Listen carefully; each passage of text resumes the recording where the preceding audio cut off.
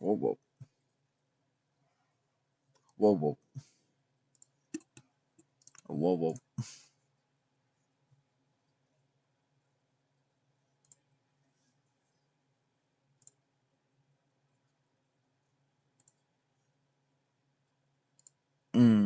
Yo, what's up, Kevo? Good to see you, dude.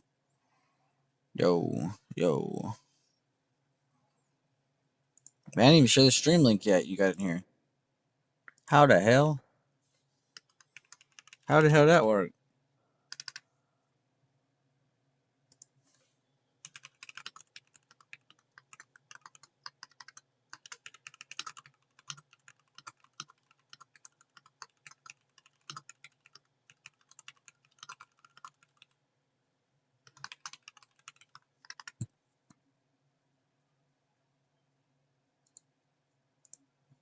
Copy text. That works. I did not mean to spam at everyone again, but that works.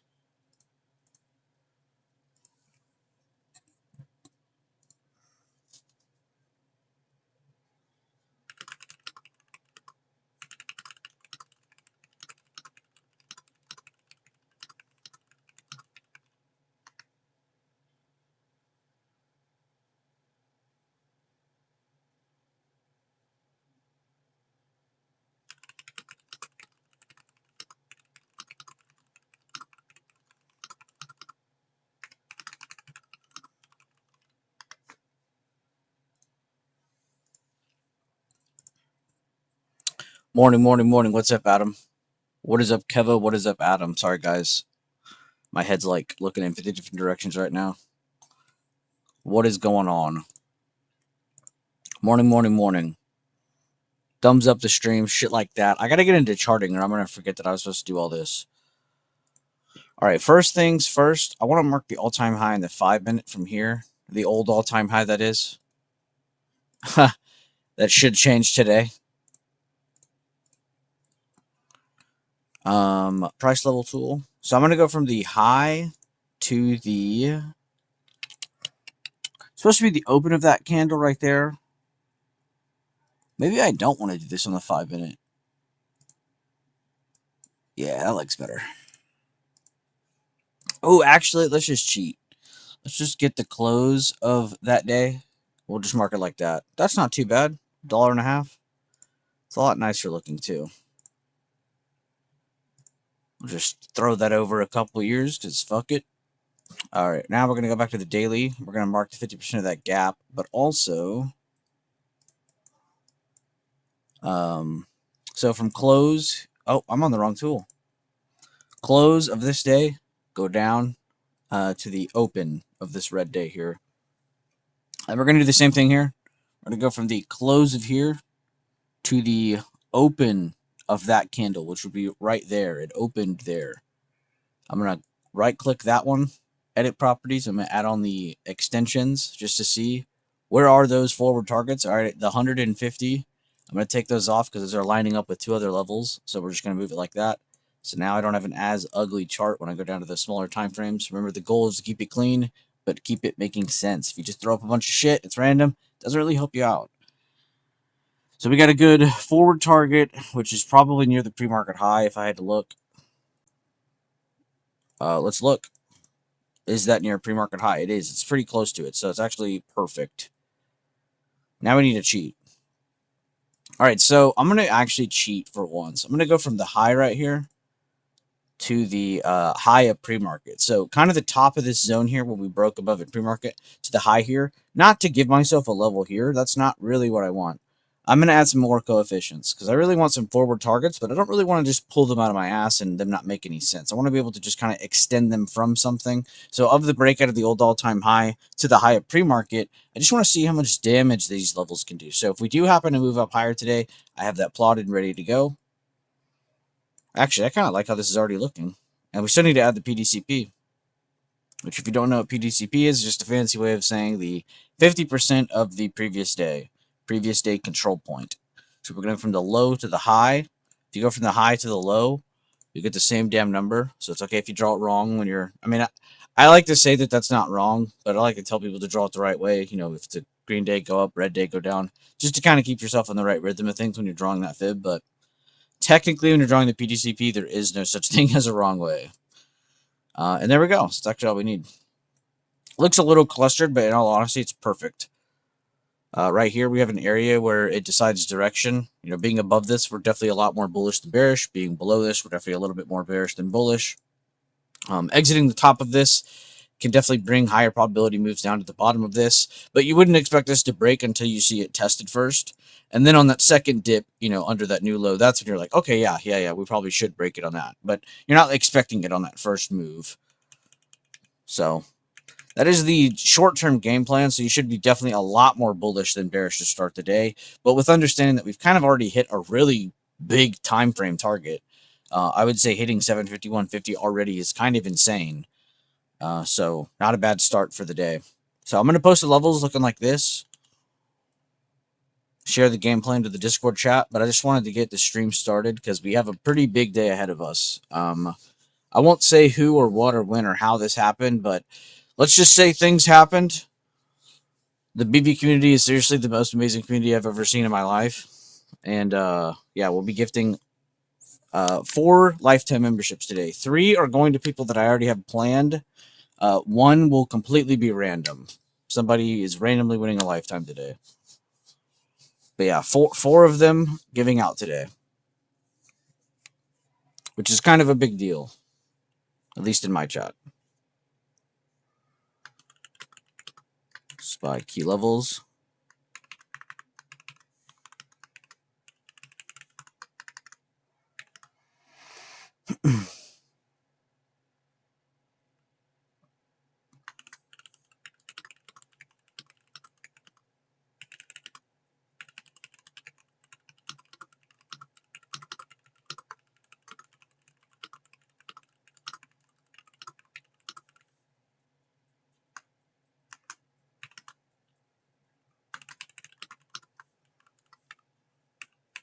Right now I'm typing the plan for the chart that I just explained here in the stream. I'll re-explain it again and then I'll move on.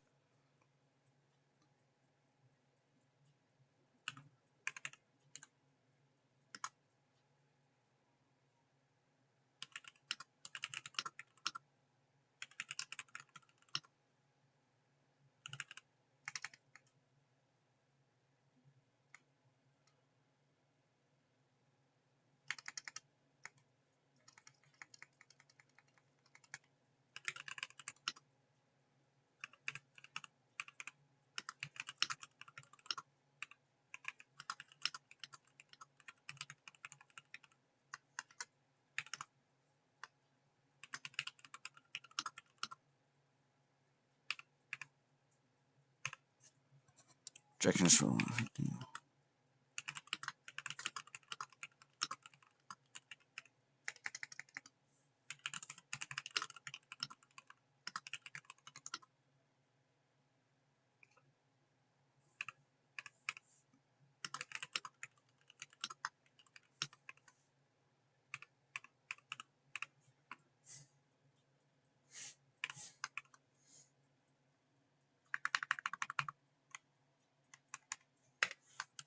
all right, spy key levels, game plan posted.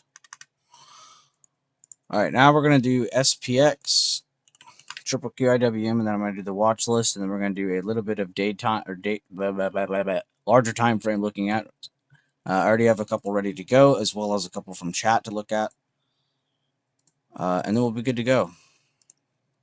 I think I already have this one ready to go. Actually, I just need to add some non-BS fib extensions.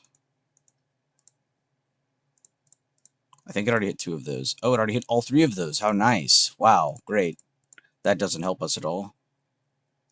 Why did I do that? Why didn't I just remove it? Daily time frame. That's that same gap. Yeah, I mean, that'd be marking the same information. So I guess I just need to do the same thing I did here. Except I'd use pre-market high for that. You can't do that for SPX. All right, well, we're just going to cheat then.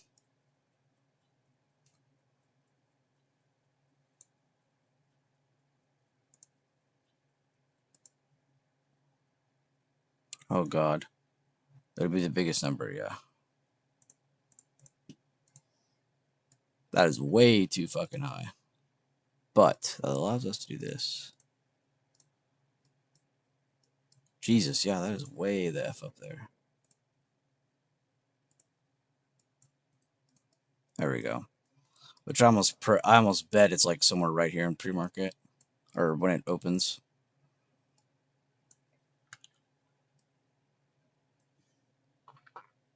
Alright, sorry guys. Doing some charts real quick for the chat. And then I'll get to looking at you guys more and talking more. Good morning, though. We do have a lifetime membership giveaway today. We're actually giving away 4.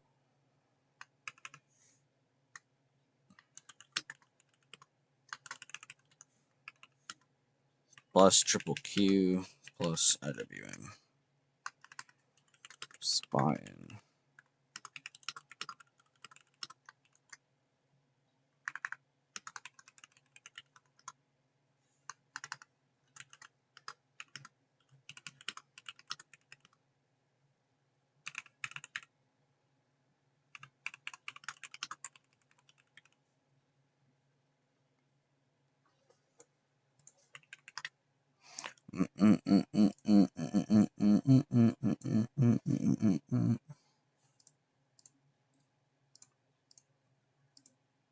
Holy shit. Oh my god, I never charged triple Q. This is what I get for never charting triple Q, honestly. I always go to XLK. But you know what? I don't know why I'm doing that. Let's just do this. Oh, perfect. Let's just remove that because that just looks ugly. Weekly time frame. Dip from high to high.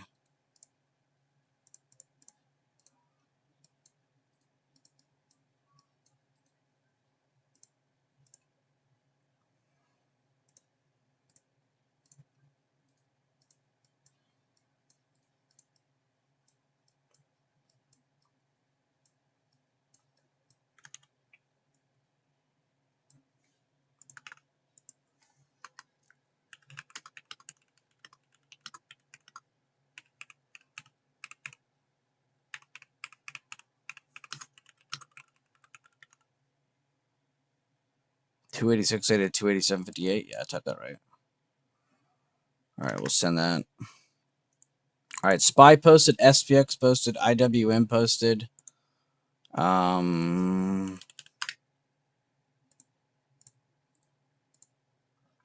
not really much to post on the sectors. Oh wait, holy fuck! You know, I just realized something. This might be moving more than I think it is. Ladies and gentlemen, someone please, for the love of anything that is good on this planet and in your soul, to remind me about SOFI after open. Please, for the love of anything that is good. Thank you. All right, I need to continue posting. Let's get on to the watch list now, ladies and gentlemen. It's a little past 8. All right. Let's fix the left side here. That looks good. Bet. But yeah, somebody, for the love of anything that's good, tell me to look at this again. Because we have open swings on this, so I kind of forgot about it though, because I'm more or less watching this on a bigger time frame. We have like August contracts, you know, it's just like back in my mind, but it's already at 1620 in pre-market, 1630. Holy MFer. Let's go to the other things before I get into Adrenaline Rush. Let's go here. Yeah, finally. I wish we could listen to the same copyrighted music together. Shit, what to...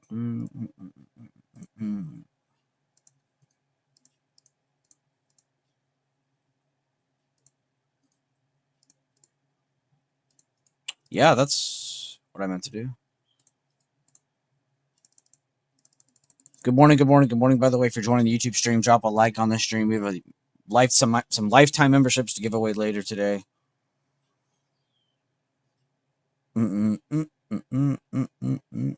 Posted SPY, SPX, IWM, some larger time frame stuff on McDonald's and a couple other tickers.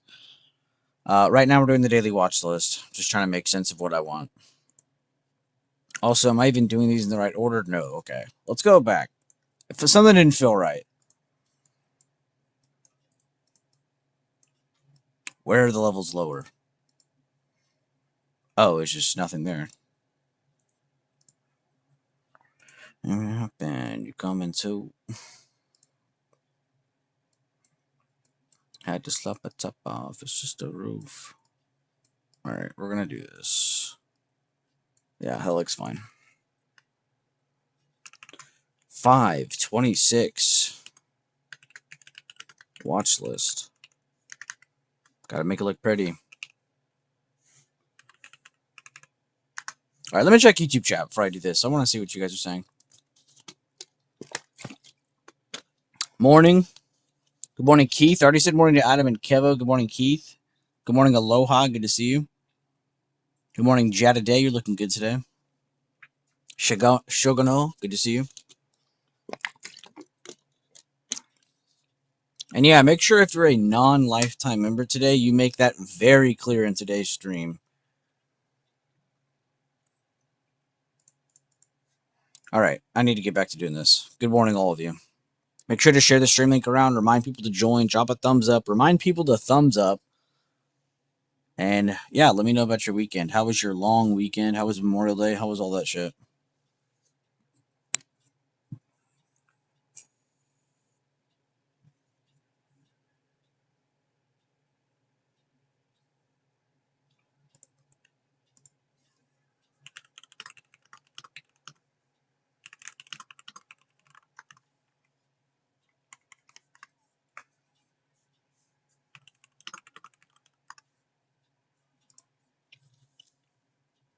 I keep getting sidetracked.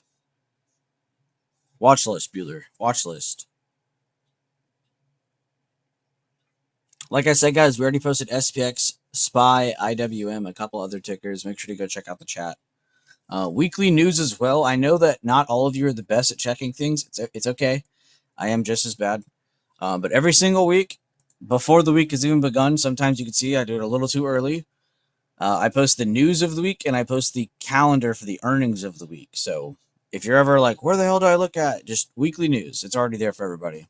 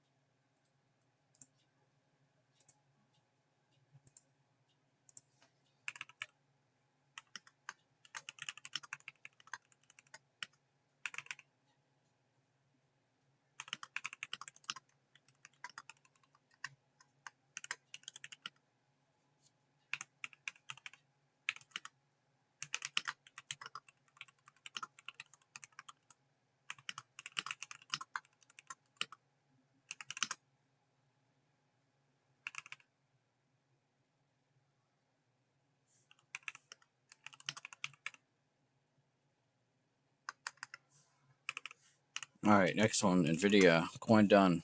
Good morning. If you're just not getting a stream, thumbs up. I am here. I'm just making stuff for the chat.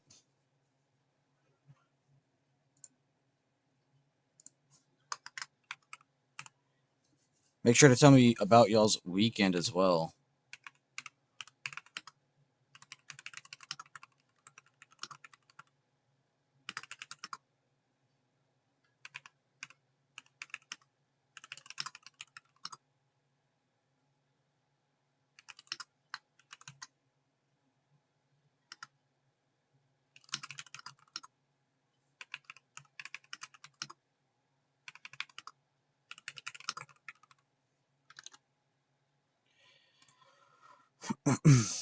Man, I should really share charts with these today, huh?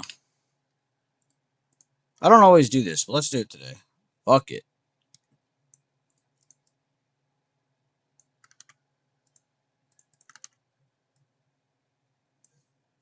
Coin, Nvidia.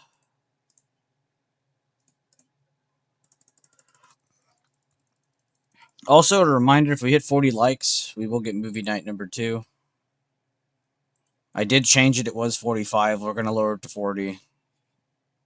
And that has nothing to do with me enjoying the first movie night. Get over yourselves. All right. Those are both shared now. All right. Coin. Tesla. Oh, Tesla. What am I doing? If there was ever like a side chick and a main, this would be the main. Not that that's a good thing to do, but like in terms of stocks, this would be the main. The most beautiful. Actually, that's a lie. Rocket Lab would be my main. That'd be a damn lie. I'd be lying through my teeth if I said that. I take it back. Damn, that's crazy how that lines up with pre-market high just about. I was going to mark the open of that, but it's you zoom out and it kind of lines up with like the dip and the high. Might as well leave it like that. Where's that PDCP at? Of course. Where the wick went. Of course it's there. All right, I need to add something above without making shit up. Let's do that. Well, there's a pretty obvious find. Might be all we need today. Yeah, that's a little too high. But it gives me some context to work off of. Let's do this, because this is getting annoying to look at. Yeah. Ah, so much nicer. I'm going to cheat and get an in-betweener, which probably could have just guessed that, because it's a whole number in between all that. All good. PDL there. All right. Tesla. Good morning, good morning, good morning. If you guys are getting in here, sorry. Making the watch list, getting some charts posted for the Discord. Normally I do this the night before, but with how much movement and all the news going back and forth, just this weekend alone, I wanted to just wait to the last second and get everything out so it's all fresh. I'm sure you guys appreciate fresh fruit. Not that this is fruit, but you know what I mean. Above 429.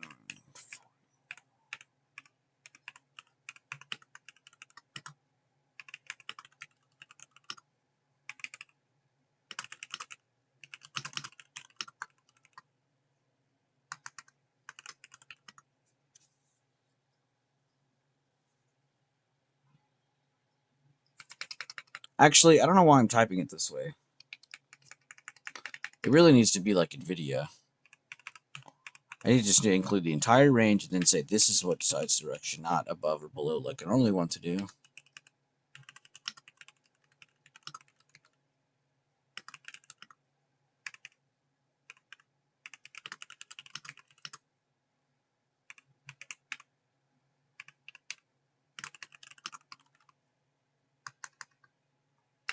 And I didn't even get a screenshot. I was about to move on. I forgot we were doing that today. All right, so we got NVIDIA, Coin, Tesla. I need to take a look at Netflix and Microsoft. And probably Amazon, to be honest with you. Actually, I am going to add Microsoft. What am I saying? I already know what the data looks like. I just don't know if I want to post that for a day trading watch list. Netflix, maybe. Meta, too expensive.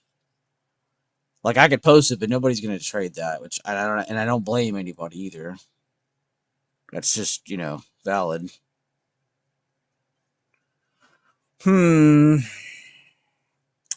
What to do, what to do. Also, I like how this is, like, pointless information now. It's like way the yeah. 176 is way down here, bud. It was helpful, but we've just launched since then, as you can see. What to do for the final ticker? What do y'all think? I'm going to do one more. What's up, Tobias? Good to see you, bud. Feel like SPY pushes higher? Yeah, probably. It doesn't really have reason not to. So, and the thing you all need to probably be looking at now, and I tweeted about this, and I don't expect you guys to follow every tweet I send. We're not that kind of chat. It's okay if you don't see everything. Let's go back and look, though, because we talked about this in stream a lot in the past couple weeks, honestly, and I'm sure a lot of you, yeah, Ferrari clowns. I'm sure a lot of you have already kind of alluded this to your on your own, but there's a lot of impactful tickers that are going to be on discount. Say what you want about software. Microsoft is on discount. Tesla is still relatively on discount. And I'm not even just going to say the tickers that I'm personally looking at, but there are tons of tickers that are not part of this latest rally or some of the recent rallies, even like Microsoft. So right now, I would definitely more or less be trying to find the ones that are on discount as the market is still holding strong. And we'll see what kind of news we get. And then when the cool down happens in 60 days or 30 days, whatever the fucking Iran deal was, I think it's like 60 days or something, we'll reevaluate and see what the expectations are for the market. If things have gotten better, then we probably will see a pullback in the market when things are getting better, because expectations will be that, yes, things will pull back, and then we'll get that recovery as things start to turn back around and emotions start to flip-flop, which really it's all this is just flip-flopping emotions. But yes, I agree. And we'll have to see what happens. But regardless, I think that's just good information. Knowing that there are still a lot of big boys on discount. Because if you go look across the market, there really is just only about a few tickers that have really done a lot of the damage for the market recently. So there's a lot of things still out of place, is what I'm trying to say. Apple? Oklo? Yeah, Oklo isn't Oklo flying right now? Yeah, they're going to do really great for Sand Dollar today.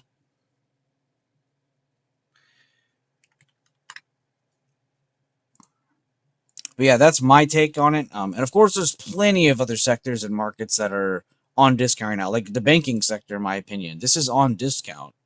It's nowhere near like, and that's another thing. Don't even just start just straight up stocks. Like go to the sectors real quick and just go through these real quick, and you'll see what I mean. You'll see like there's a lot of things out of place. It really is just tech that has led us a lot of the way here. So go check out some other sectors and see what kind of things do you like that are on discount.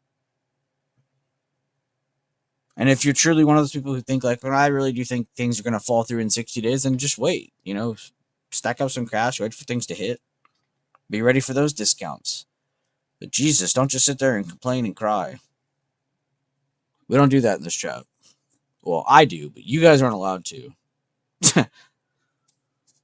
Apple. Sorry. Let's get done with the watch list first before I keep yapping. Also, good morning, guys. Welcome. And yes, I did just flip-flop time frames 3 times in a row.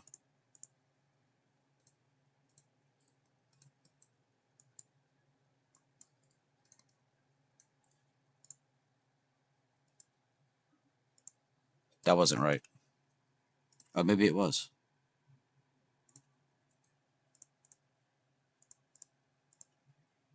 Jesus, I hate how clean that is, because now it's kind of like just straight up break this or do that. Let's do this. Where do these backwards fibs line up from the most recent dip? Should be through these. It's through the first 2. We'll just delete that one. And then we'll cheat like I did on the rest of the charts. When I say cheat, by the way, I'm just saying getting to a result or an outcome without having to think much harder or do a lot of other stuff. Just doing it to get me to the outcome a little quicker. Sometimes just to get a level.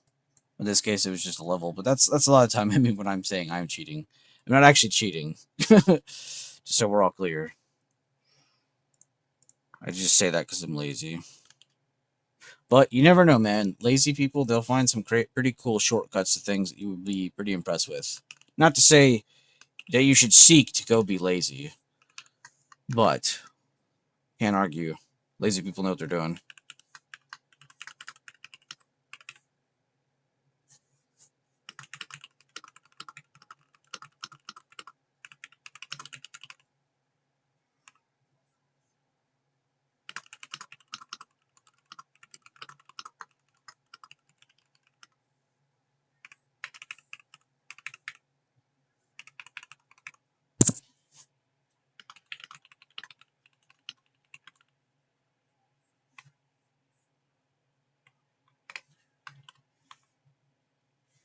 Oh, I spelled range wrong. I'm like, what did I spell wrong?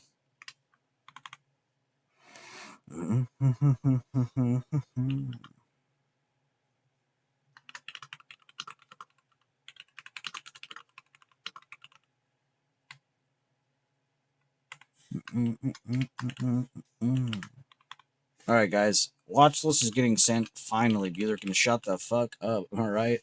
This guy just keeps yapping. Coin, Nvidia, Tesla, Apple. Sending. It's out.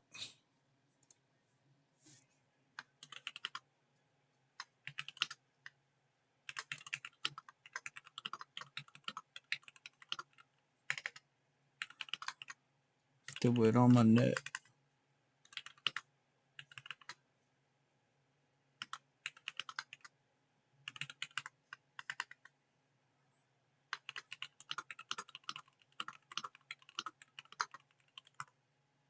Here, I'll just show you what I'm typing.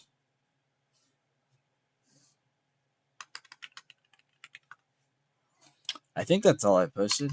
I do need to check the Sophie swing, low-key.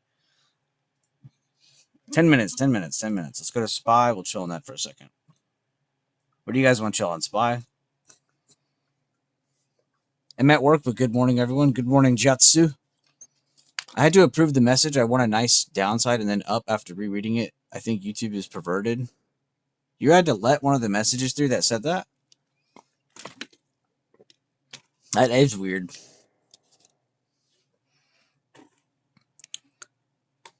I agree. Gap ups during uptrends annoying to trade without a pullback. You just need to understand extensions or be patient. Extensions or be patient. Extensions or be patient. Extensions or be patient.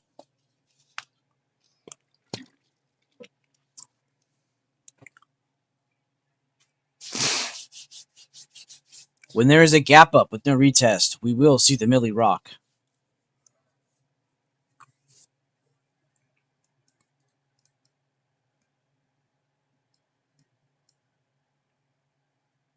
I'm in a great mood today. We get to give away fucking lifetime memberships today.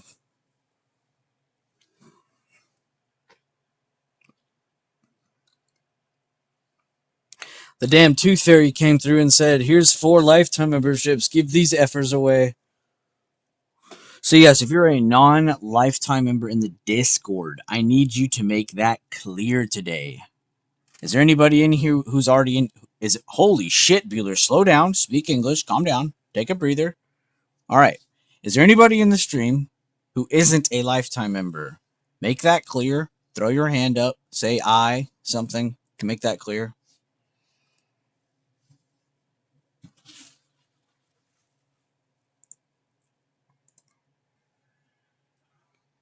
Loki, I need to go check my notes, actually. For something.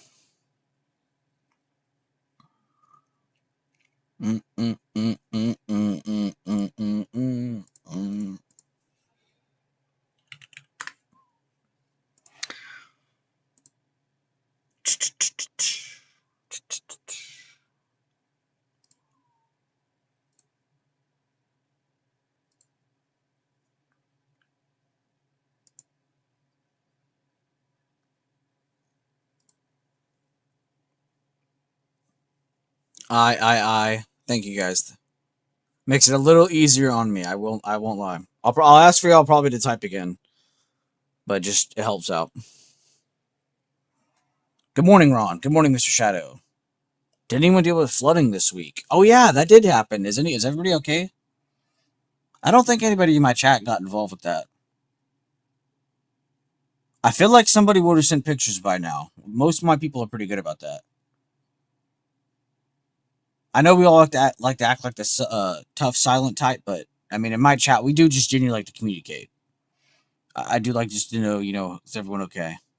You guys like to roast me for my internet, the fucking hamster wheel, ha ha ha. Good morning, great morning. It's a great morning. Fuck good, it's a great morning. Great morning to you. My whole street was past that car's oh, damn. So you were involved in it. Basement was gone. Oh my god, bro, imagine. I don't really know basements a lot around where I'm from, but I've seen one or two, and I can only imagine what that's like during a fucking flood. That has to be the most just unimaginable nightmare. I have seen a pretty crazy driveway that dips down like almost to a scary elevation, and I've seen that flood pretty bad. It's like their whole garage is down there and everything.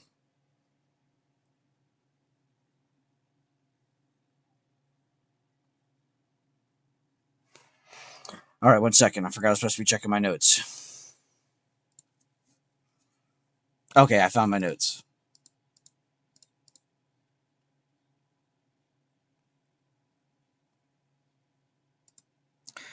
All right, so I do believe there are a couple of you. Let me triple check this real quick. What is up, Risen? Good to see you, brother. It's always a good time seeing that beautiful name pop up. Is Oust here? Is that some bitch in here?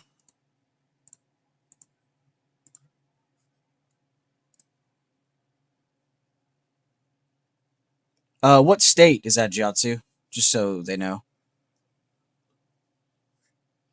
Good morning, BB fam. In New York City here, we got like 7 inches of rain in less than an hour. Dear God. Oh, yeah, subways. I didn't even think about that. That's probably even more of a nightmare. Dude, imagine being a subway, like, not just a worker, but like someone who like maintains the subways. That has to be hell. I hope those people are fine. I had a basement in my old apartment. I only dealt with you had a basement at your old apartment?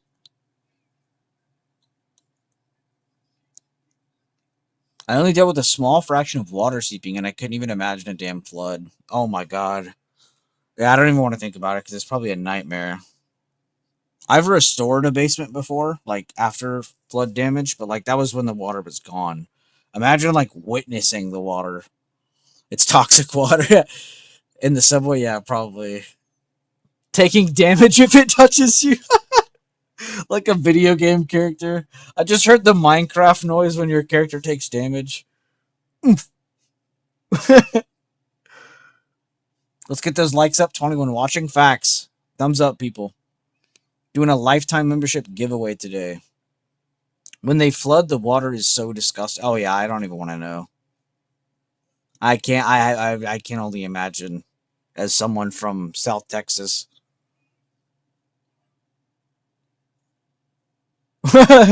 roll away from poison damage. That's literally some Dark Souls shit right there, or Elden Ring. Yeah, and Michigan basements are everywhere. Oh, I bet. Yeah, in the South, it's not too common. Like, it's like a couple neighborhoods that you might find a house or two that have them, but like it's like stupidly rare. I mean, we're pretty. I'm not gonna say the R word, but we're pretty dumb down here when it comes to builders. I'm willing to call out our builders down here. They are very how do I put it lightly? Stupid. We put water heaters in our attics down here, not for any logical reason, just so the builder can save money on his build before putting the roof in. Right? I think that is the dumbest thing we do here in the South. It's not even, oh, we don't have basements or anything. It's like, bro, what are we doing? I can't tell you how many floods I've seen in just someone's attic. Imagine your attic, the top of your house. It's crazy. That shit should be like illegal. You bought this house because it was only basement that didn't flood? Damn. You're like, yep, we'll take this one. This one's on clearance, honey. Let's get this one. Take a look at CRM earnings soon. Been beat to hell. What is up, by the way, Adam? I saw you in the stream earlier. You're still on that Josh hate? If you guys didn't know, Adam really hates people named Josh, and my name so happens to be Josh.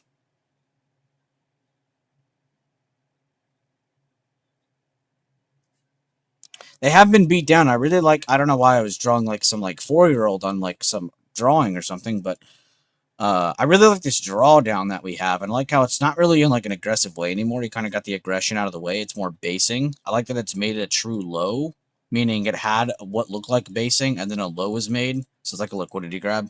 And since that low happened, you do have a little bit of a higher low, and you have another return to that since before earnings, like he was just saying. So yeah, maybe a good potential to look at, not just before earnings, but potentially after earnings. Let's add that to our list down here, so we can remember. And let me delete that. It's still a cheat code, but those numbers don't need to be marked anymore. All right, guys, market's about to open. Market's about to open. Thumbs up on the stream. Lifetime membership giveaway today. Make sure everybody in chat who doesn't have a lifetime membership gets their behind in here.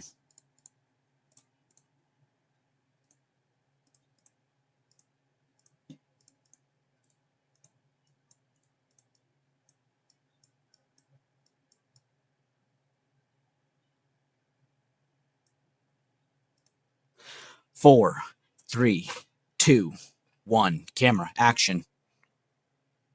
I need to check Sophie. Did anyone in chat try to remind me? Let's see. Does anyone love me? No, you all hate me. Okay. Double checking. Then I realized house was built to drain everything into neighbor's house. Oh, your neighbor's got this shit. Okay, that's awesome. The shit into the stick. Check the weekly bet. I'll go back to it here in a bit. I want to watch the opening of the market. I will go back to that though, Adam. You know what? Just because you might not be here later.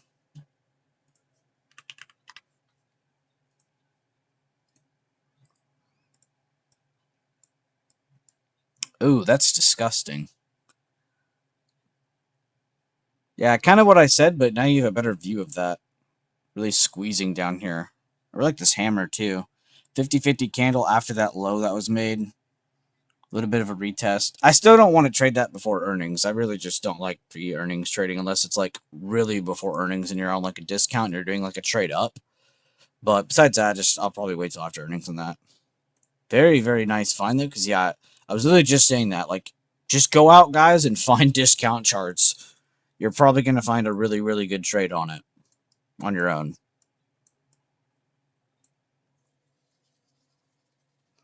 All right, now let's go check Sophie. Thank you, Aloha. You're the best. I knew somebody loved me. I knew it. Okay, who can take a guess at how much the Sophie contract is right now?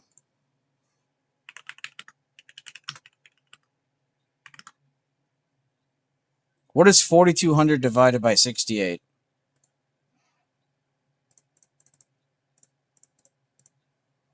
Jesus, mother of...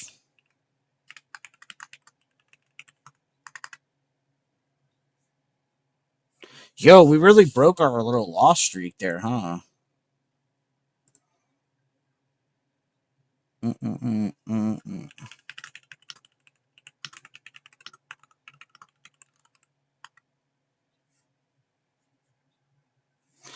right, well, we can forget about Sophie for about a month and a half.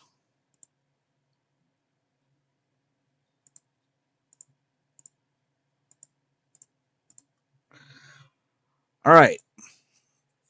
I say we get the lifetime membership shit out of the way. You guys want to get that out of the way?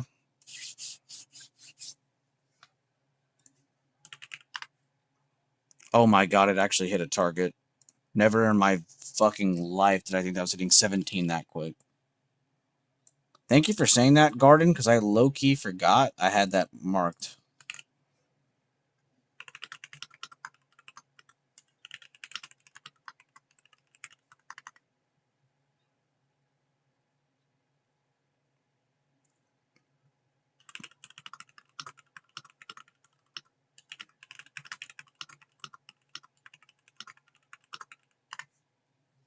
All right, well, I won't annoy anybody on that one for a while.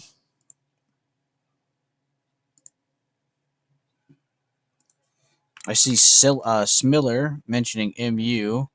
Yeah, we're looking to see if that'd go to all-time high or not. It looks like it did. It did open and actually break new all-time high. MU on an absolute tear streak. The kids would say a generational run. These charts will be paying for generations. All right, again, one last time. Can you guys show a hand, show some hands and let me know who all in here is from the Discord and does not have a lifetime membership? Your name isn't colored. Now, I'm going to be honest with you guys. I have 4 to give away. I was going to do 3 planned, 1 random. I think I'm going to do 2 planned, 2 random. So I'm going to give 2 to 2 people I had in mind, and then I'm going to give 2 to random MFers in here who are actually looking for it. But let's give those now real quick. So the two people I had in mind, one was, I don't know why I'm typing where you guys can't see. Let's be on the same page here.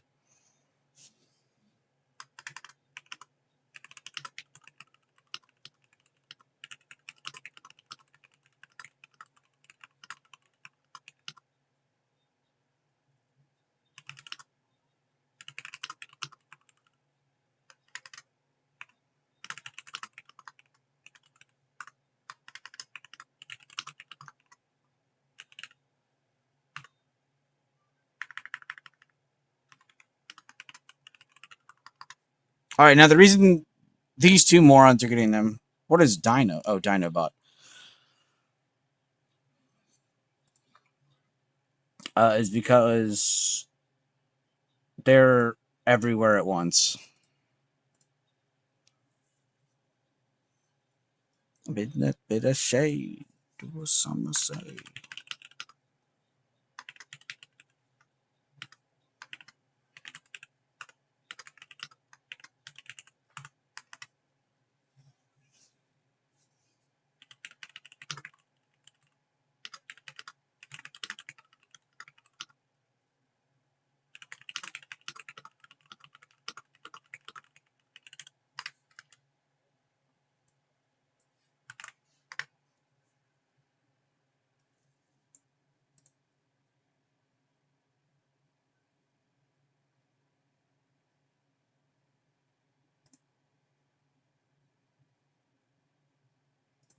Yo, Risen, can you type on trade floor real quick?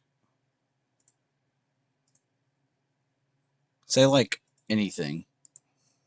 Type anything. I'm random as hell. ESBG. That's funny. No. In Discord. On trade floor. I just didn't feel like searching your name. I'll be honest.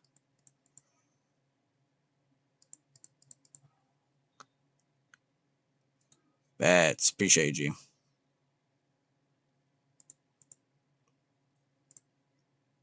All right, there you go, Risen. Wait, it didn't do it. There you go, Risen.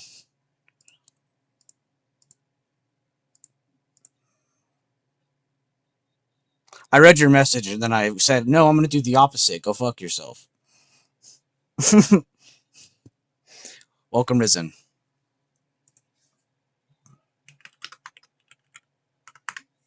All right, now let's do the two randoms.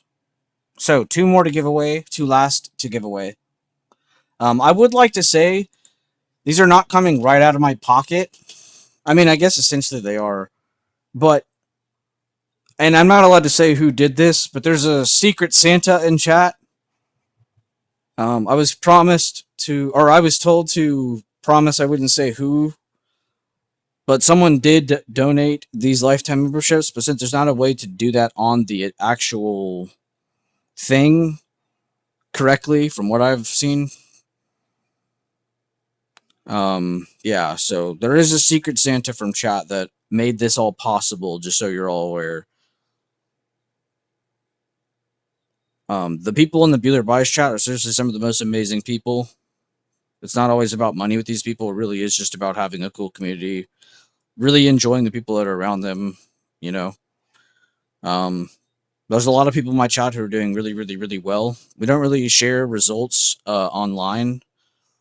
You know, if people were interested to see how well people are doing, they can easily come join and just see what people are saying and doing. You know, you'll see it for yourself. But we just don't like to do the shiny object syndrome advertisement strategy that everybody on the planet is doing these days, which is just honestly disgusting. It doesn't really feel good, and I honestly can't sleep at night when I do that shit.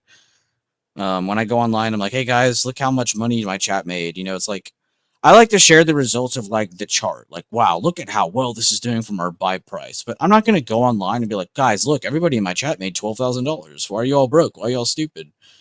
It makes people think in a very volatile way, I guess is what I should say. Like, they'll think that every big gain is possible without thinking about the negatives as well on some of their trades. So I just don't like to share the shiny object shit, you know, because it's really easy to just be like, ooh, shiny, and just like join chat, sign up, you know, turn your brain off, go NPC mode, and just follow trades. But in my chat, we don't do that. You know, if there's people in here, like they really are like supporting the Discord, supporting the YouTube, trading on their own, you know, not really coming into the Discord and just relying on what's in there, right? Now, there, don't get me wrong, there's a lot of tools in there. There's a lot of awesome leaders in there who will definitely, you know, steer you the right way or show you some cool tickers or show you some cool methods, some strategies, some shit like that. But I don't know. People in the BB chat are really awesome. And yeah, I just wanted to at least share that because I'm not allowed to share who made this possible, but I wanted to at least share that there was someone who made this possible. And it was really, really cool because, like, they told me this and then we didn't do it at first. And then, like, some time went by and I never really sat there and got my hopes up, like, oh, yeah, I can't wait to do this. Because I genuinely just appreciate the people in my chat who are just active. You know, if you're active and you're in there and you're helping others, like, that's all I really care about. So, yeah, shout out to that Secret Santa. I can't breathe.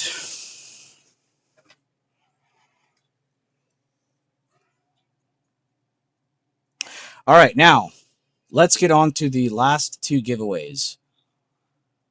Shout out to Risen, shout out to Chris, and shout out to Oust. Sorry, I could not think of the fucking people I just gave those to.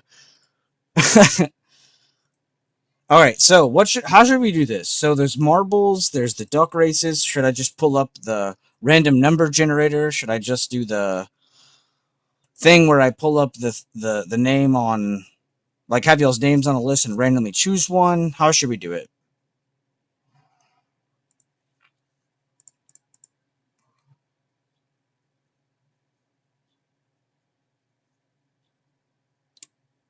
I'm not doing marbles. I'm asking if that's what we should do. I'm trying to see how we should do the random, the spinny thing. I was low-key kind of thinking that too.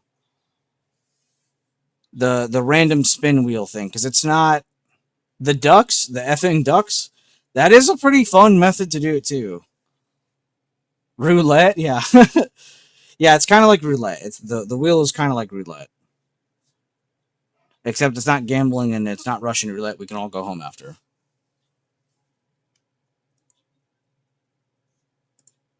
Stream is making me cry right now. I don't know. Like, this is definitely the first time something like this has ever happened. I've never had someone, I've never had someone do this.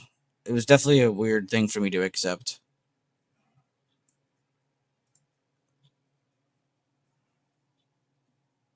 Whoever has the closest guess to where Spy will be at 11 a.m. That'd be fucked up. That would be fun, though. All right, I don't want to milk this. I'm going to be honest. I don't like milking. Let's make it very clear one last time. Let me at least get a list of names of people who are trying to do this. So we have 2 to give away. Who are the names? I need everybody's names who does not have lifetime membership in the Discord. Just say, hey, write my name down. Or something like that. Hey, hi, me. Milk it? No. I like to get it out of the way. Fire, water, bet.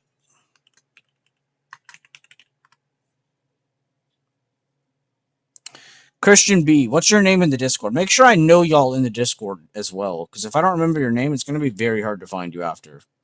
Because you know how y'all's names are possibly different on here and on Discord. Some of you, it's not the case. Terry, but I got you. Make sure I know y'all on Discord as well. Like, I can at least reach out to you. Yo, what's up, Michael? Good to see you. Yeah, when we playing, Michael?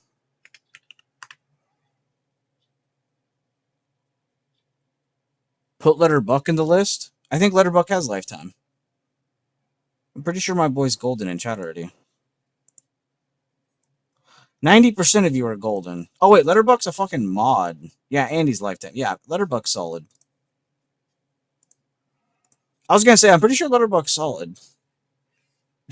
Okay, y'all are just saying names to fuck with me now. Matty Ice is like an ultimate moderator, I'm pretty sure. Like, Matty could kick one of you and not tell me, and he could get away with it type power. Philly. That's right, Ron. My bad. Thank you for reminding me. Because I definitely know Ron on YouTube, and I definitely know Philly on Discord. Chris, what's your name on Discord, just so I can remember?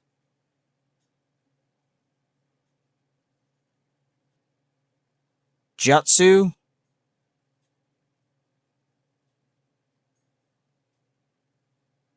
Jatsu, you weren't on this, right? Jordan Griffin, what's your name on Discord? Unless you just aren't trying to dox yourself. But it's like 25 people in here. Come on, guys. We all love each other. You'll sit out? All right, fair enough. You can have your name in here, dude. Trust me, the person that made this possible would want you to have your name in here. He would want you to at least give it a chance.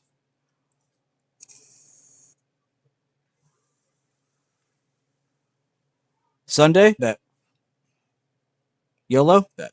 I got you. I don't know. I know who you are on Discord. I just have a hard time with some people in chat because some of y'all's names will be like, I'm gonna use Philly as an example because it's a really good example. And I know Ron's not gonna take this personal. His name is Ron on fucking YouTube. I go to Discord, it's Philly. Like, I'm not gonna remember that. That's like two completely different names. You know what I'm saying? How about you direct message on Discord? I probably will have to. I just want to make sure y'all know you're in my Discord. If you're saying this and you're only on my YouTube chat, you're not getting this. ESBG. I think I actually have seen that name. Did Chris type again? I need to know if Chris typed again. Christian B-1. Christian B-1. I need info on Christian B-1. Also, it just helps me because if you win, I gotta be able to give it to you. Oh, for Josh, yeah. Yo, what's up, Kevo? You're just in time to help hype up the new lifetime members here in a second. Spy's pumping, by the way, guys, if you didn't notice here in the background. Remember, today we're trying to be bullish above this area. If anything breaks this or we get any kind of like retest under, that'll definitely bring that slowdown potential. But until we see this, we have to assume we are still just very bullish until something else. There's a chink in the chain, which is not going to be anything for about 60 days, it sounds like. C-Man. Okay, thank you, Christian. Sorry for being a little annoying. I had to make sure. I've run into this before where I've given some away personally, and then I'm like, oh, well, you're only on YouTube. You know, it's like, I can't give that person.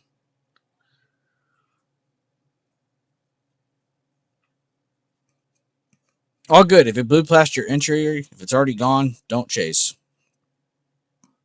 Kink in the chain. Is that what I said? A kink? Did I not say a chink in the chain? Did I say a kink? Jesus. I'm cooked. Mina. You're in the Discord, right? I don't want to just type your name and you're not actually even in there because then I can't give it to you. If you're in there, at least let me know what your name is and we can get you on there. I got your name typed, though. All right, final call. If you want your name on the list, this is for people who do not have lifetime membership in the Discord.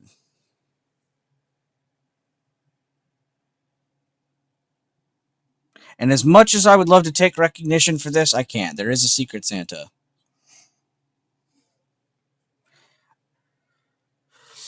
There's a lot of selfless people in my chat, though. Ace? Fuck no. I wouldn't put Ace on this list if he paid me to. Ace could pay me for lifetime, and I'd be like, nah, you're still not getting on this list. And I would never do that to anyone. But Ace is a different story. I wouldn't do that to my worst enemies. Ace, though? Ace is like a completely different entity. It's not even like country versus country with Ace. It's like human versus AI with Ace. I don't know which one is which, but yeah. Last call again. Last call again. I want to give everybody a fair chance. I'm not trying to milk this, but I kind of want to get this out of the way so we can go on to the charts. Plus, I need to check on Sophie. Even though I said I didn't need to. Is anybody in the Sophie swing, by the way? I forgot to ask. If you are, we did trim. It literally hit 111 this morning on the contract, which is disgusting because we have till August. You did trim? Thank you, God. Yeah, if anybody is in that and didn't trim, don't tell me because I will hate you. I'll hate you for sleeping in or for being greedy because you definitely did one or the other. Or you were just busy, and I can't hate on that. Don't be greedy, though. All right. I think that's everybody.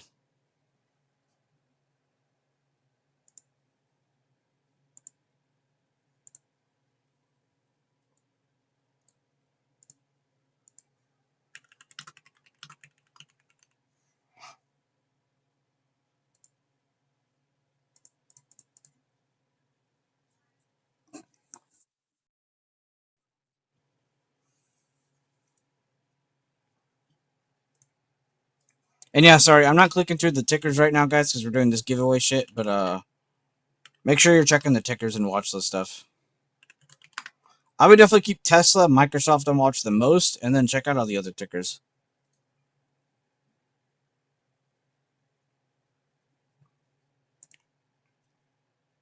Oh, I'm on XLK. I'm like, bro, why is my spy chart all fucked up?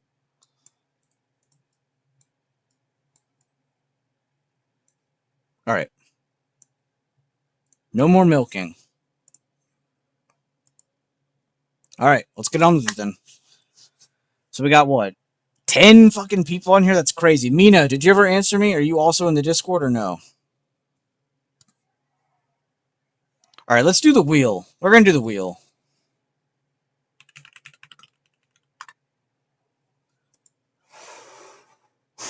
Wow, they made it really cool looking. They definitely updated the F out of this. Firewater. Add entry.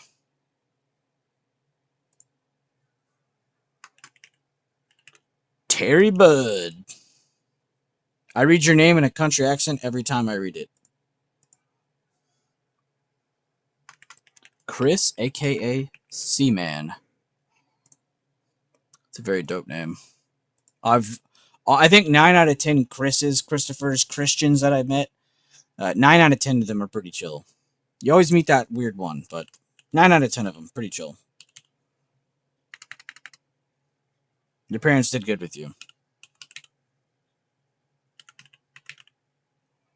Michael, it'd be nuts if you won, by the way. I think if you won, I would freak out, because, like, that would be kind of nuts. No hate to people named Michael. Jordan Griffin. Remember, this is a lifetime membership in the Discord. If you were not in the Discord, you are kind of ruining this for other people. So just a reminder. I still need that confirmation from Mina as well. Jordan Griffin, Jiatsu. Is Big Griff on here twice? Am I stupid? Is Jordan Griffin B Griffin? Big Griffin? Hold up, I gotta read chat again. I actually might have fucked that up. Yep, that is okay. I almost added you twice there, bud. ESBG. And Mina, do we have confirmation on you yet? Mina.R-Q3B. Mina.R. Okay, I thought you were that Mina, but I had to ask. I've seen your name in chat, and I won't lie, actually. You must be a lurker. And that's not a bad thing. I'm not calling you out. But I know for a fact you've gone to TradeFloor and, like, typed on accident and then, like, deleted it. Because I swear to God I have sat here and I saw your name say Mina.r is typing. And because your name looked a little sus with the period, I was like, is that a bot typing in my chat? And I kept waiting for you to send a message and you never did. I've seen you do it a few times, so I was like, is this a bot in my chat? So that's kind of funny. A little Mina backlore for you guys. All right. These are the names. We're all clear, right? There's like 8 of you. Good luck, everyone. First one eliminated will have extra luck. I think I'm just going to do whoever it lands on. I'm not even going to do that other way. Unless y'all want to do that other way. Here, let's do a quick poll in the YouTube chat. Last little bit of milking. First name it hits. Or should we do final elimination? Click on the poll, guys. Let me know. First name it hits or final elimination? With the first name it hits, that one's pretty self-explanatory. When the wheel spins and it lands on somebody, that'll be the person who wins. With final elimination, which is what we normally do in here, just because it's more exhilarating or adrenaline rushing, we're a bunch of, adrenaline junkies in here. We'll delete names. If it lands on you, you lose. The last person to survive wins. I feel like we should just do first name, just because it makes sense on this kind of thing. All right, sorry guys. We don't do these a whole lot. I am a little bit of a rookie when it comes to giveaways. People don't normally do this kind of thing. Good luck, peeps. Yeah, for real. Good luck to everybody. Shout out to you, by the way, Carter. My bad, Mina. You typed that twice. I'm sorry. I was distracted. I did make you type that twice. No, you're good. You're good, Tadache. First and last name? Oh, yeah, we could do one of each. Yeah, what am I doing? Let's just do one of each. I'm ending the poll. Sorry, we did milk that for no reason. All right. Just to double check, I have every name on here, right? Why does Firewater have so much more? What the fuck?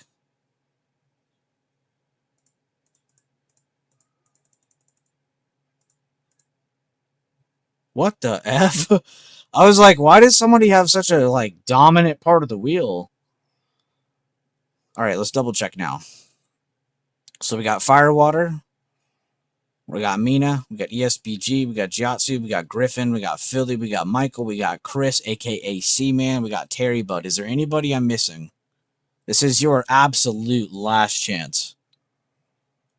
We need to hurry up with this because the people who are on this are probably like, hurry the fuck up. I need to see if I'm losing or not. All right, so the first one, let's do the first name it hits.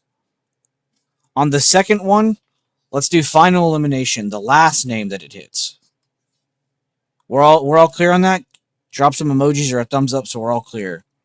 I don't want to do it and then you guys freak the fuck out after. Let's all be clear on that. The first one, it's the first name it hits. When we go to the next one, it'll be the last name it hits. Also, just because this is a little more entertaining. If I'm going to sit here and stare at a spinning wheel, I want to make it fun. All right, now good luck to everybody. Remember, nobody be butthurt. If you win, be a good sport. If you lose, be a good sport. You can be happy for your fellow, BB trader without being a little shit. Also, on the other end of things, if you win, don't be a little shit. Hopefully we can do more of these in the future. We'll see. All right, let's get into it. So, first name to land wins.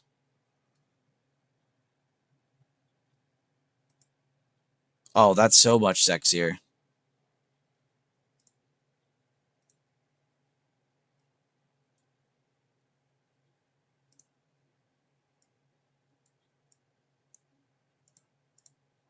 All right. Whoever this lands on is getting lifetime in the Discord. Here we go.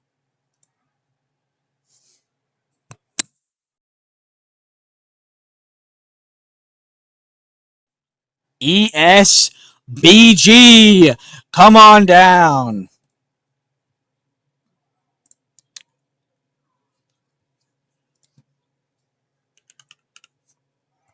I see your name. Nice.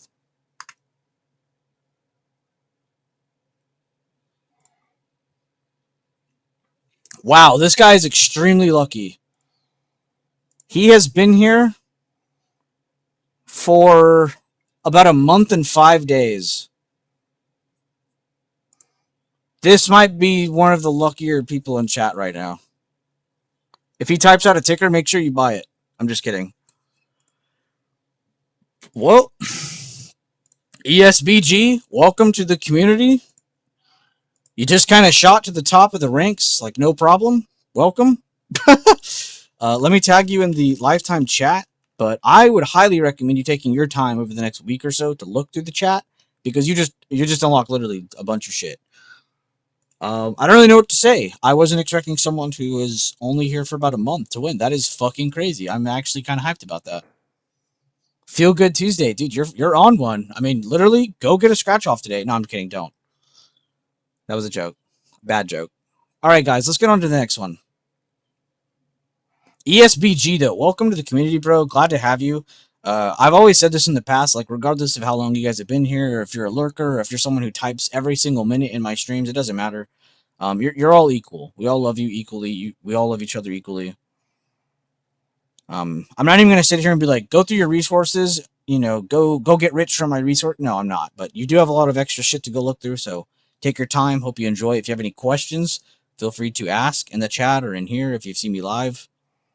Plenty of people in the chat are also super helpful. They'll be glad to help as well, or point you in the right direction. All right, now remember, guys, on this one, you do not want your name to get landed on. You want to be the last surviving member on the island, on the wheel. We're all clear on that. You do not want your name to get hit if you want to win. You want to be the last name to last. So let's get into this. 07's in the chat for every person that gets landed on here in the next 7 spins. 07.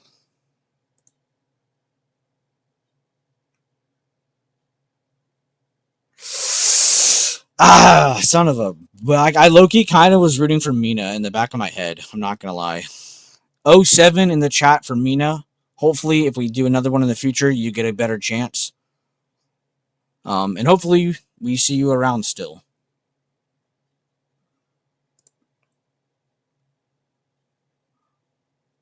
Next one.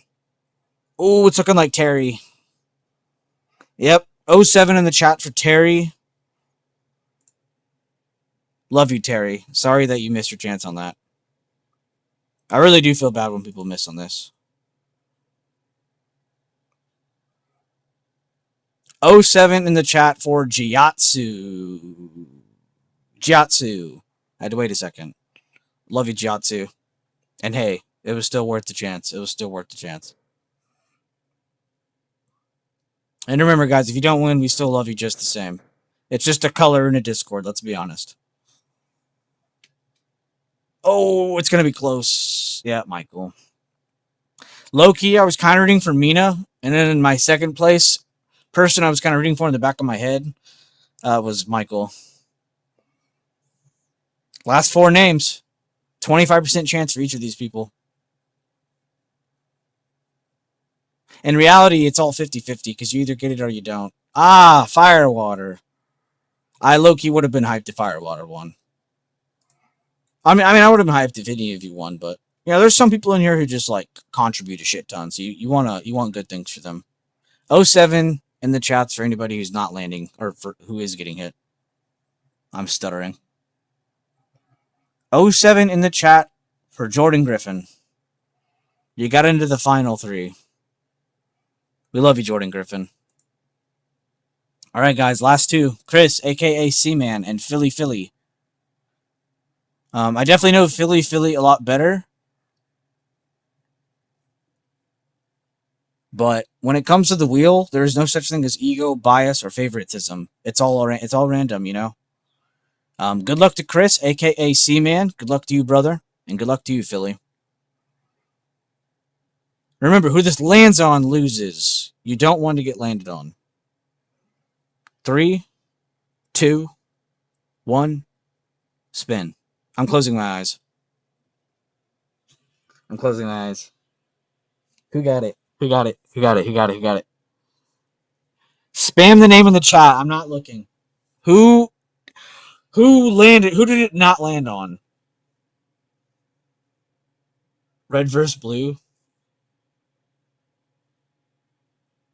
C-Man won? Let me look. Oh, yeah, C-Man won.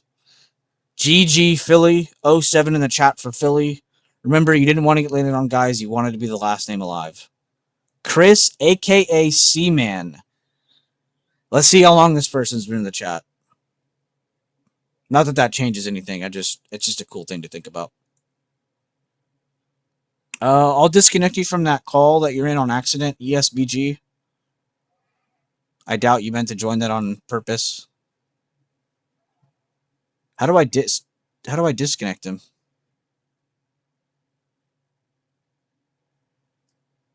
Oh, disconnect. There we go. C-Man. Let me find you.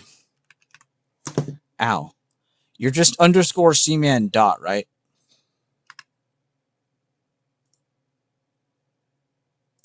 Oh, yeah, C-Man. I see you.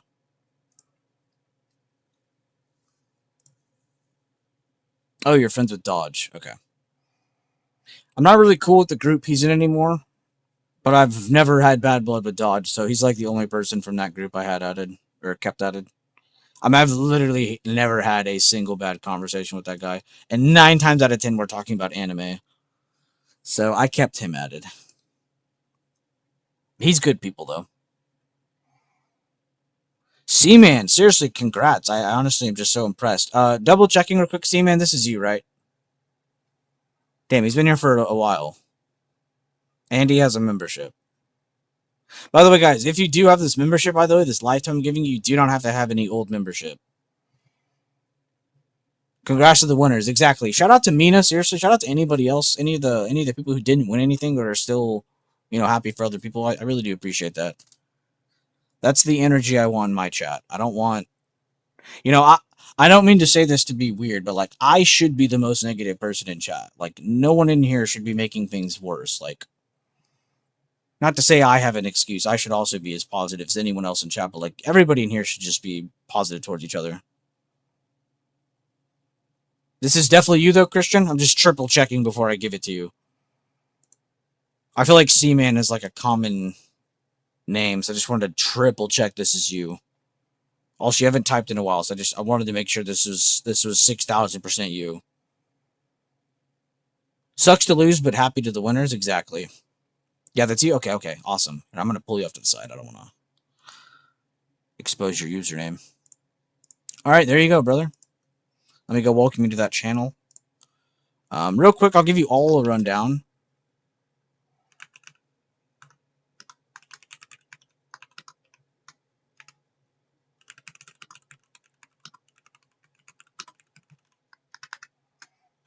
Just to kind of show off the list, too. Of all the people who got it. Oust. Which I was really happy to give them to Oust and Chris, because Chris hasn't even been here that long, but they're a super impactful member. They've already, like, I feel like everybody loves Chris already. And then Oust, we would all probably go to literal, actual revolutionary war for Oust, so that was cool too. Also, Risen out of left field, that was kind of cool. I like Risen a lot. And then, of course, our recent winners.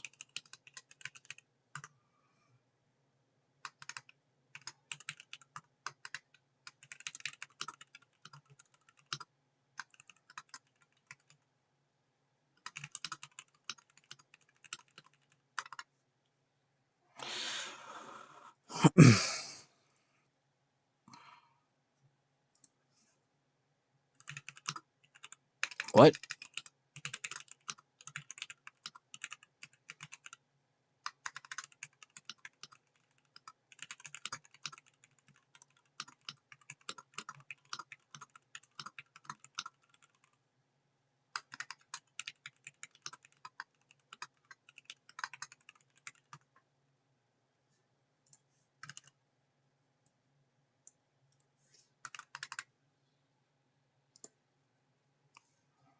I need to go tweet that too, so everybody knows we're done.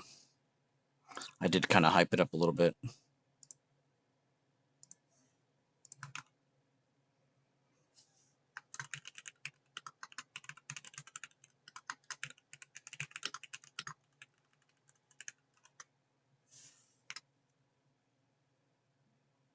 Awesome.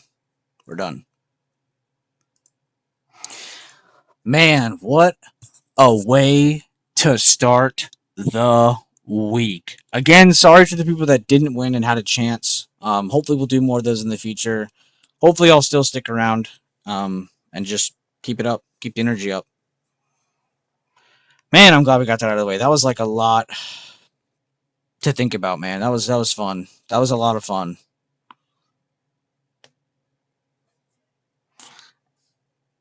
And again, shout out to the Secret Santa. Not gonna say the name, but I really am appreciative of that. I've never had anyone in my entire history of the server do that. And you guys got to remember, I've been doing this on Discord. I've been doing this for almost 8 years. I think we're at 7, almost 8. On YouTube, I've been here for like 5, 6, 6, 7, maybe. Did not mean to make that joke, but it's been a while, and I've never had anyone ever do that ever. Which again, I don't expect that either. I'm not like sitting in here and I'm like, man, why is no one gifting me money? Why is no one gifting me memberships? Why is no one doing this? Why is no one doing that? Like, bro, I'll be happy if you guys just thumbs up the stream. I don't give a shit about the donations, the memberships. Like, I've said it every single time someone joins my stream, for the last probably 2+ years at least. Just again, but every time someone joins, I'm like, yo, please don't just come in here and sign up. Please don't just come in here and blow your load. Don't just come in here and expect the heavens and the best things ever. Like, come in here and expect to learn, to expect to grow. Just focus on getting to the tools, focus on learning, focus on reaching out, building connections to the people in the chat. Like, there's so many people I've seen like struggle and then they'll like spam message me. And I'll tell them straight up, I'm like, yo, you can keep spam messaging me, but you're not going to get my full attention. I stream, I post in chat, I do updates, I do a lot. But you know where you can go? You can go into the Discord and you can communicate with people. You can do all that without signing up, is what I'm trying to say. Like, you could just join here for free, reach out, get comfortable. If you want to support, do that kind of thing, you want to give back. Because I know some of you guys are just like, are like me. You're a little selfless in that sense where you're like, you want to give, but you don't really want the credit. I get that. But trust me, you just being here, you just liking the streams, you just existing is good enough for me. You being here is already giving me everything I've always needed. People to communicate with, people to grow with, people to talk to. So all that extra stuff is definitely appreciated. Don't get me wrong, like donating memberships, getting memberships, signing up, liking the stream, all that stuff's extra, seriously. But you just being here is already a gift in itself. So seriously, thank you guys. I know I don't have like the largest audience, but I have a very impactful audience for the size it is. So seriously, guys, thank you. Without you, I wouldn't be here. To be honest, I don't even know if I'd be sane if I didn't have you guys. I definitely have my own little mental issues, but I appreciate you guys for always sticking with me through the thick and the thin. All right, enough of that emotional bullshit now, because I don't want to cry on stream.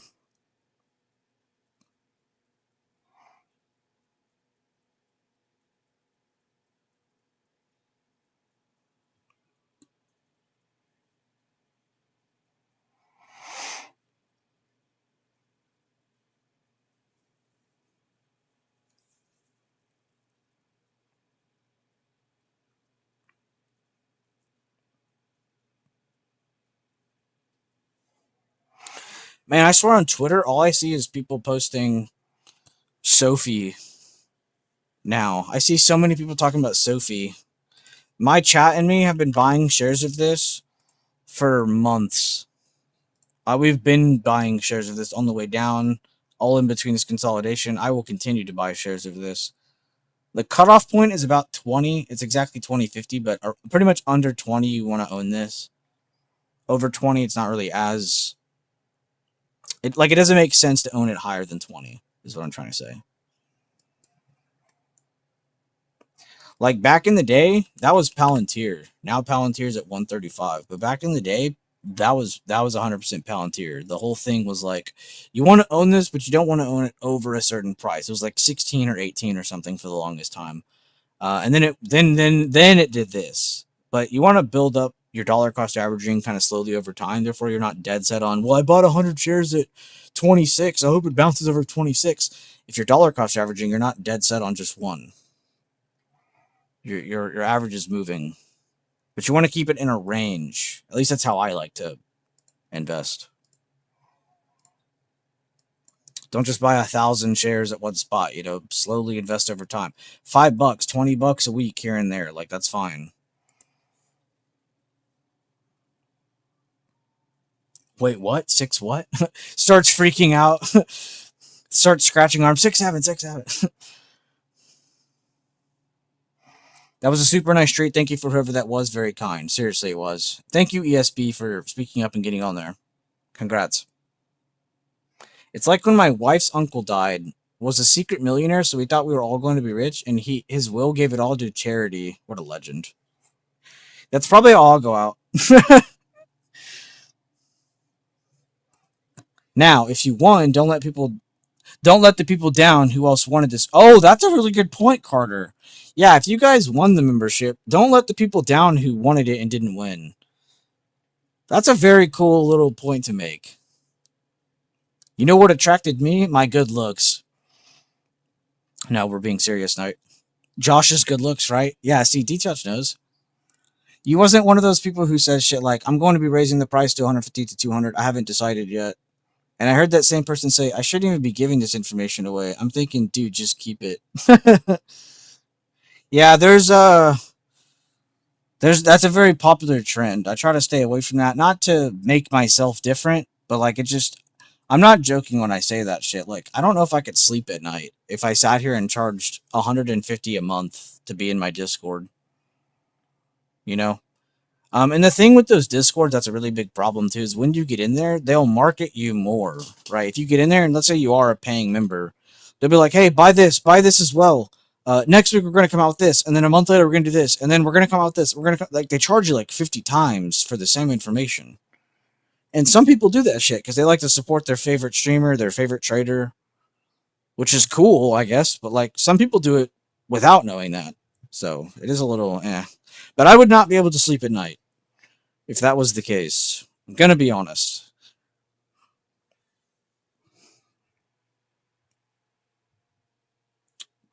I'm not the greatest person, but I definitely like to assume that I have decent morals.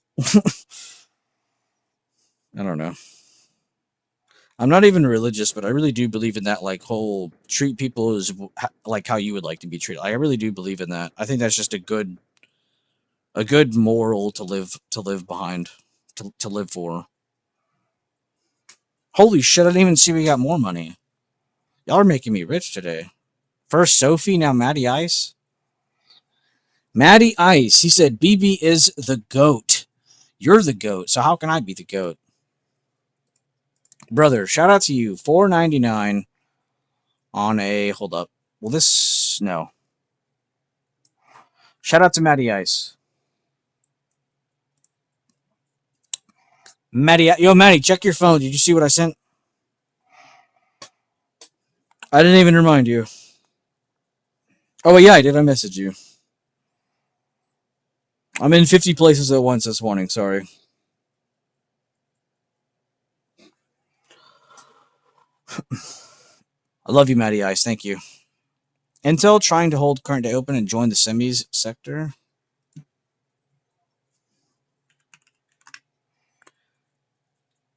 Yeah, why make a video talking about what you shouldn't be saying? He wants to make shit sound very lucky when you're watching him. Yeah, it's a popular thing. Like, if you see one person do it, there's probably 100 other people doing the same thing online. It's just disgusting.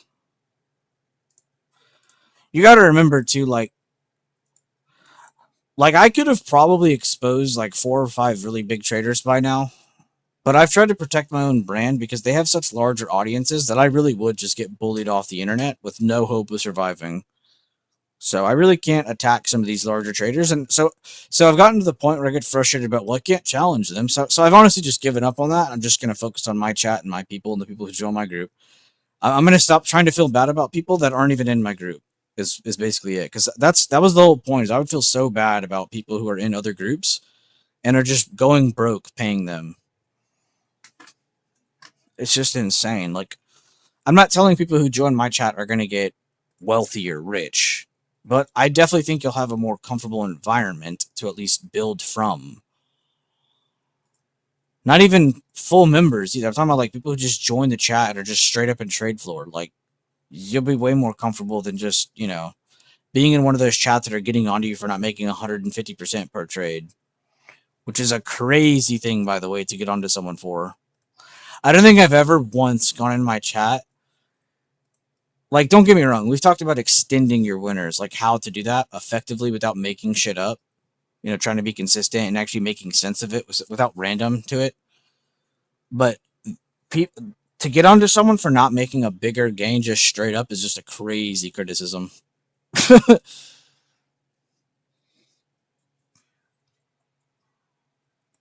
I could show you all the latest page that I've wanted to expose.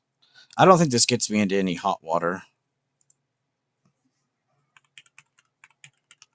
But I'll show y'all something that a lot of people do.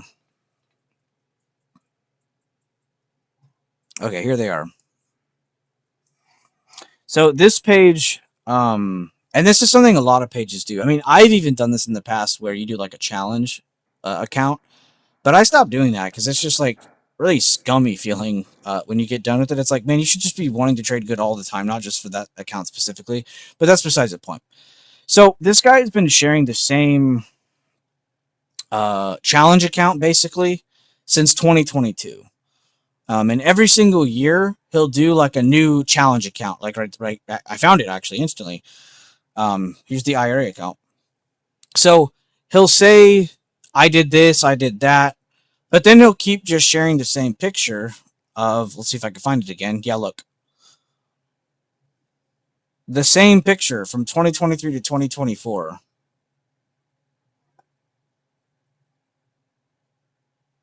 Hold on, let me try to find it again. He does it a few times, though. Oh, here it is. 2023 to 2024. 2023 to 2024.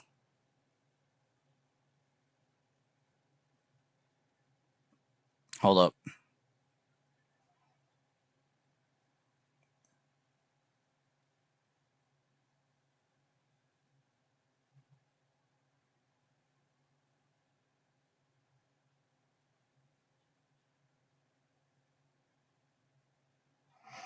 I don't know, just like shit like this. I don't. I'm sorry, but you're not actually doing that. It's like, he's sharing really old screenshots and then he like repeat post them. Like maybe he did do some of the stuff once, but he hasn't done it since 2022 or 2023. It's 2026 now, in case you guys forgot. We're halfway through the year. So I don't know. Like sharing really old screenshots and like stuff like that is just really, really, really bad. Because the whole thing with this page, here, I'll find the link and I'll show you.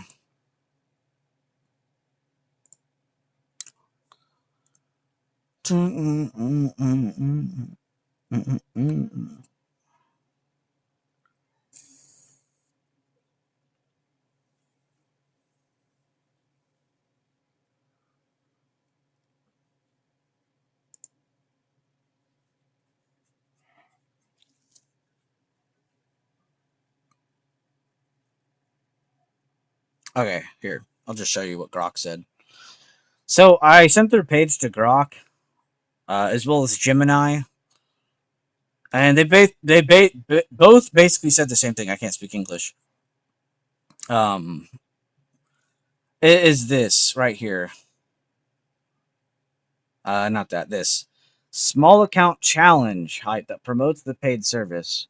Tomorrow, I'm going to begin the SPY $1,000 to $1 million account challenge for 2026. Like and comment 1K to get accepted, so you can follow his alerts. And this is the exact thing I'm talking about. Like it's It's a good little promo thing. Don't get me wrong, I've done this before, but I've not done a 1 to 1 million. Nor have I lied about it either. Let's see if I can find what I was trying to show y'all though. And then I was like, can you find me like a specific call out to like call out? Because like that always breaks my mind too. So it gave me this post. And this is where my mind started to expand.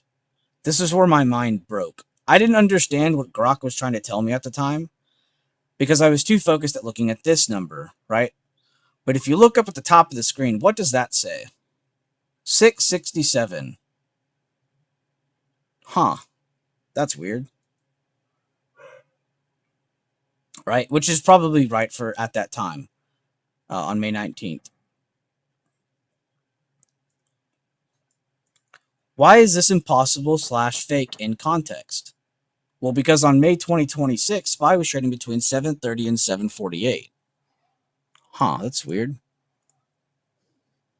So how could that screenshot have been real? It has not been anywhere near 676 in the entire year of 2026. The screenshot is from 2024. If you remember, I just showed you guys, he's been sharing the same, not Webull. Is it Webull? Whichever one. You saw the one where it shares 2023 to 2024. I showed you that 4 or 5 times, right? Then I go to the next thing it shares me, and I find that screenshot again. So he's actually lying about this one. This one is a complete lie.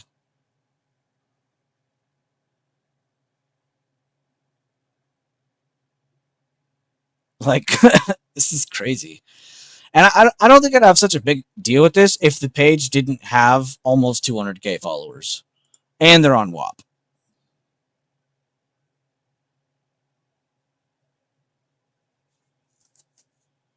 But yeah, I'm not even going to call him out. I'm not going to do any of that. I just wanted to share that with the stream today because I thought that was interesting.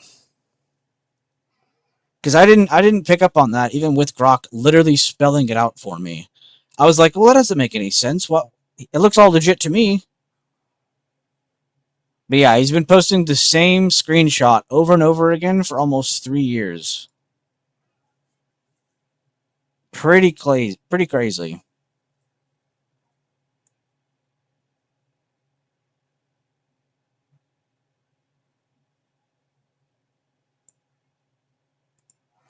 His May call swing trade was trading 23 to 24.50 that week. A 25 strike call expiring in about 30 days at 150 premium on a low volume stock is plausible.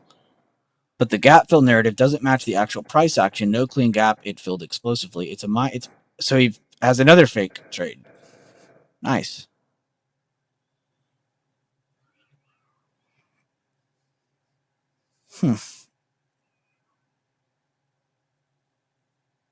I was gonna do an exposed video though, and then I just gave up.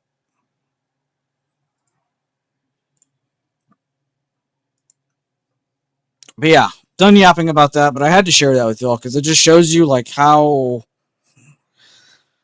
not just how easy it is, but how popular it is to lie. That's why I don't do the whole, hey guys, did you guys get in my Sophie swing? And then I say, look at my gains, and I share like a $12,000 screenshot. I'm just gonna go over the actual play. You shouldn't give a shit about how much I'm making. I shouldn't give a shit about how much you're making. The people who seem to care about that are the people who seem to really care about lying a lot. It's just a little weird. It's again, it kind of goes back to the whole, I care more about the outcome than I do the method. Whereas in my chat, we care more about the method than we do the outcome, because the outcome should reflect the method.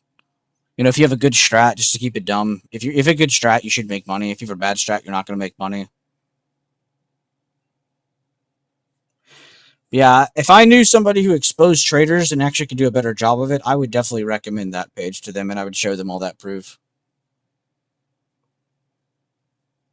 But also, I'm trying to stay away from the negativity. It's really easy for me, Bueller Trading, to be negative. It really is. I'm bipolar, and I'm not using that as an excuse, but I really am like an emotional person. I get very passionate about things. So I know if I make a video on that, I'll go down a deep, dark tunnel I don't want to go down. But I'd rather just use that energy to focus on like people in my chat, focus on me, focus on the right things, you know. I'm really easy to sway. So knowing that, I'm gonna plan for that. I'm just gonna move on. Try to focus on what's in front of me and focus on the people in my chat. By the way, spy hit target while I've been yapping all stream.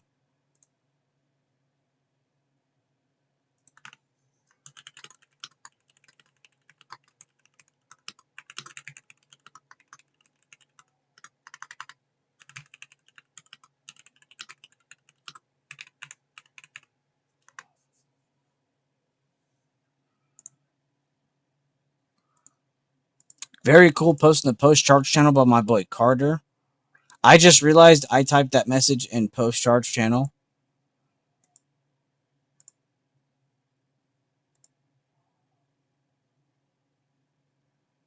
Sorry guys, I've been super locked in. What's up with you guys? What are y'all trading? What are you looking at?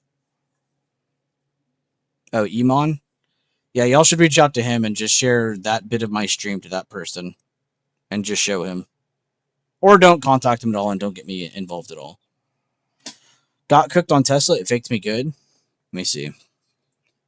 And honestly, Kevo, that's nothing to you, man. The trader you've become, this will be literally nothing to you.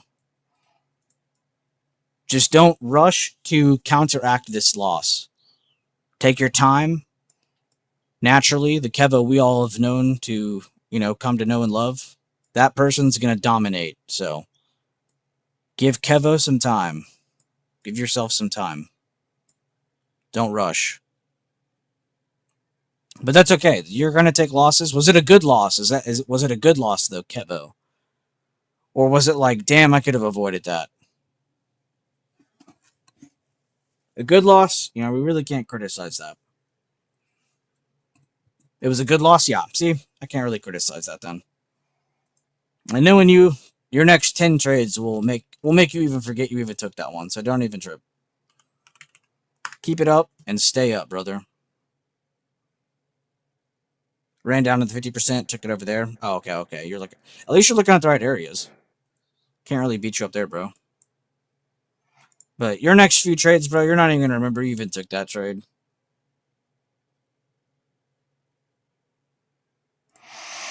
Why snow? Why are you liking snow? Never mind. It does have earnings soon, Maddie. Maddie, did you answer me? Or did you see what I sent you? I don't even know if you heard me or not. Which isn't your fault. I'm talking in 50 different directions today.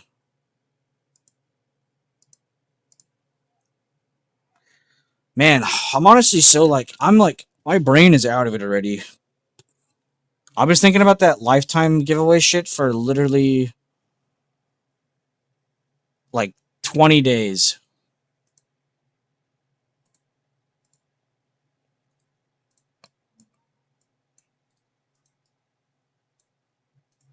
Damn, my spy chart looks fresh.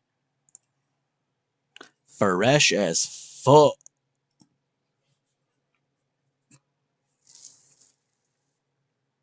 Even if it doesn't today, like, yeah.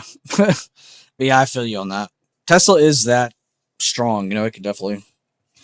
Guys, with the market here right now, though, we do see a little bit of a slowdown, so not really necessarily bearish, just kind of pointing out we have hit an extended bullish target after this higher open, so just be in the understanding that not everything's going to keep moving right now. Let's go to our sectors. Tech, of course, is the strongest. Comms not really helping today. Banks not helping today so far, but they're back above really good levels from the end of last week. Discretionary pulling back. Industrials are up. Your healthcare sector is down, and your staples are down. So you actually have pretty much every sector down except industrials and tech. And though you do have a couple that aren't down super bad, like banks that are above good levels still, it's still just there. So we'll have to see. Just to show you what that looks like on the daily too, just so I'm not just talking out of my ass. This is what I meant by that. Like, it is recovering pretty well, but I think it's okay that it's slowing down today because it's above good levels again after going back up. So it might need a couple day or two of buffer. Remember, things don't always just go up, go up, go up. Sometimes they do need that like day or two buffer, sometimes like a week of buffering before that continuation. But I would like to point out my point from last week is still good to this exact second.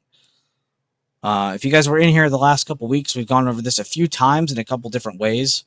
The most recent one, man, I can't find it. You guys actually have been posting in here. Or should I say D-Touch? Jesus, D-Touch. Help me find my post. Can't find it now. I'm not doing this again, dude. There's no way I'm about to do this again. Okay, here we go. All right, so if you combine tech, discretionary, and comms, you get a big boner chart, right? Looks very bullish, looks like it's going to keep flying to the moon, right? But then you take out one sector. I took out just tech. This is what the shit looks like. So technically, we really are just in just that tech-driven market, as a lot of you are already well aware. God, I don't know why I talk so much. Holy shite! Holy brother! Kevo! Guys, y'all gotta chill today. 5 lifetime memberships. 4.99, $5.99 from Matty Ice. And now we're being gifted 5 gifted memberships by Kevo. I don't even know what to say anymore. At first, I was blessed and thankful. The adrenaline has ran its course, and I'm still just thankful and blessed. Oh my god. Well, shout out to the people that got it. Cody Emmerling, Dalil MP, Sumith 007, Shardu Jadhav, and HHHHHHHHHHH. Holy shit. Thank you guys again, seriously. Thank you, Secret Santa. Thank you, Matty Ice. And thank you, Kevo. Seriously, I love you all. Y'all are truly the best. Did not have to do any of that, and I would have loved you just the same. I am actually out of words to say. You made the yapper shut up as he continues to yap.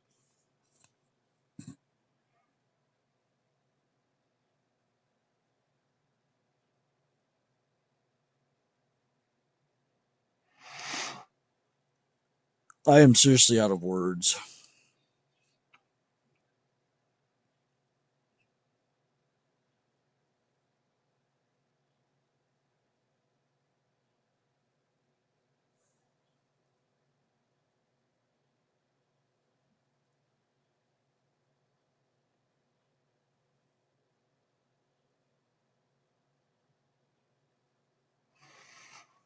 Man, it's only been an hour after the open.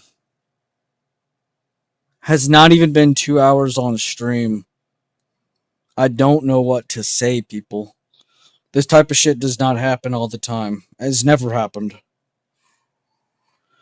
I'm like out of energy. I'm like out of. I don't even know what to say. You have some great people on here. Yeah, and great is seriously like an under. Like it's not good enough for them either. There isn't a word that describes the people in my community. They like to rage bait me, and get a good laugh. But they definitely know how to keep a guy happy and make a guy smile. I'm definitely blessed. That's all it is.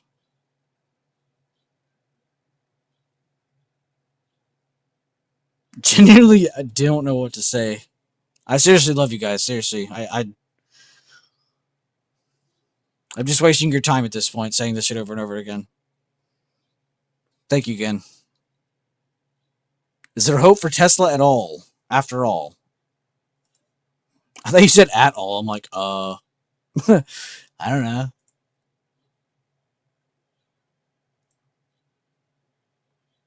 Not a great day for watch list tickers. They're all literally stuck in range or looking bearish. Yeah. Well, did Sophie keep dying? Kinda. Man, I guess we were smart for taking some gains at the beginning of the day, huh?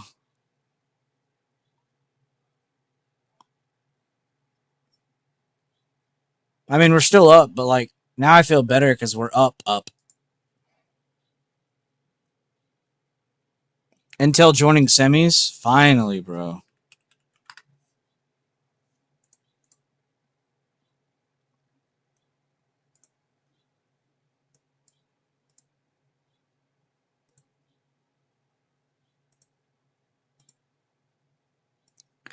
It deserves it. Intel needs to hold pre-market high for potential. Good looks, good looks. I see PDH like right there too. I know I don't have PMH on, but PMH by Risen is a good level. Gap fill on Tesla, almost. I wonder if we get like a consolidation phase and then like during lunch or end of day, you get like a really good move up. I would say that if the overall market was doing that, but when you check tech, it's just gone up. When you check SPY, it's been hard to ignore just going up when tech is outpacing every other sector by that much. Remember, tech is a little over a third of SPY. It's a little under 2/3 of Triple Q. So it's kind of a big deal when they're moving. I mean, even IWM, no real pullbacks today. Software, a little bit of one to start the day. Chinese tech stocks right here. I don't know if you guys saw Bitcoin. I'm sure some of you saw oil. Oil dropped and is recovering a little bit right now. And then your Bitcoin chart, of course, was recovering, has hit a good resistance. Good little, not just rejection, but even a gap down and a continuation of that gap down. And now they're just kind of consolidating since then. So kind of looking to see if they break this high or low or not for continuation down on crypto. Also keeping eye on oil. And guys, even if you guys don't care about oil or crypto or bonds or commodities like people trading corn, shit like that, it's still important to you, even if you don't think about it or even if you don't think it is. And it's all just because of money rotation, right? When money rotates out of oil or out of the dollar, right? Out of your foreign exchanges, right? Where does that money go? A lot of time it goes into equities. Well, what happens when we rotate out of equities? What does that go into? It could go into a number of things. You have oil, you have commodities, you have the dollar, you have literally just individual equities that are just on discount. Sometimes it's not a market to market rotation. Sometimes it's an in market rotation, which is a lot of what I go over in my streams and in my videos and stuff is in market rotations, right? Now, maybe right now, not right now, but in the future, when tech slows down eventually, which I don't know when that will be because we are really in the AI era right now. Rotations, right? If tech ever does slow down, what are some other rotate? What are markets that it can rotate? What are sectors that it can rotate into? Staples, healthcare, financials, discretionary, industrials, communication. Like there's so many other things it can go into. And that's why staples are what they are. The XLP sector. It's a defensive sector. It's a flight to safety sector, right? When the world is ending and tech is pulling back, and we feel that pressure on the market, the initial momentum of staples does go up. It does spike back up. You get that initial flight to safety. Right now, maybe not in every single market drop do we see that, but in a lot of times when you see just tech dropping, yes, you do see that. Right. Maybe discretionary and comms are still struggling too, but maybe your banks and your healthcare sector aren't doing so bad. Your real estate's doing fine. Your industrial's doing fine.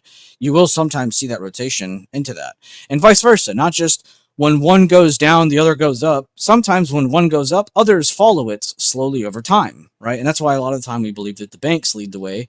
Tech sometimes follows. In this case, that's not happening. We have tech completely just dominating the entire globe. So that kind of disrupts that point. But like when tech is doing good, what other sectors should perform better, even if they're struggling?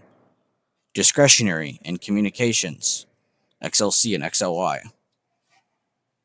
And think about that from a fundamental point of view, right? If we're in a world, an economy that's doing really, really, really well, people have money. If people have money to spend, discretionary items now become possible for buying. You start to see more demand for that. So even from a fundamental point of view, it makes sense. But it's just cool to think about the different rotations, not just out of one thing into another, but also when one thing is going up, what about those other things? Are they also following it like we normally see?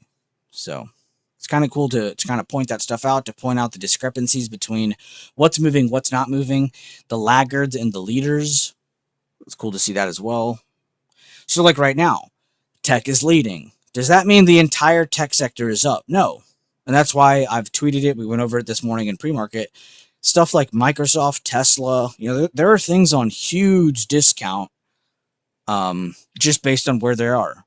Just go and point them out on a chart. Oh, it's down this far under all-time high. Okay, now go point that out and relate it to SPY, Triple Q, your sectors like XLK, XLC, all that good stuff. And you'll start to see, oh, these are on discount, or these are more on discount, or these are leading a little bit too far, a little bit overextended, maybe you could even say, and you could do all that without even turning on indicators, RSI, stuff like that. So I really like sectors and stuff like that because you can actually make it's like an actual breakup of something, a breakdown of the tech sector. I can actually explain to you, oh, look, this is why this happened on the market because Nvidia and Microsoft and Apple all just gapped down. Like, it's like, yeah, no shit. But in some cases, you might not find a no shit example. It might be a little bit further. You might have to do a bit of a deeper dive. You don't have to actually go and look at other sectors and go, oh, okay, these are on discount. These are all pulling back. Oh, okay, the market really is just weak. Being able to make that make sense. Not just with like an indicator and it being like, look, this is what it is.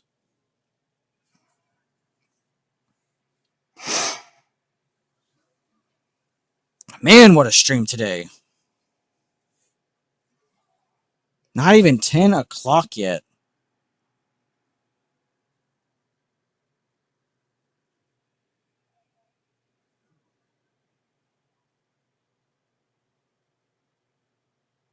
Look up in the boy, got it on my phone. I am truly blessed to have each and every one of you in here.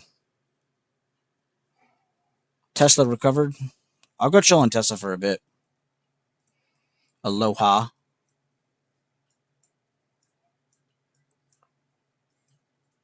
How was everyone's weekend, by the way? What'd y'all do this weekend?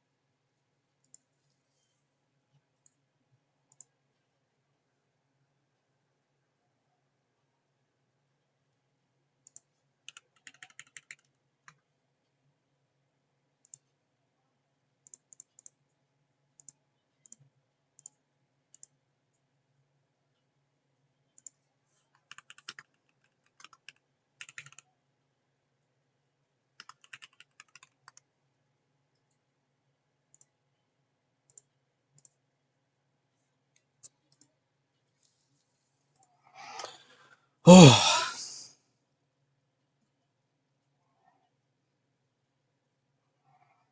I just got bit by a deer fly. No fun. What in the F? How big is a deer fly? Worked Saturday, Sunday, went to the beach Sunday. Damn, where do you live at? You're in Florida? That just sounds like a Florida thing to do, so I had to say. That sounds awesome, though. Also, good work grinding, Terry. Grinding for that work on Saturday and Sunday. That could not have been fun. But good for you. Oh, beach on Monday. I see, I see. Is a deer fly similar to a horsefly? Actually, a good question. I think horses are worse bite. Both are awful. Damn. Where did it bite you?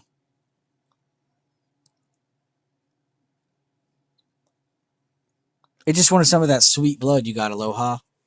Size of a bee, kinda? Damn. On your leg? Rip.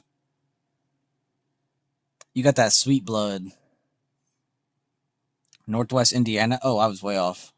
Like Michigan. Oh shit, you're like I mean, you're not close to Maddie, but you're in Maddie's general direction. I mean, I guess y'all like somewhat close. Ain't you sweet? I would say that to literally every girl growing up. I think it's a cool line. 25 likes on stream. I know we're kind of Giga Chad mode today. Maddie donated $5. Kevo donated 5 memberships, which actually I should probably explain that for anybody who might have gotten that has no idea what the hell that is. If you guys got a membership today, or if you have a colored name in the stream, you actually have access to a lot of stuff. There's a lot of stuff in here. I put up 4 videos just last week. I think 3 videos the week before that. So I didn't put up any this week yet because, you know, we're kind of in one of those weeks where I kind of want to see things play out first. But definitely check that if you guys haven't already. Also, if we hit 40 likes on any stream, we do a movie night. We did movie night number 1.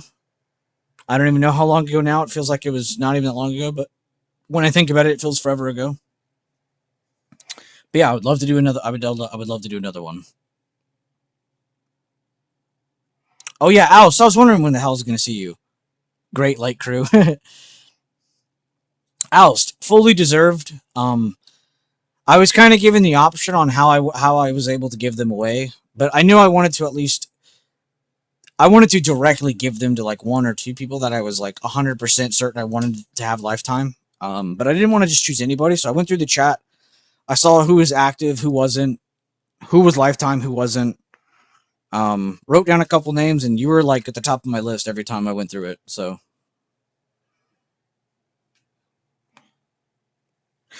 Woots was also pretty high up that list, but I figured out of everybody in chat, like Woots probably doesn't give a shit like about getting lifetime. Like he's there, he's vibing, he's having fun. Like he doesn't care about that kind of thing, which I don't think you guys do either. But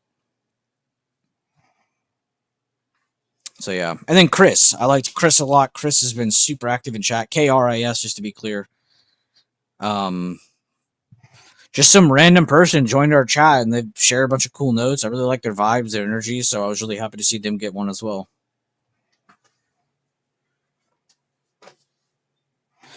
But no problem. Herisia Marinasius, we appreciate you. And Oust, I don't care what everybody in chat here says about you. As soon as you leave the room, every time you leave the room, I think you're a great guy. Well, I highly appreciate it. Actually means a lot. I appreciate you, man. I love you. I love all my longtime people in chat. But yeah, pretty cool. And I'm genuinely out of words.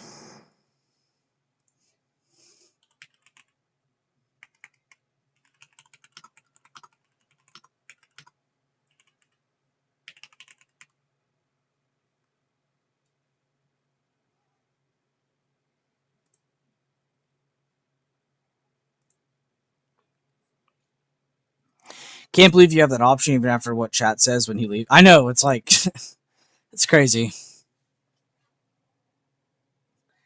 Can't believe you have that opinion even after what chat says after when he leaves. Yeah. I mean, don't get me wrong. I fully agree with everything everyone says in chat right after he leaves, every time he leaves. But, like, I don't want him to know that, you know? MU Breakout. We'll check Qualcomm next.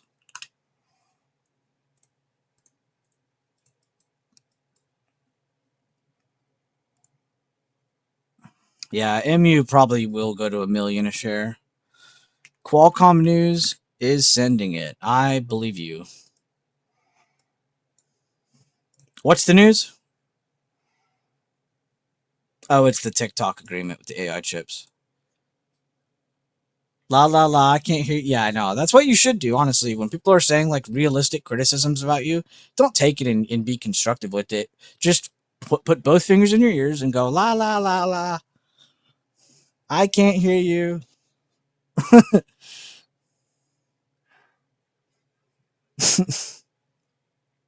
But no, seriously though, Alice, you deserve it, bro. You earned it.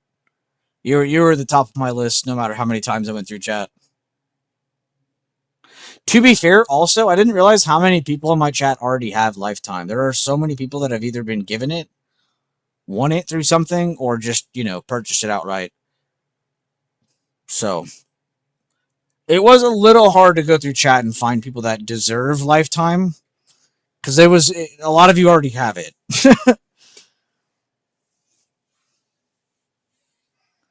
It's like almost all gold names on the trade floor now.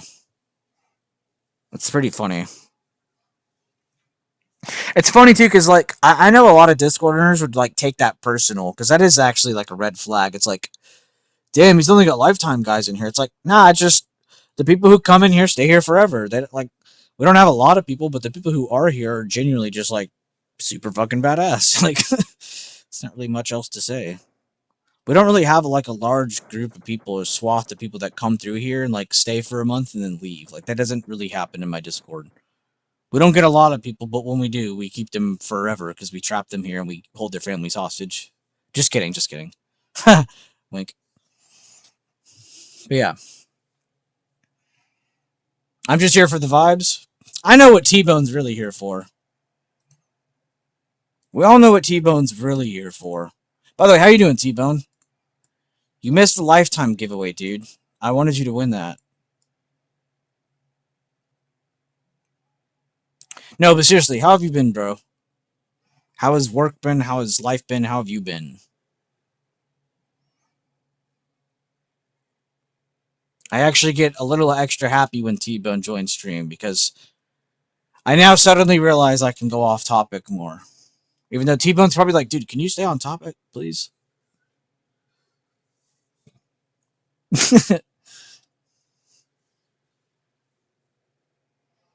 Been good? Awesome. I'm happy to hear that. I like when my T-Bone Panda's happy. It's got to be a top 5 username. T-Bone Panda. Doesn't really make sense if you think about it, but if you don't think about it, it's a pretty dope name. Unless pandas do have T-bones, but that would just be fucked up information I don't really want to know. Was celebrating my brother's birthday this weekend. Dude, that's crazy. My brother's birthday was just this past weekend. Or not this weekend, but it was last week. Do we have the same brother? What's your brother's name start with?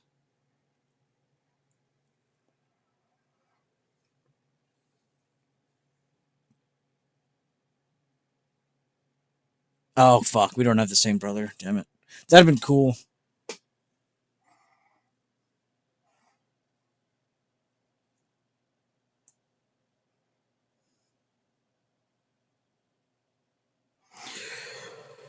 Dude, I had to stay away from Twitter for like anime stuff this past week. I think I'm gonna stay away from it forever. I didn't get spoiled in anything.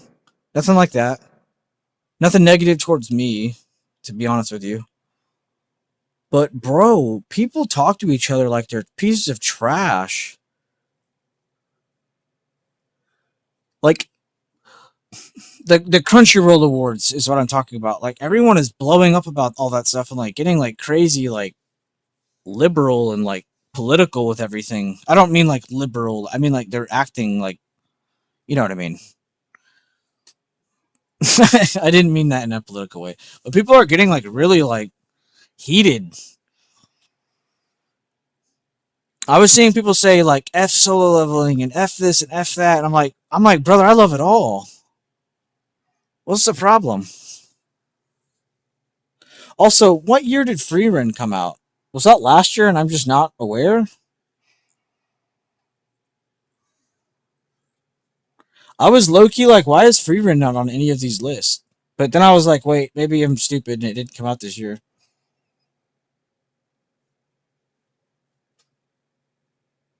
That's the internet for you? Yeah. I just gotta stay away from it, man. I can't stand how people talk to each other about things that aren't important. Like, I think I would get it, if you were like talking to me and we're like, oh my god, bro, like I'm so invested in this, and like, oh my, like if you're passionate about something or if it's like something personal, like that's fine. Like, I get that. You're allowed to react that way. But, bro, people react that way about everything. If I said my favorite color was red and yours was blue, are you going to come at my neck? Like,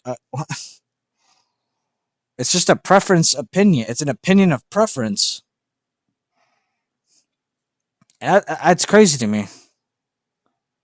At least with trading Twitter, I can understand a little bit of the hate because it's like actual money and shit on the line and like genuine belief. But like, come on, bro. Some people are just crazy with it.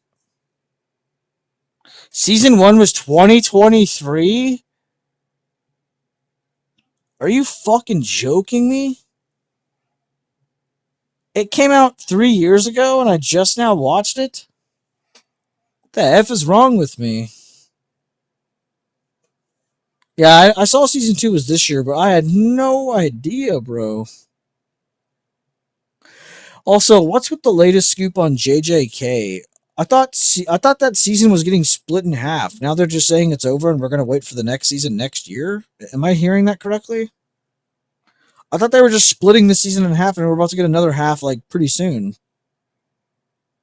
Is that not true? Second season came out recently-ish. I have yet to watch it. I don't know if it's done, but the plan is to let it stack.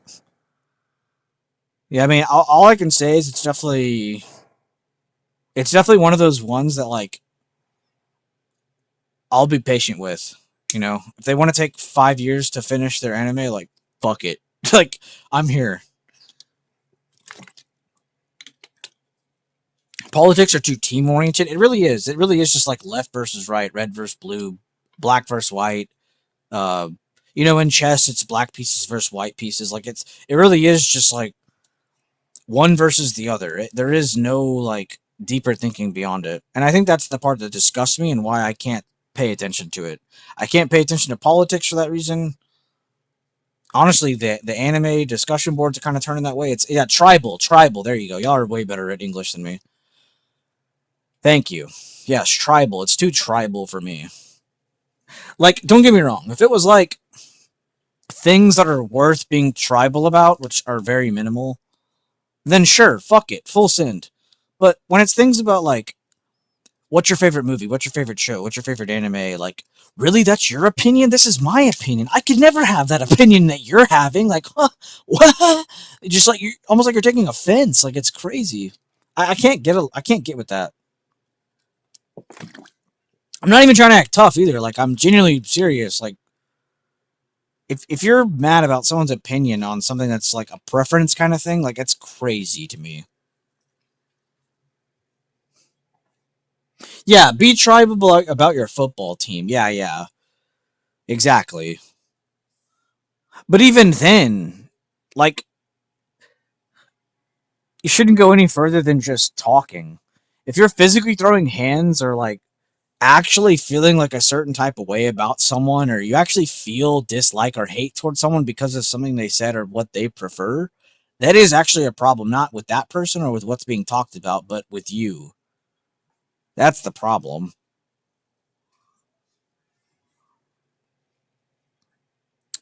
Everyone's a stand for their anime. Dude, yeah, with anime, it really is worse. Like, I know not everybody in my stream watches anime, but it really is like the most tribal thing on the internet right now. I mean, someone will be like, I didn't like Solo Leveling storyline or their animation, and then you'll have someone be like, AOT is the greatest thing to ever exist, and then you'll have someone say One Piece is, Naruto is, Dragon Ball. It's like, bro, they're all fucking amazing. They're all amazing. They all made me cry. They all made me stand up and get hyped for the main character. Like, what? That's my new standard, by the way. If it doesn't make me feel like any kind of emotion, I don't like it. You gotta at least somehow draw a tear for me or give me this hype. I gotta jump out of my chair for the main something. But like, I would never sit there and be like, bro, Naruto sucks. One Piece is so much bad. Like, oh my god, they're not even remotely the same. It blows my mind every time. Comparison is the thief of joy. Has to be like the greatest quote or line or whatever, or advice, whatever you want to call it. Comparison is the true thief of joy. It sucks the life and energy out of any good conversation, out of any relationship. It's not good. Avoid it at all costs. Now, don't get me wrong. Comparison for like an analytical point of view, like, you think this guy could take this guy? Like, that's cool. That's fine. But don't demean either of them to support the other. That's just crazy. You can be a little bit unbiased about it and still have like a preference, you know? You can understand both sides, but still really want the other. You know, it's fine. But how many of those animes would you dress up as a character publicly at a convention? Oh God. Uh, honestly, I'm not the most geekiest anime guy. Like, I don't really have like a closet full of skeletons of like porn level animes. Like, I don't really watch animes that are like that. So I would personally be fine. Now, some of these other viewers, they might not be so fine. I don't watch those like that. There are a couple though where you're kind of forced to watch stuff like that, whether you like it or not. Cosplay, yeah, cosplay. Who would you guys cosplay as from any movie, show, or anime? Let's say we're going to this entertainment convention. You could dress up as literally anyone. Who are you dressing up as? Snorlax? That's a great answer. They have done studies. People rather have less money if they are comparatively richer than their neighbors. Would rather have less money if they are comparatively richer than their neighbors. That sounds somewhat. I wouldn't say everybody thinks that way, but I would say probably most. No, not even most. I'd say some people think like that. Sure.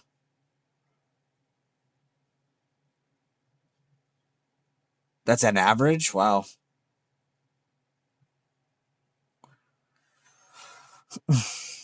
Panda. Panda. Say less. Honestly, I think I'd be Clint Eastwood.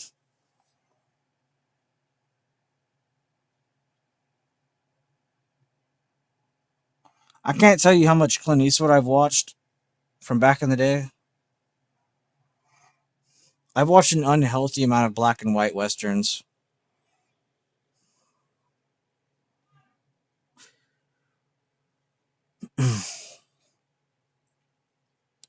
My grandparents' house in Louisiana, they didn't have a colored TV.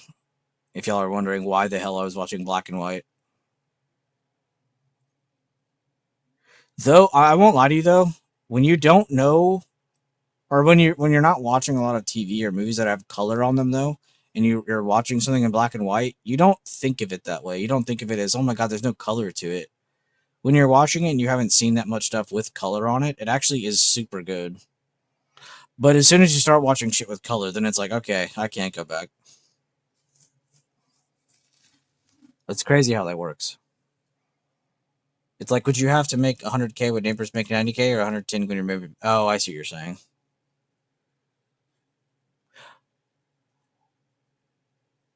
I don't know. I think people just look at people the wrong way, though. Just in general, like when I look at like a neighbor, I'm not going, "Damn, what's their net worth? Broke boy." You know, I'm not. I'm not. Normal people shouldn't think like that. I know what you're saying, Dada J, but I'm just going beyond your point. Like normal people do not think like that. I'm not gonna look at my neighbor like, "Huh? Do I think I'm wealthier than them? Should I feel bad for my neighbor?" Like no one thinks like that. Well, normal people don't think like that.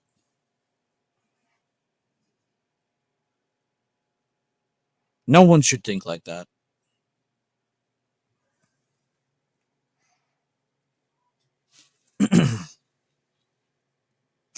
First thing you should ask them is, are you a Cowboys fan or not? That's step one. Verification number one. Do I hate you or not, based on your football team? It's the pain of comparison. It really is. I think comparing is just so pointless unless it's like for an actual discussion. Like, do I think Snorlax could beat up Turtwig? Like, that's Fine, sure, compare. But don't go into the sense of like, Snorlax sucks. Turtwig would win. Like, demeaning the other does nothing. That's probably a bad example because I doubt that conversation's ever been had out loud. That's my favorite Pokemon, by the way. Turtwig. It's my grass type homie. Torterra. What's the in between one called? Between Turtwig and Torterra? Does anybody know? It starts with a G, I think.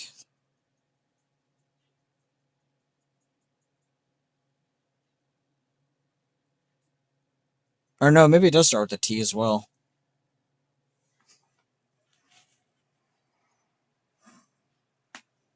Yeah, Turtwig's my ultimate favorite Pokemon in the entire world. Grotle, there you go. I knew it started with a G, that's why I never remember it.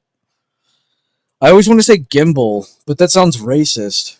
Grotle. That sounds like a sex. That sounds like something with sex. Grotle. Yo, me and my boys are gonna go Grotle after work. You wanna come Grotle? Me and the girls were Grotling. It just sounds so wrong. But yeah, Turtwig, that's my homie. I was never one of those kids that was like saying their favorite is like the most obvious Pokemons ever. Like honestly, when I was growing up, everybody's favorite Pokemon was Gyarados. It was so disgusting.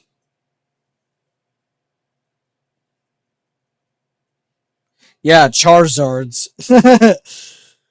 I didn't mind the Charizard people though, because it's like fire, like duh. But bro, there'd be people choosing like full on dragon Pokemon. Like, dude, this is my favorite. Bro, have you ever heard of the God Pokemon? That's my favorite. Like, I hate that. I like having a favorite Pokemon that's not like the most chosen Pokemon ever. Like, how many people have you met and they told you Turtwig's their favorite? I almost promised you I'm like one of your first two people probably. Charizard's not a bad one though. I love my Charizards. My Charizard enjoyers.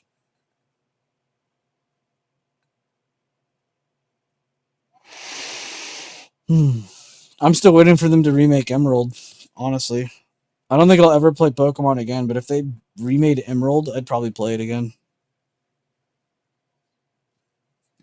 They added a little bit of some of the Emerald material into another game, but it's not really good enough.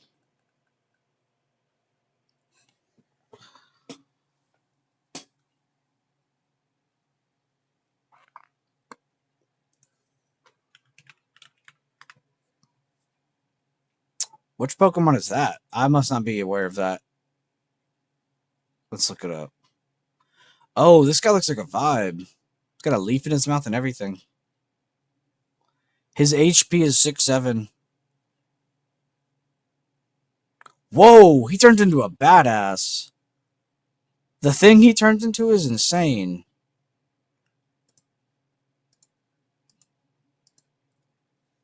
Yeah, I don't know any of the new gen Pokemon at all. Like, what are the two T-Bone? I mean, you don't have to type them out, but like, you'll know what I mean when I say this. The two that have like a whole video game about them, and they're basically turned into like motorcycles whenever they're in form. I think that shit's so cringe and stupid and utterly just insane. Delete it from my memory. Yeah, an actual panda Pokemon. Yeah, that one's actually a good one. Out of all the newer Pokemon T-Bone, that one actually looks fine. But bro, you know what I mean. Like there are some like yeah, the Scarlet Violet Pokemon are just absolutely horrendous to me. Like 9 out of 10 of them are pretty bad. But there's one that's like a bridge. I shit you not. The Pokemon is literally a bridge, and I think his name is like Arca something, like Arch something. Like I'm not shitting you. He is a literal bridge. The Golden Gate Bridge is a Pokemon.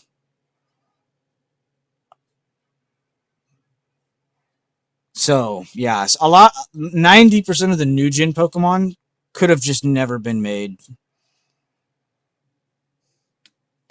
I don't know if your Panda one's more new gen or not, but that one's fine.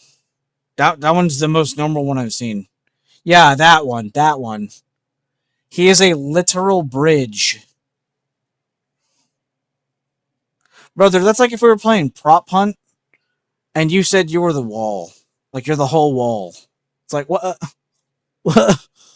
Wow, creative thinking. It's like pretty bad. Yeah, I'm not a huge fan of a lot of the new gen.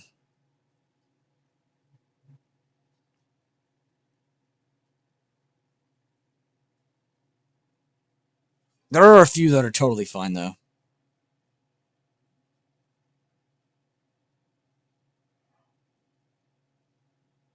There's like 1,000 plus now. That's my point though. It's like why? Why is there 1,000 plus? Like there's too many now, and there's so many of them that are just so bad that it kind of ruins it for me a little bit. No, yeah, I get that. They run out of ideas eventually, but like Jesus, maybe just quit producing more ideas then.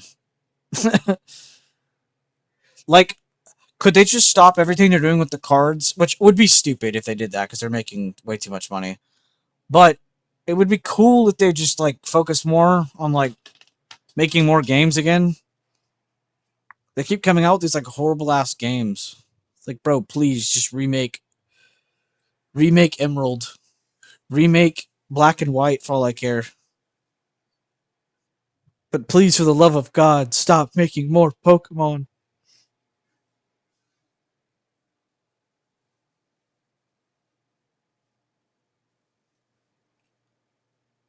Like low key, that panda you sent might be the first like newer one that looks fine.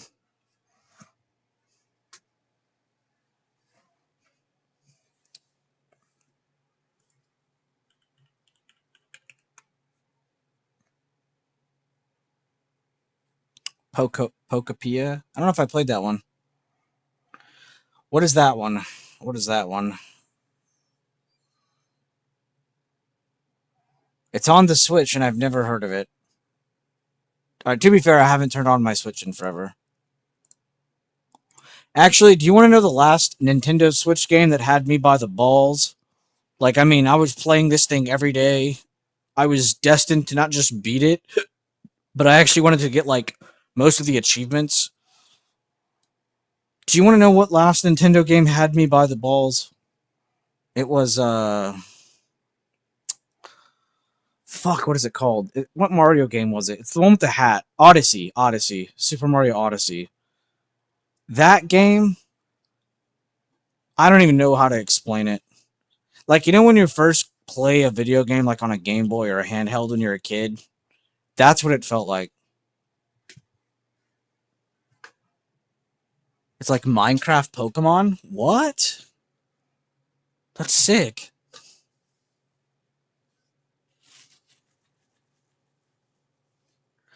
I haven't played all of the Mario games, but yeah, most Mario games are pretty fucking good. But yeah, Odyssey, I'm not joking, dude. Like, just talking about it makes me want to replay it again. I mean, that might be like one of the best handheld games I think I've ever played.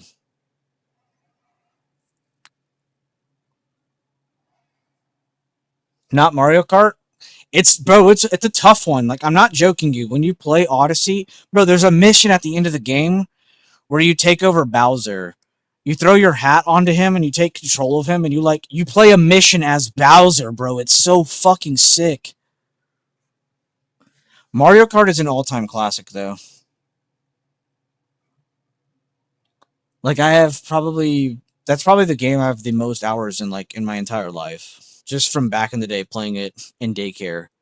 I remember playing it in daycare with like everybody in my like age group or whatever.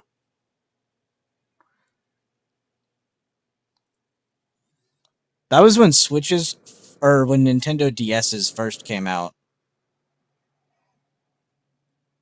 Bro, playing Mario Kart with like 7 other kids and everybody had their own DS had to be like the coolest experience ever.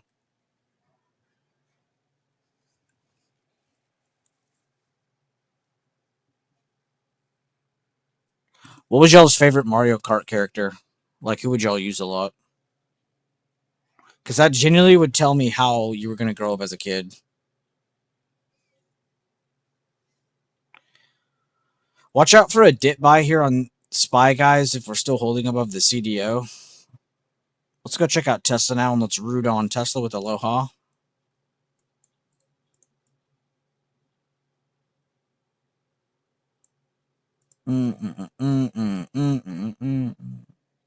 Yoshi, great choice.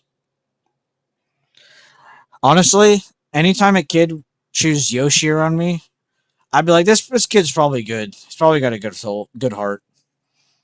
I feel like good-hearted people choose Yoshi.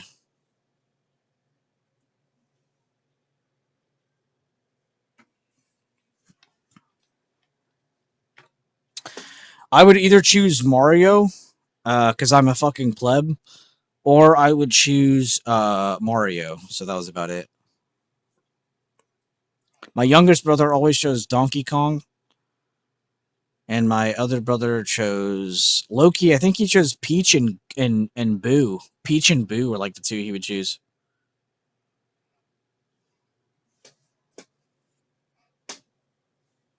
Yoshi, yeah, Yoshi's not a bad one. I can still hear Yoshi's original, call out in my head. I'm not gonna do it because then I have to like make my voice high, and I'm not gonna voice crack on stream because that's just embarrassing. Because I never do anything embarrassing on stream.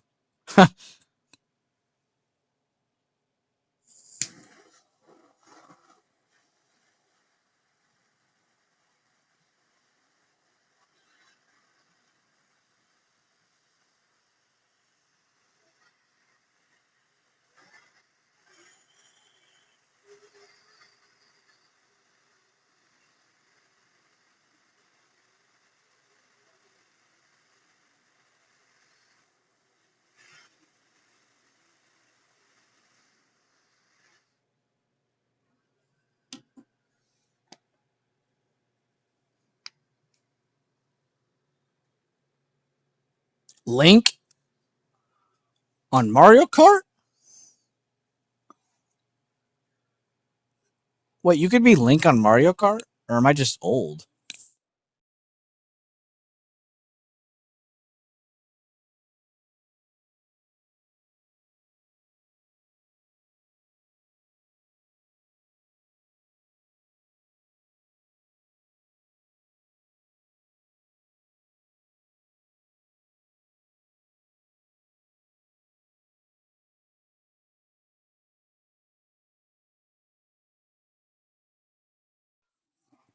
Oh, isn't that one called Mario Kart World? Oh, you meant Mario Kart 8, okay. I thought he meant Super Smash Bros. As well. I was like, damn, we could talk about Smash Bros. Too, I guess. I would always choose Star Fox. That was my favorite game growing up, was Star Fox. So whenever I saw him on Super Smash Bros., I'd pick him.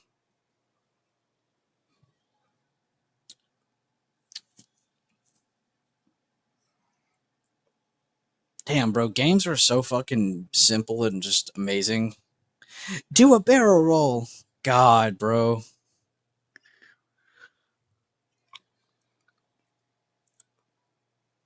What was the name of the guy you kill in Star Fox? What was that evil guy's name?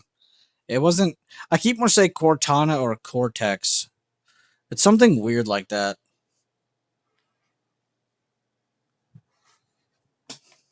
You see the new Mario movie?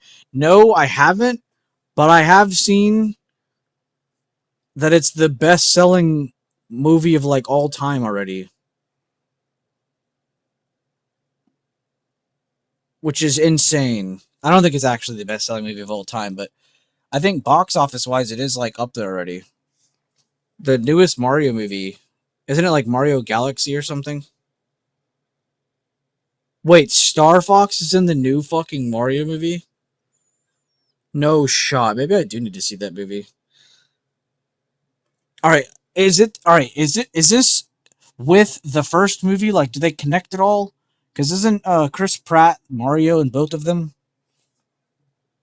Or is it a completely different Mario movie that doesn't even have him in it?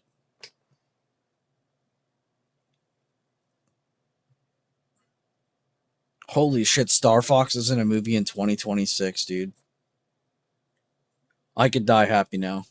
I could actually die a happy person. That's a continuation. Okay, good. That's what I was wanting you to say, because, like, if they just released a whole nother new, entirely different Mario movie, I was going to be like, what are we doing? Connecting to the other one is good.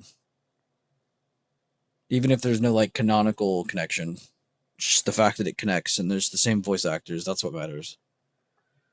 But yeah, I'm not gonna lie. I don't think I saw a single negative review or a bad thing said about that new Mario movie. I think everything I've seen said about it has been like the second coming of Christ level of comments. So it apparently is doing pretty good. It connects to introduce new characters. Okay, yeah, that's kind of what I was thinking. It's probably going to be a lot like the Sonic series, where it's like, yeah, the movies connect, but it's like they're just moving on so they can get on to the next character. 'Cause there's so many new characters to introduce. That's sick. That's sick, though. I'm happy to hear that because low key, I really don't like Nintendo. I really hate how they like privatize so many different things and just don't expose themselves to the more public market because I think they would dominate. But I love everything that Nintendo makes. I think it's awesome that the Mario series is doing so well. You know, they ruined Star Wars. They tried to ruin. I mean, they really can't ruin Lord of the Rings, but they ruined Star Wars. You know, they tried to ruin all these other little series and movies that you're all aware of and stuff. You know, so it's kind of nice to see one of the OGs get through. It's kind of nice to see Mario get through unscathed. And you know, Chris Pratt plays Mario. Fine, you know, fuck it. If they're doing good with Chris Pratt, fuck it.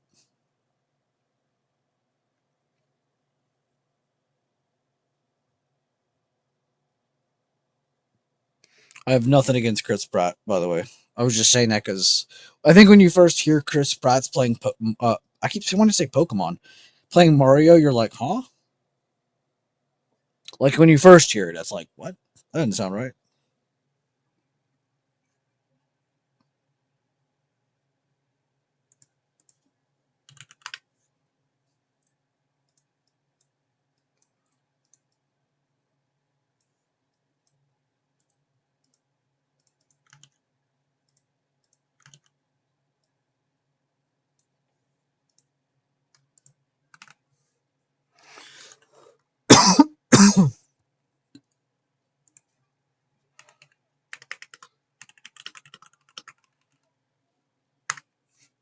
What's up? Movie shows, animes. Let's talk some movie shows, animes while we're watching the market.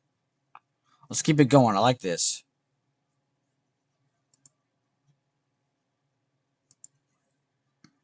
What's another movie show or anime I need to know about? Put me on. I have Hulu and Crunchyroll and Netflix. If you are going to recommend me something, it needs to be on one of those three right now.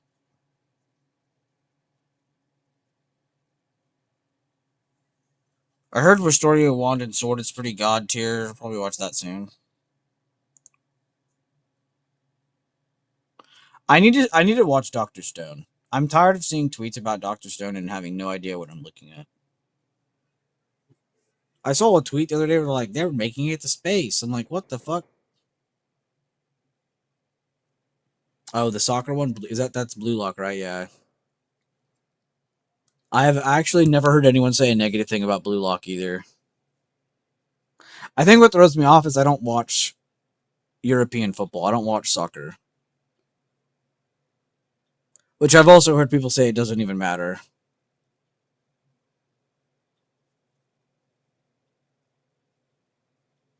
I heard the Mandalorian movie was just a season crammed into a movie. I actually heard from a lot of reliable sources that it was still really bad, but that it wasn't as bad as it was like expected to be from all the like pre-features and stuff before the release of the movie. So I think Mando did better than expected, but I don't think there was a lot of expectations at the same time though.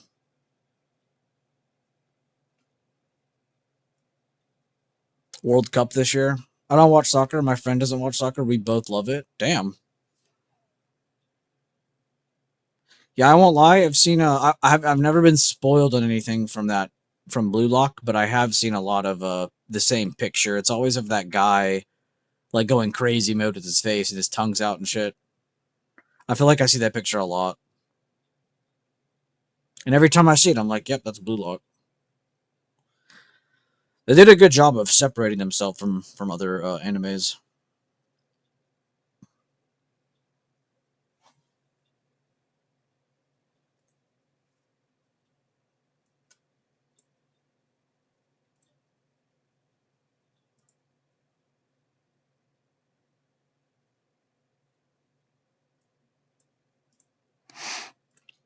Dude, what a stream today, dude. I don't watch. Oh, I already read that. I was trying to find something for y'all that y'all have never heard of, but I couldn't find anything. So, yeah.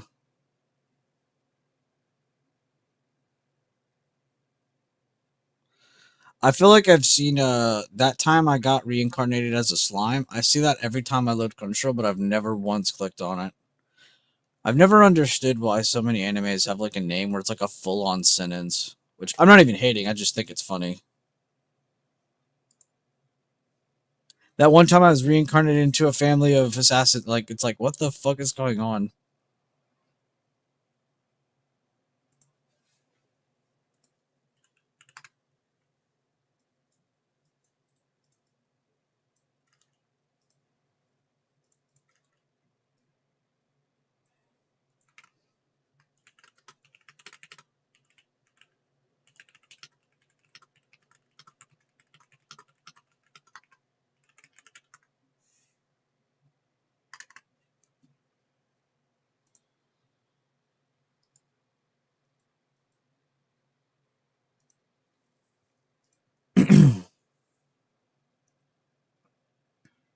The isekai, yeah, that's okay. That's what that's called. Wait, those are all isekai? I've genuinely never understood the word.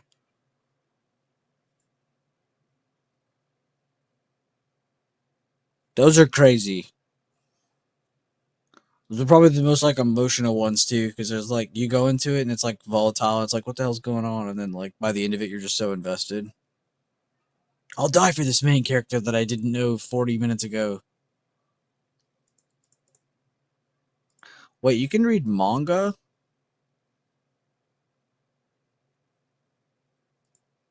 You can read manga on Crunchyroll?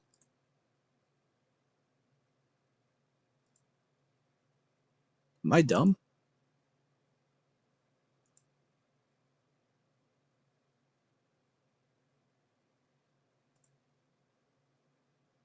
Oh, you need premium. Well, we ain't paying for that. Wait, I am premium though. Oh, you have to have premium plus. That's cringe. Yeah, we're not paying for that.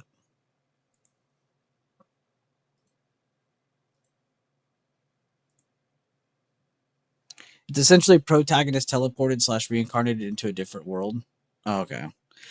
The only reason I ever remember the name just entirely is there was always this one joke from like this like it's not really a production company, but it's basically a group of friends who like some of them are like artists who like do drawings and cartoons, and then one of them's like a voice actor, and one of them's like a illustrationist, and one of them's like a narrator. Like they have like the whole thing, but as a friend group, and they do it for fun. They're just hilarious. Oni Plays, if you've heard of them. But a lot of them have moved on and done shows for like HBO. Some of them have done shows for like it's crazy like what they've all done just as a friend group. But they would always talk about that shit. They would always do like this like scenario where they like start over, make their own isekai or whatever. It was just so funny to listen to. The run-on joke is getting hit by a truck and being reincarnated. That's fucked up. The biggest I think anime joke I've seen is probably the petting dog one because it's like not even that long. It's like of a simple scene. I thought that one was. Or is it? I think it's petting a dog or petting dog. Petting a dog. I can't. I honestly can't remember now. I thought that was pretty funny.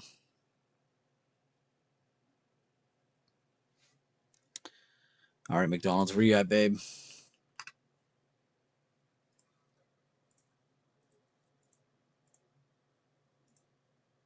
Baby, baby.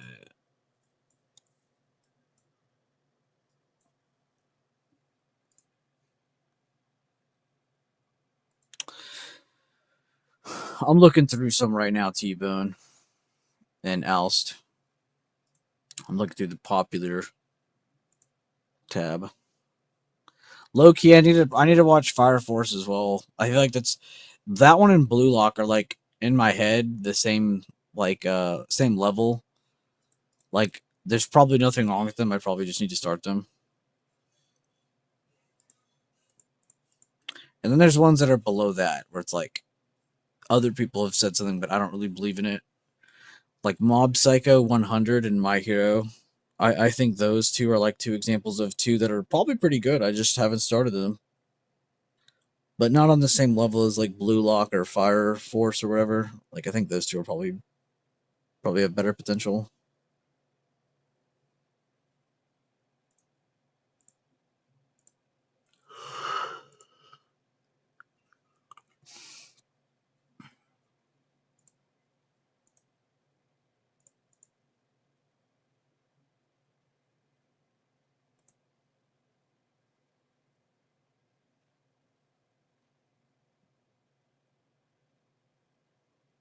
And you get back on a Fire Force 75 soon. Yeah, I heard it's good. I just haven't. I have more belief in Blue Lock and that one though than I do in My Hero and Mob. But I can't actually be negative or hate on them because I haven't even watched them. So, but just from what I've heard from other people,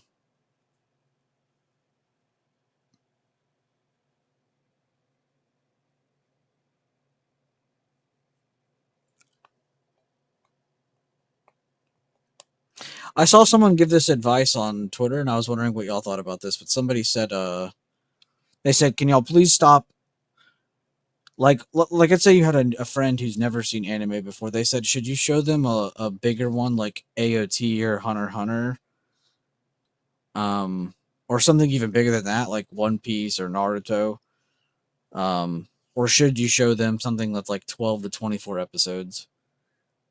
And I was in two minds on this one, man, because I like the idea of giving someone a quick short one, but those don't have everything though that every anime has, you know. So I always like to reference like mentioning like Hunter x Hunter. I think is a great first anime to watch because it teaches you a lot about like basics that are going to be in every anime. You know, maybe they're not titled the same or labels are different, but like it has a lot of the good like templates to a lot of animes, and not just like the style or the power and base system stuff like that, but I mean like just like everything. Almost everything is like a really good template from that one. I feel like that's a perfect first one for people to start on.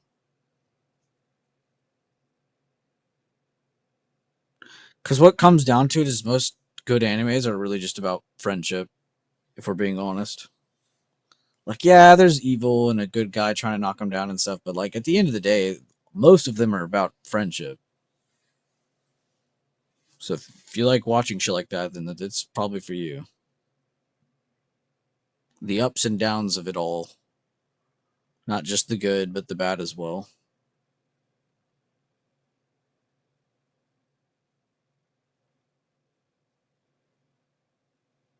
Not every single one, but most of them.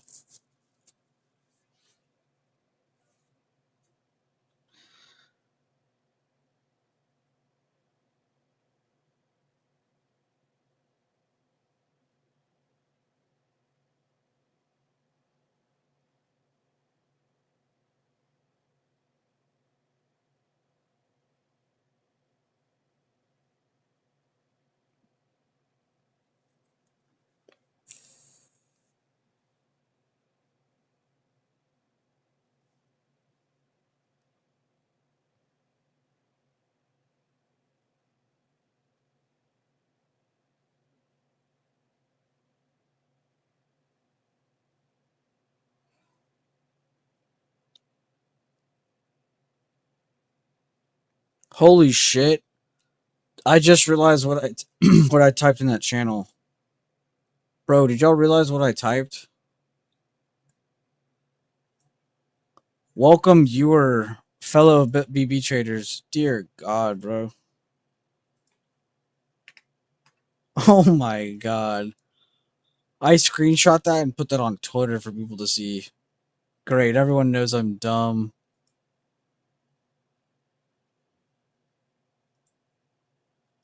Oh my God.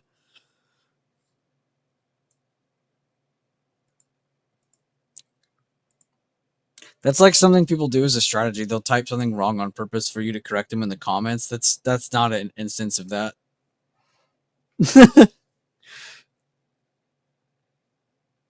I don't look at anime as a genre, but an artistic choice. Oh, I guess that's kind of cool too.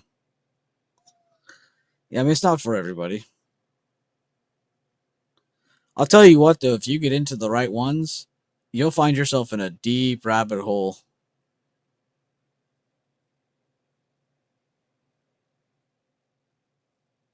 Y'all join the Discord, everybody? Facts.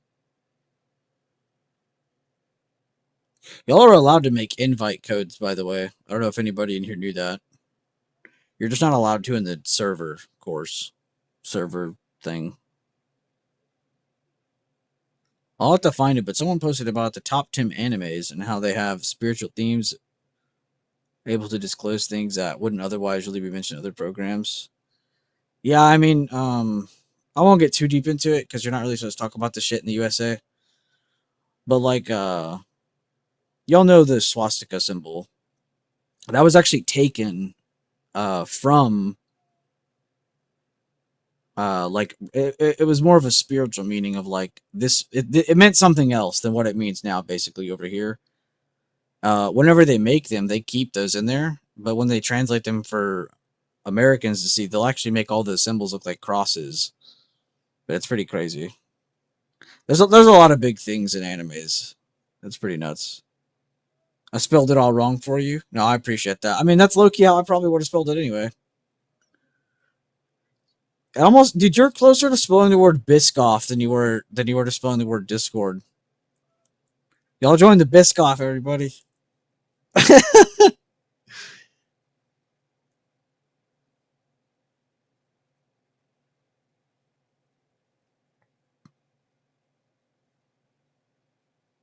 Biscord. I love Biscoff cookies. What is it with, dude? Every time, it has to be a girl thing. Like, I swear I've never had Biscoff and been like, oh my God, I love this. Like, I mean, it's good. Don't get me wrong. I'm not even hating on it. But I swear, every time you mention Biscoff to like a girl, they go nuts. Guys, mention it to your wives later.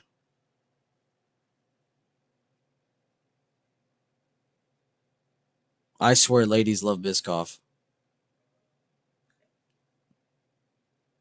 Oh yeah, that too, Data.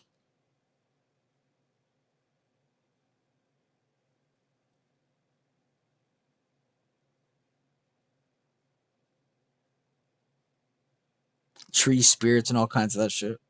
Thank you, Delta Airlines, for the habit.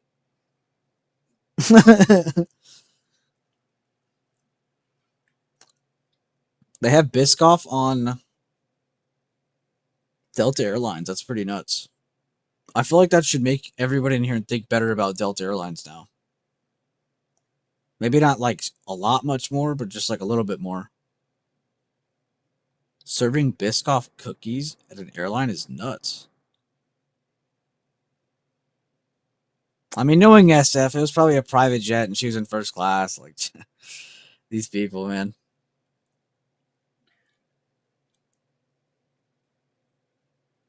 That's why I would fly them most. Oh, literally just for the cookies. Not even in the terminal yet. You're like walking up to the like airport and you're like, you'll have Biscoff today, right? Yes, ma'am. Yes, ma'am. Is Biscoff like biscotti? No, it's another universe, honestly. When I tried to compare Biscoff to something, I remember someone slapping me and telling me no, it's not like that at all. Literally for the cookies. Biscoff are at Sprouts. Yeah, you should get some for your wife, or ask if she likes them or not. I'm telling you that it's not even a stereotype. I'm telling you, dude. Like ladies love Biscoff. Biscoff cookie butter. Holy shit, that sounds dangerous. I feel like I would get addicted to that. Biscoff cookie butter. Just say it again. Say it 3 times, really slowly. Biscoff cookie butter. Mmm.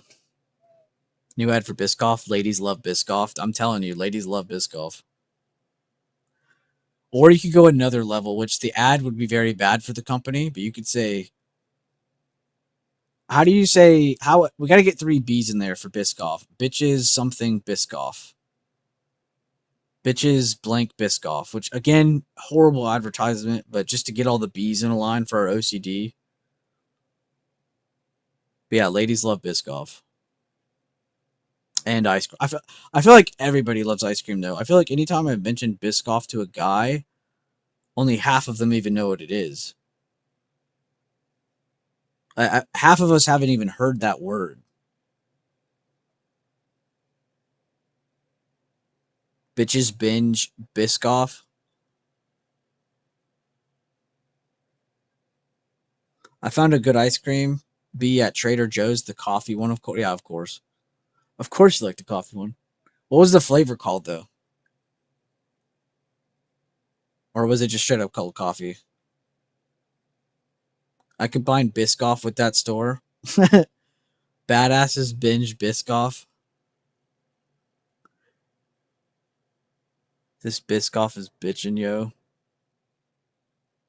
Yeah, ladies love Biscoff. I guess it's the best we got. I guess we can't align our B's without it being a little bit rude to women. Because that is a little bit just straight up like, what the fuck? Yo, I'm not a bitch. I just love Biscoff, yo. Ladies love Biscoff. I'm telling you, if you have a wife or a girlfriend, ask them about Biscoff. See if I'm right or not. Ladies love Biscoff, not women. No, no, no, no, no. Try it out. Biscoff cookie butter.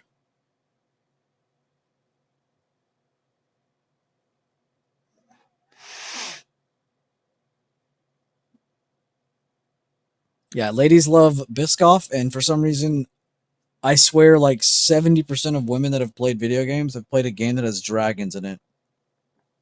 Not even a joke.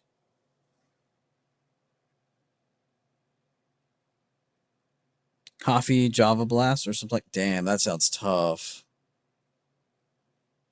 Oh, my bad, Carter. I'll get off this. Spy previous day high is tapping. Why is that important, guys? Because we're under CDO and we're under 749.50. So it's like last level of defense here. If it breaks this, it might be GG. Good retest spot. Good call out by Carter at a good time. I'll go check. I'll go grab some to eat right now. Dare me to. War Dragons for the win, facts. Only the real ones know.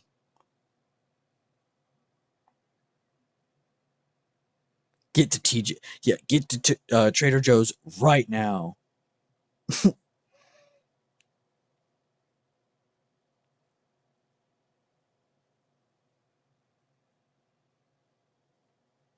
And Vince teleportation strictly just to get to Trader Joe's quicker.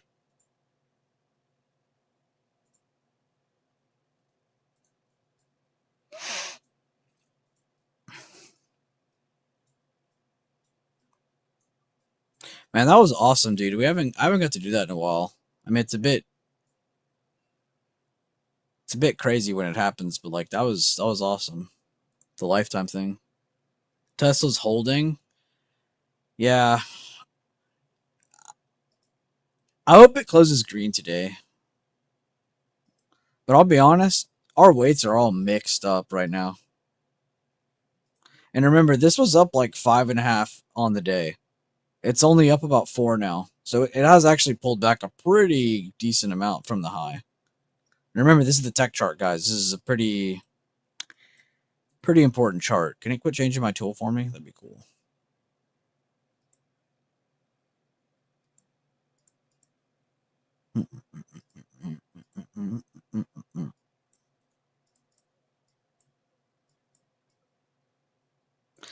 I was only supposed to give 4 away, but I saw Risen. And, I really like people like Risen, so I was like, fuck it, let's just do it.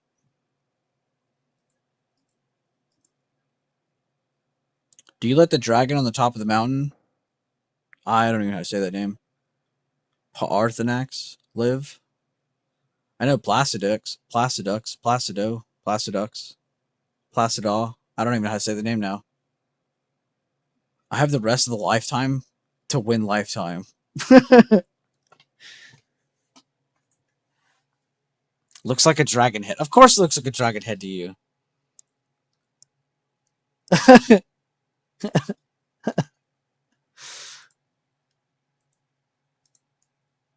It's red like Dragonfire. Oh, correction, Dragonfire is orange. Actually.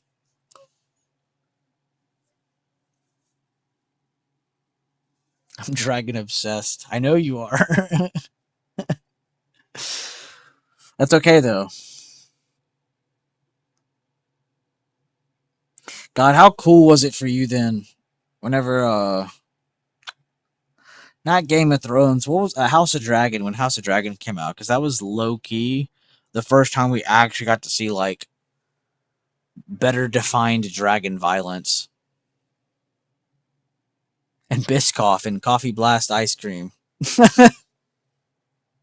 Specifically Java Coffee Blast ice cream from Trader Joe's. If anybody in here ever wants to know. I was so late to watch High of Day, but damn, it is good. Oh, to watch... Oh, I see what you're saying. You were late to watching it? I'm so broken, by the way. When she said HOD, even though I know we're talking about House of Dragon, I still read that as High of Day. I bet that was so tough to type.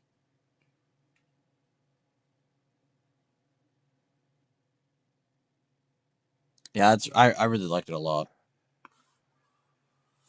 I need to watch that other one, though. There's that other show they came out with. I always forget the name. I always have to Google search it. I watched it, I think, 4 months back. Damn!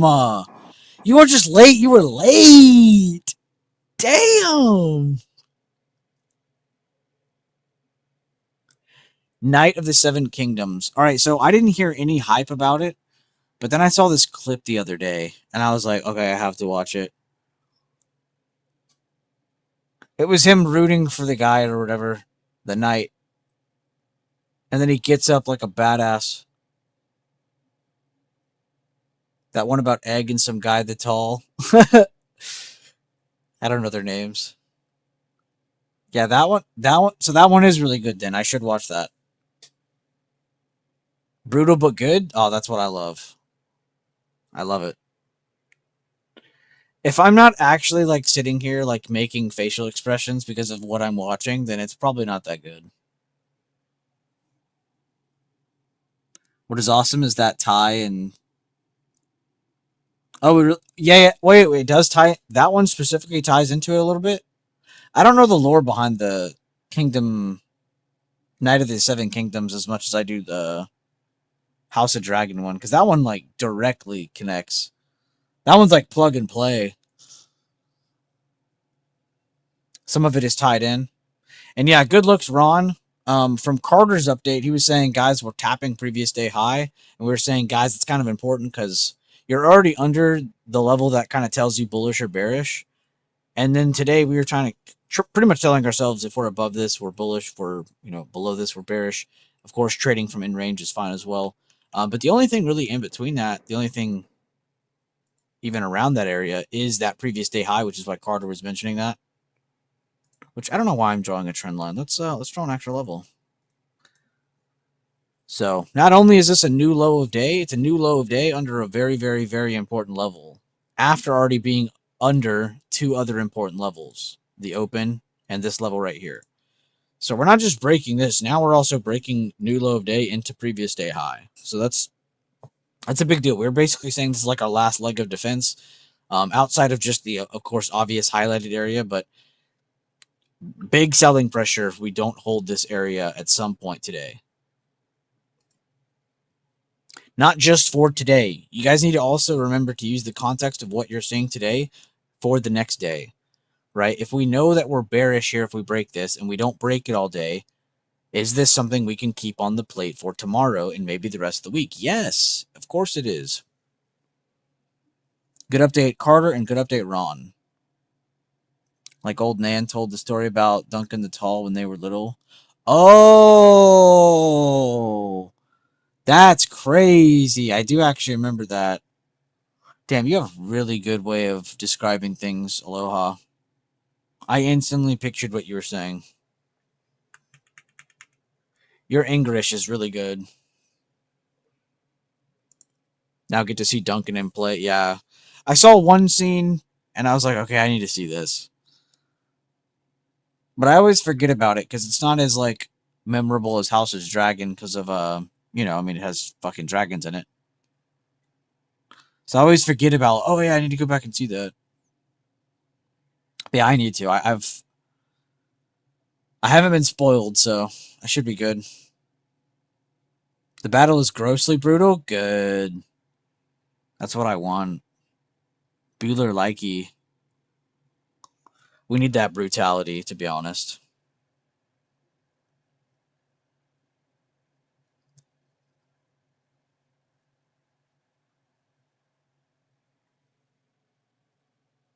We can make that the watch party? Yeah, that'd go over well. Hey guys, make sure you bring your kids this time. Everybody have your kids ready to watch this movie in the Discord next week. Puts that on. When the blood scenes start happening, kids, it's actually real blood. These are real actors. This is actually happening. We sent somebody back in time with the 4K Ultra HD camera, and we said, just start filming. This is what they came back with. Yo, did I just break the future? Imagine we invent something where you can go back in time, but the only way we use it is to go back and film things for people to watch in the future. Oh my god. You've watched Project Hail Mary again, now reading the book? Yeah, I won't lie, I bought it as soon as it came out on digital.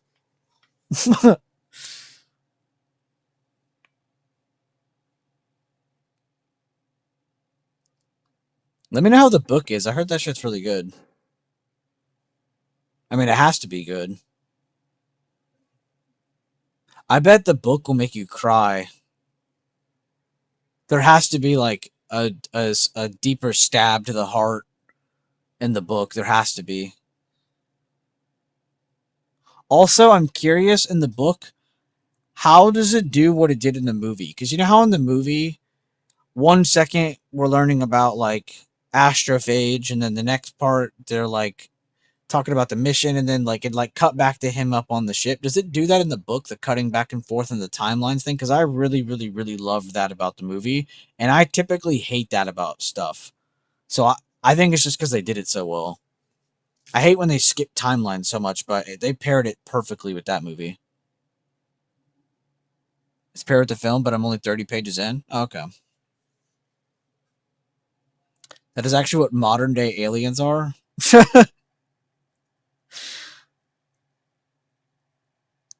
It's just us from the future coming back to see what we're doing right now. Huh, so that's what we were doing that long time ago. Like, you can visualize Grace in the part. It is well done. Okay.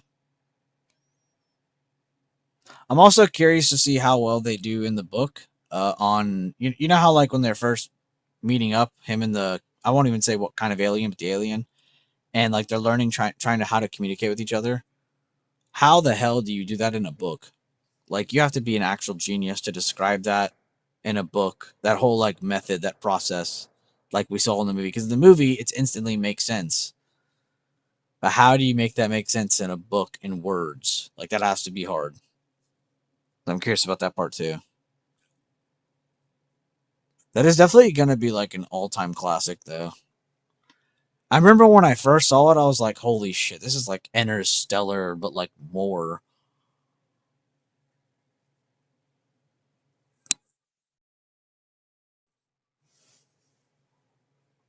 Let's have a book club and read it. I don't know if chat could do a book club. They can barely read the watch list.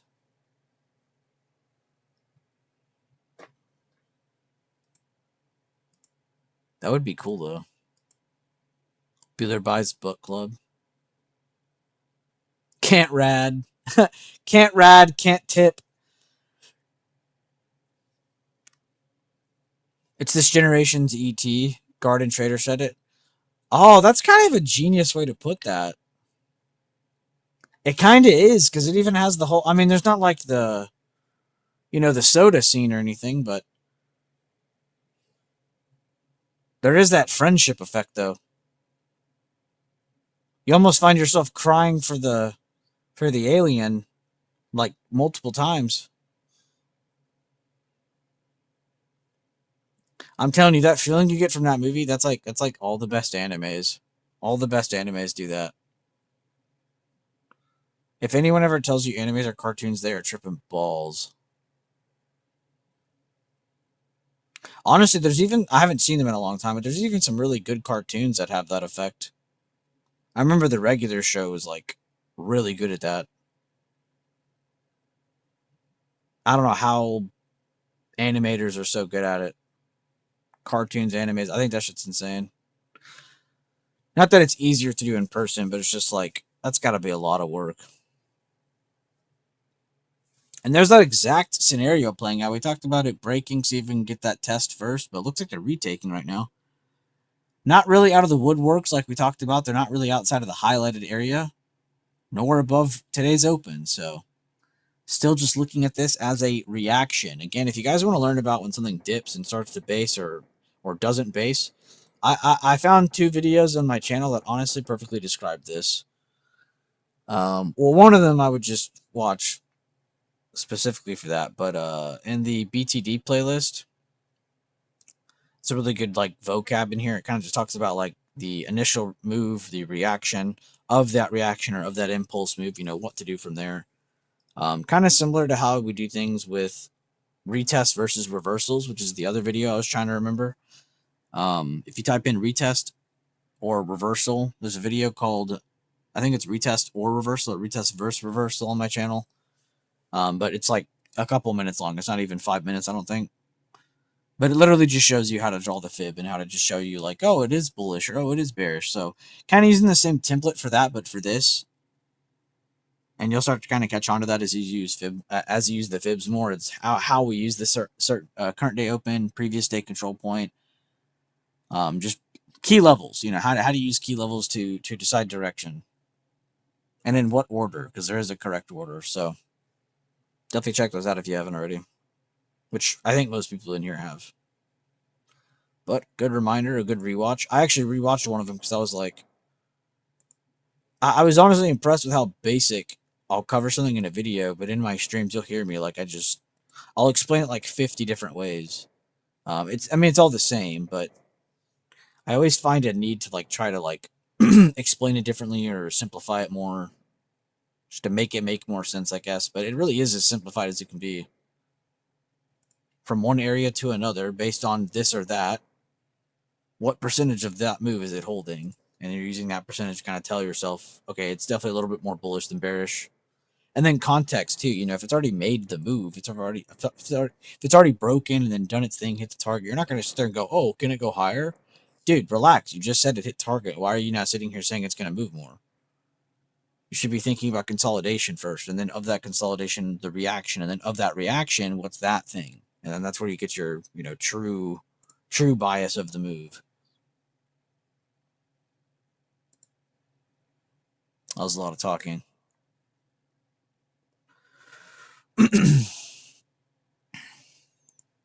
Excuse me.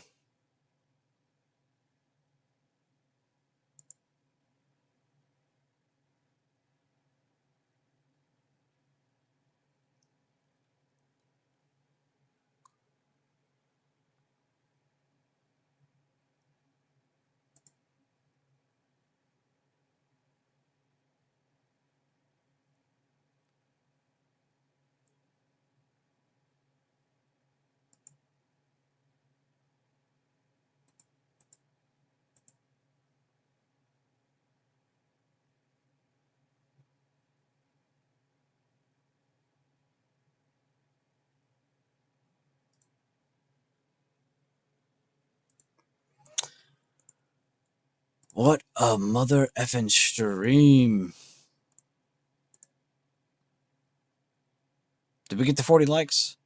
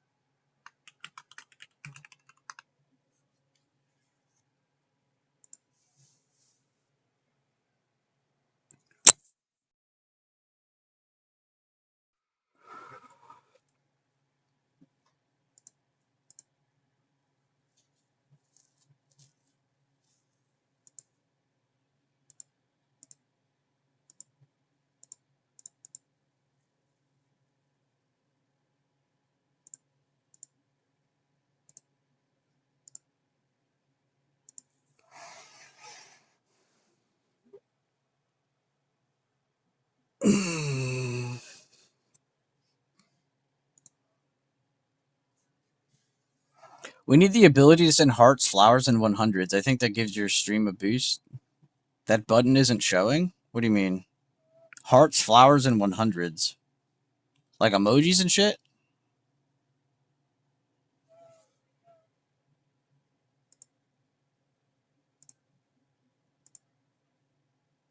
Or do you mean like super stickers? I have no idea. That button isn't showing? To be honest, I don't really know what's all there and what's not there. I haven't looked at that too much.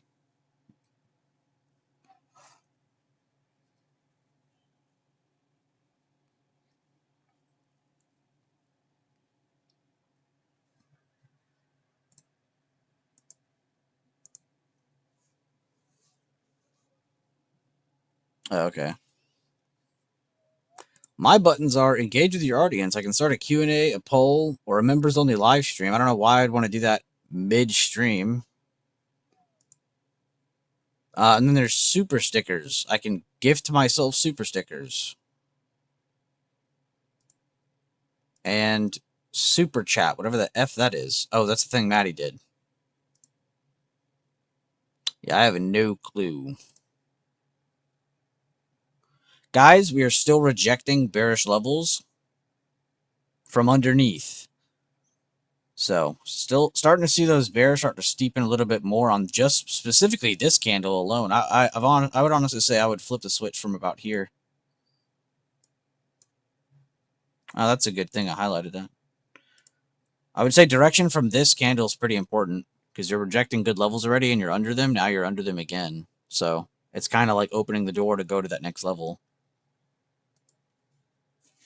Now, a retake of 749.50 would completely change the scope of things, though, because now you have a recently made low turning into a retake, which would be a liquidity grab, a 90% entry. So, if you do see the retake in 749.50s, that would be really good for buyers. But right now, it does look like sellers have stepped in a little bit more. Something to kind of keep your foot on the gas would be to kind of flip through your sectors and see if these are still pulling back or not. Because if so, then you'll see that displayed here on this chart.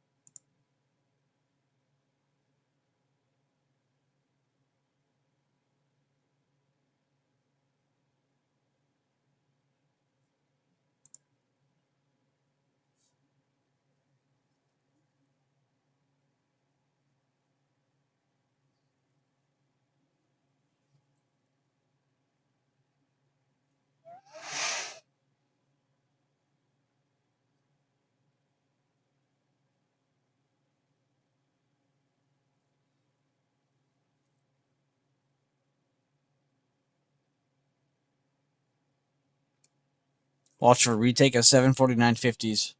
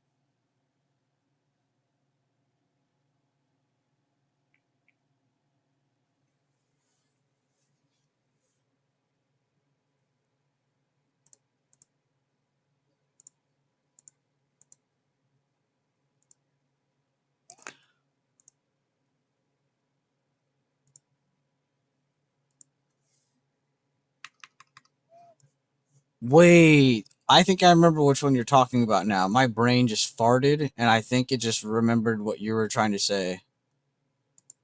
Are you talking about the ones where when you could someone could spam it and a bunch of like emojis would go on the screen on the text chat on the chat box thing?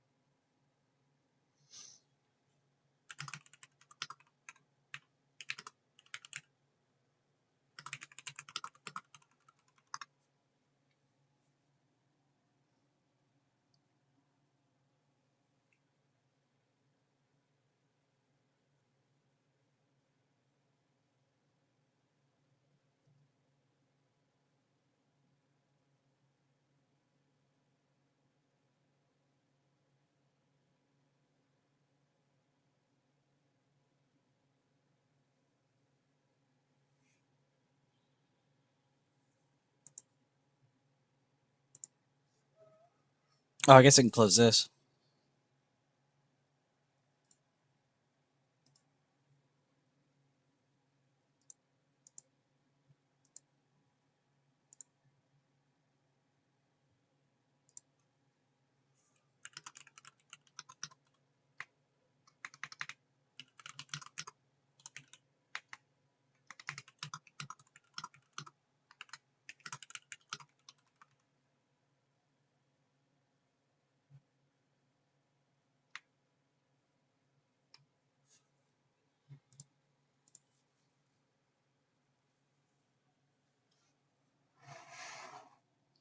Go to Studio, select your current live stream, click Edit, navigate to the customizable tab and check the box next to. Oh, I did turn that off. I do remember turning that off. Holy shit. Your memory's insane.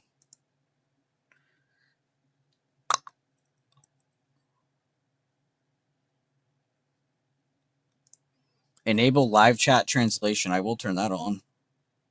Live chat summary. Yeah, we don't need an AI summary of this chat.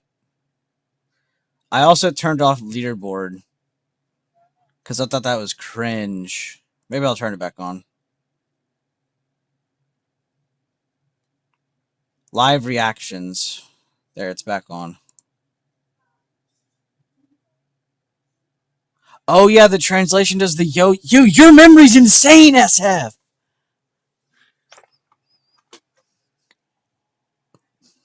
Aloha, you can't leave. You can never leave.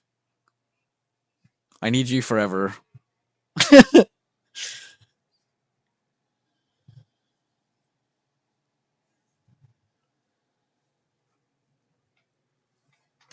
God, I can't believe you remember that. Yo thing was the best way to make me remember that too. Yeah, I don't even remember what we were typing, but yeah, it would just be like yo. It's like it was making fun of me. Like, how does it know that's my iconic intro? Yo. Okay, wait, maybe I should turn that back off. All right, I turned the translation back off. I forgot how bad that could be.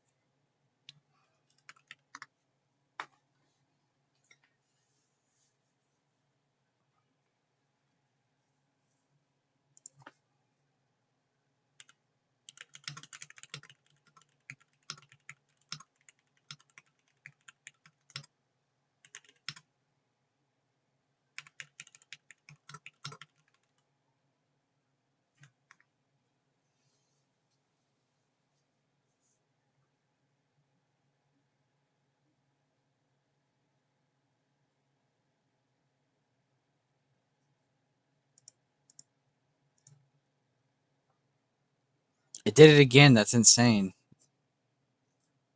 Yo. Yeah, that's definitely not what she typed. Or is it what you typed and you're like triple faking it out? I don't know what to trust anymore.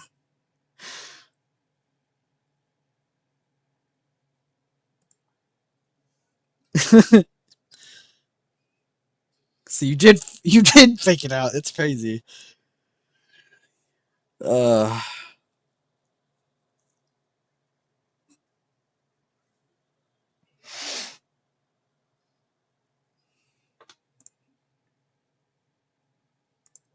all right, let's see what's happening on Discord. Is anyone exploding?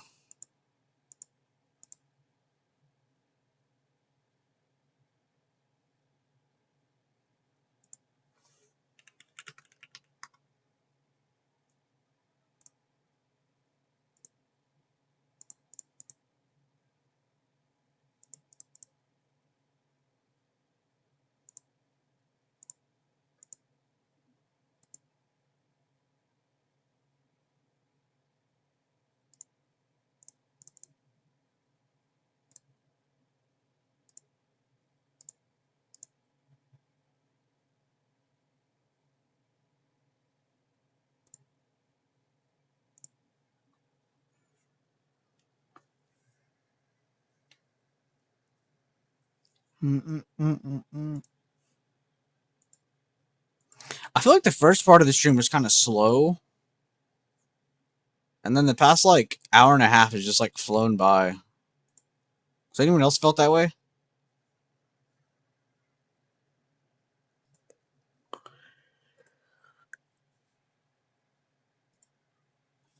I feel like normally it's the opposite. Like, the beginning flies super by for me, and then the second half of it's like, it's, like, so slow. Like, it won't end. Oh, my God. And then the first half's just, like, I don't know. It's, like, the opposite every time. Yeah? I felt that way.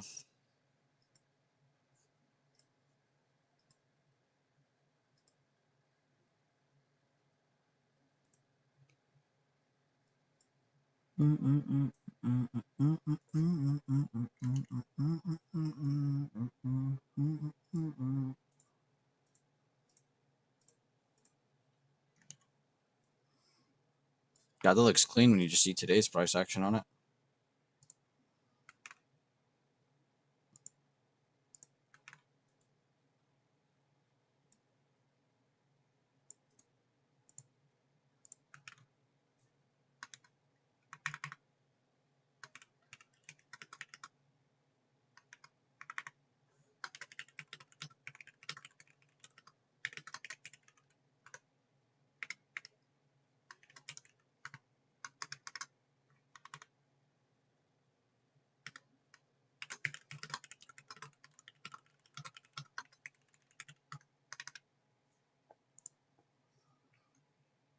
Dude, NVIDIA from the watch list was genuinely insanely clean.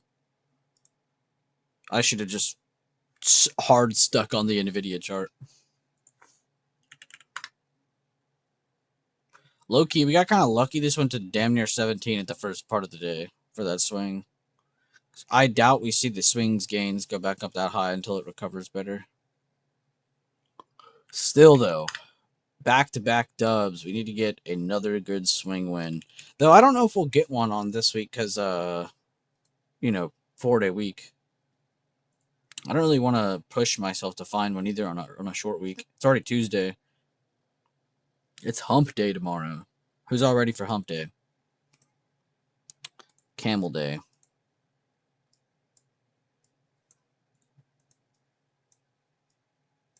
And then it's already the end of the week.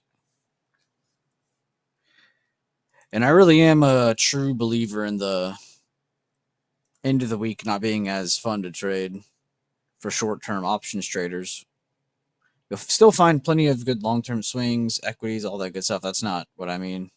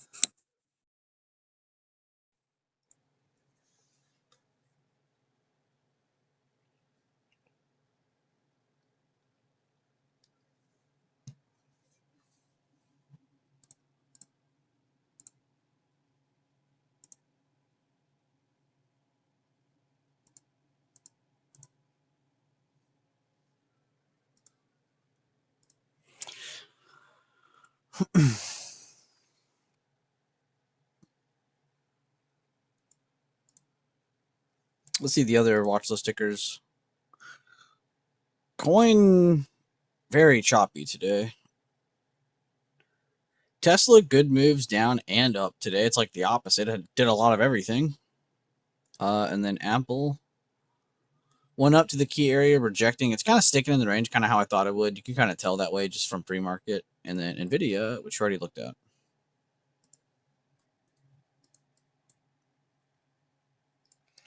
Recently, we called out Tesla. That did really well. To the upside, Sophie. That did really well. So I'm kind of like mostly cash. I have a little bit of Sophie swings left, looking to find some more. 1 second, though. I'll be right back. Don't go anywhere. Drop a like on the stream. Share the stream link around.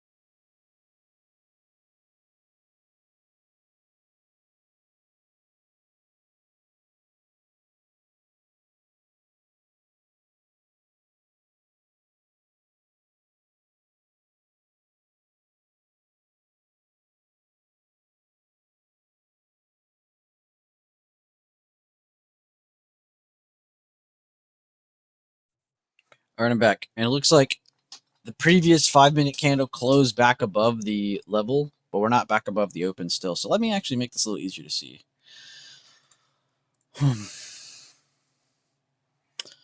Remove this.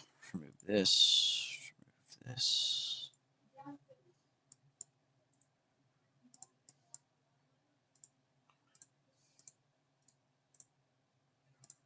Add that. And the open. Just to make it a little easier to see.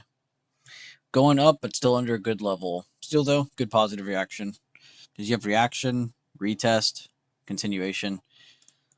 If you go from... Jesus, that's not what I wanted to do. If you go from the low to the high of the move, because this is the reaction of that move, you look to see if it holds the 50%. You can also include the golden pocket if you want for these kinds of fibs. I really like to have both for these kind. Mainly for base build by the dip method, which is what this is. It's fall, reaction, retest of reaction, up. You're not always going to get up. Of course, sometimes it will just fade, and you'll know, oh, okay, it's still rejecting here. I shouldn't get too bullish yet. But that's how you draw that.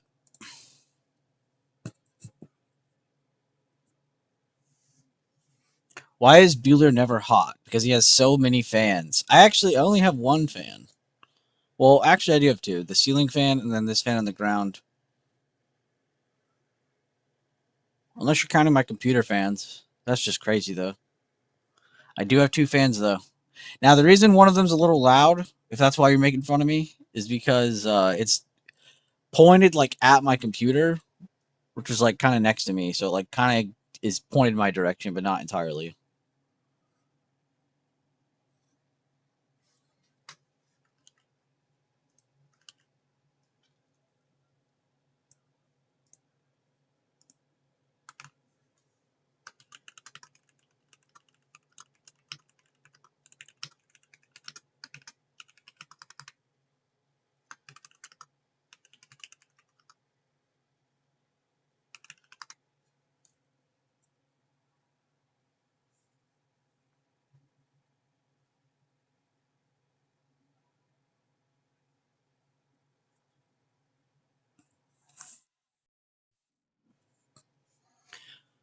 No, I meant me and SF are your fans. Oh.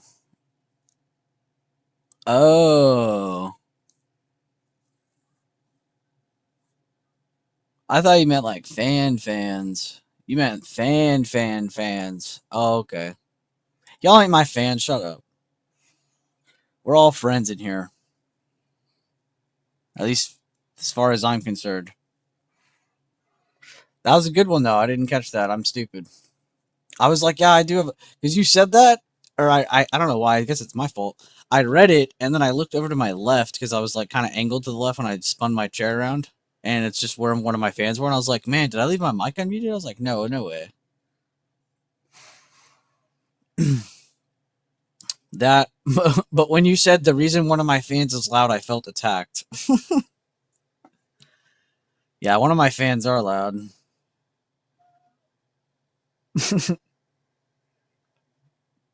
I wouldn't call Ace a fan, though.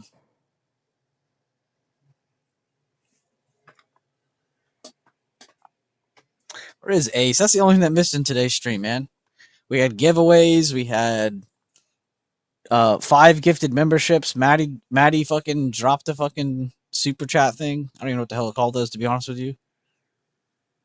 Today had everything in it. Actually made money on a Sophie swing. Oh, wait, I didn't even update that on my thing.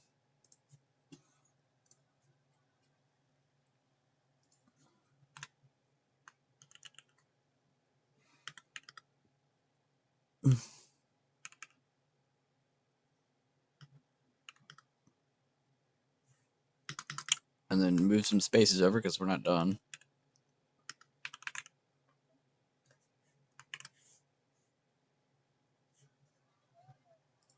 We're back on the winning side of things.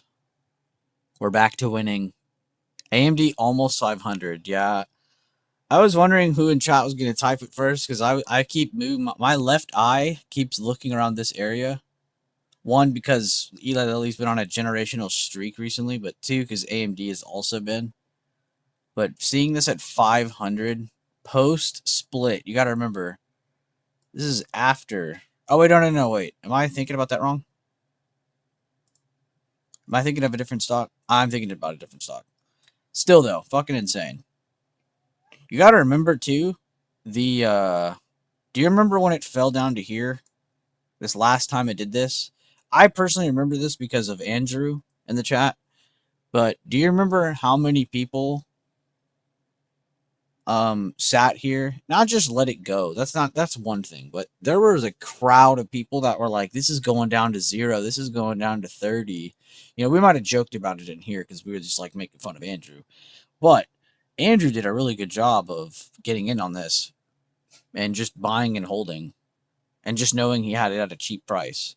Because at the time, you got to remember, everybody was like, this is going to 30, this is going to 20, this is going to 0. It's so easy to get lost in the feelings of things and opinions of others when you're looking at that kind of thing. You need to remember this for future stock picks of your own.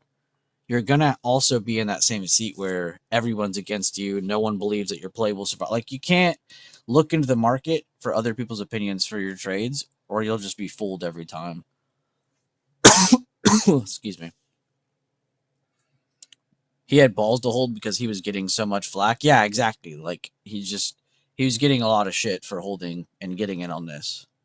Big ups to Andrew. I remember that. Yeah. I was happy a lot of us got to experience that with Andrew because it just shows you, like, that's what I think about Netflix right now. I think Netflix is a great one to, like, start getting shares on, but I don't think you're going to feel that euphoric, oh, I told you all I was right. Like, you're not going to feel that until a while from now.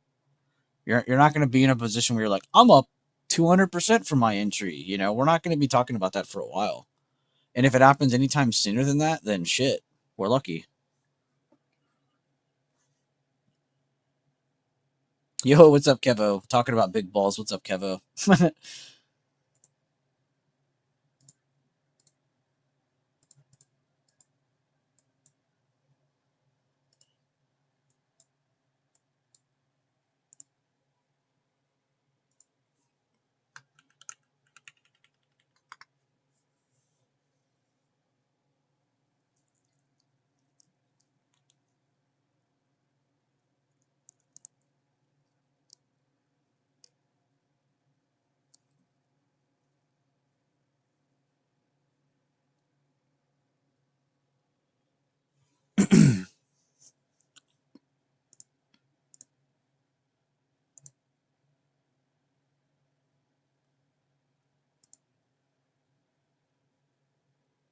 Yeah, right. Else, that's crazy, right?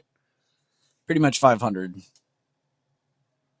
But that's why I like to talk about that stuff with you guys, because it's really easy to, like, get lost in the sauce. Like, that's what I mean by that. I don't mean, like, lost in the losses or in the winnings or the numbers of things. Like, no, lost in, like, the opinions and, like, the general bias and just, like, the tension around a certain stock that you're looking at.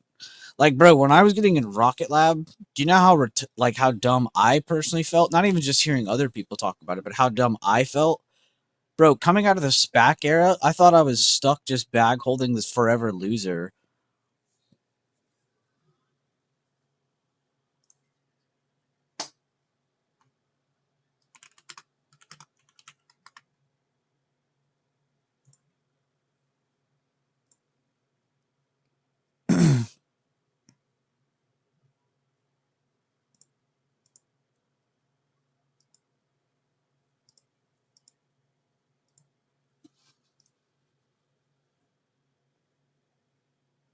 Data J the geek, he really is the geek.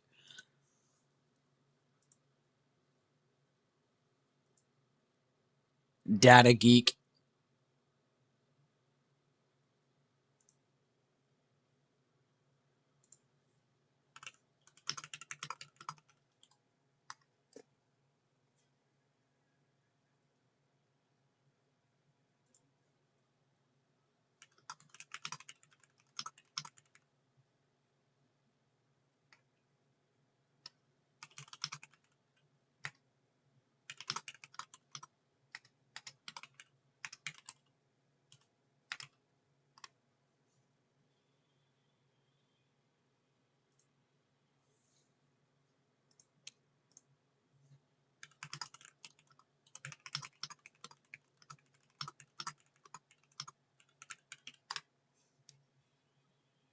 What's in the top 10?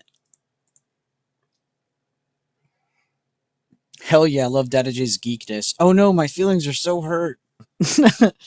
Oh no, these people on the internet are calling me geek. I'm hurt.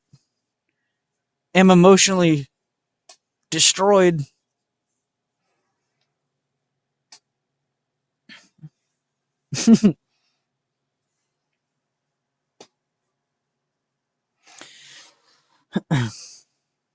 I do like how concrete the Discord is now. I mean, it's been like that for a while now, but it's still something cool to reflect on, just seeing how like concrete everything is. There's not a lot of like babying. There's not a lot of hand holding. There's not a lot of handouts. It's more or less just a lot of people doing whatever they, doing what they're focused on and sharing some of their journey. They don't have to share all of it. Don't need to add that extra unneeded pressure if you don't feel you're up to it. But yeah, it's kind of cool. We need to keep everyone organized, though. We need to keep post charts going, results and review going. Really, and that's why I keep shouting out those same people, like Grassfed. Like, shout out to her and D-Touch. They've done a really good job of continuously going into that post chart channel, and even if they're not continuously updating something, just throwing something in there as like, hey, this is what I might look at this week is still something, because then you can refer back to it instead of just saying, hey, I made 100% on this. Okay, but from what? From where? From what? It doesn't really help if that's the point of view you're coming from. You know what I mean? So it is kind of nice when people throw stuff like that. But yeah, shout out to them for doing that. The results and reviews. If you guys are in Trade Floor, like doing something live and you happen to just post it there, that's fine. But if you guys aren't and you're just whatever, then yeah, make sure you're going into the results and review channel and posting in there.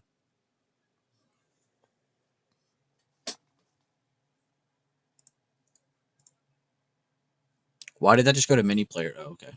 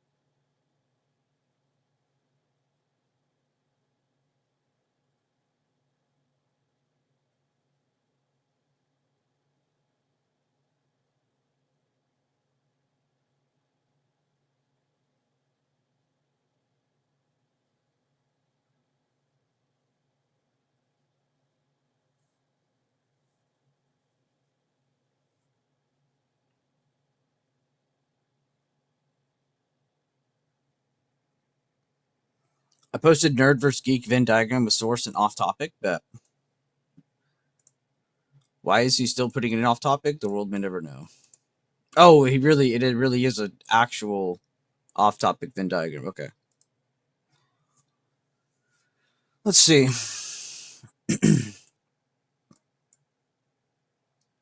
Nerd or geek? Socially awkward, me. Obsession, stalker. Yeah, that's actually pretty accurate. Upset. I almost said absorption, like dork and obsession in one word. That is insane. IQ obsession, geek. Yeah. Socially awkward and IQ dork. What if you're just socially awkward? You're not IQ or obsession. What about my people in the light blue oval?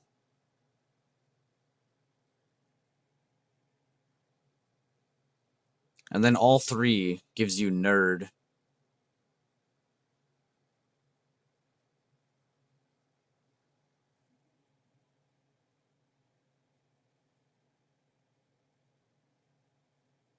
I think that just makes you socially awkward. That's funny. That's actually a pretty good one. We never see these, like, it's kind of funny when they actually do make sense. Bro, you need to quit sending these, though, because every time you send Venn diagrams, I think of the Kamala Harris clip. When she's sitting there and goes, I love Venn diagram. I was like, what the fuck is this? Kamala Harris definitely became a lot more human for me when she said that. I think it's like kind of like funny to admit that you like Venn diagrams. It's like a funny, geeky kind of thing.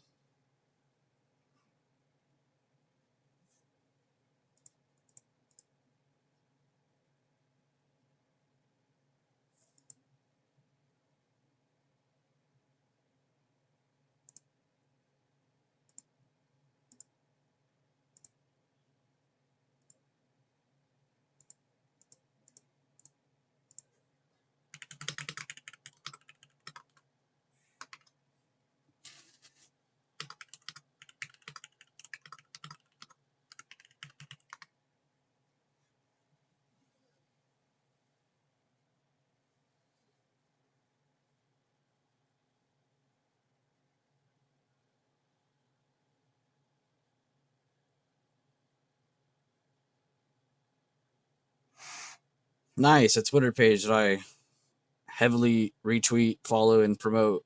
Hit 20K followers today, dude. Fuck yeah. He deserves that.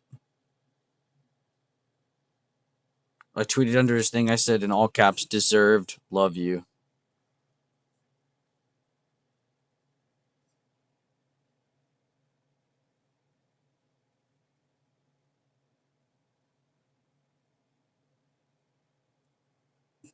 Shout out to Mr. Chart Norris if you guys don't follow him.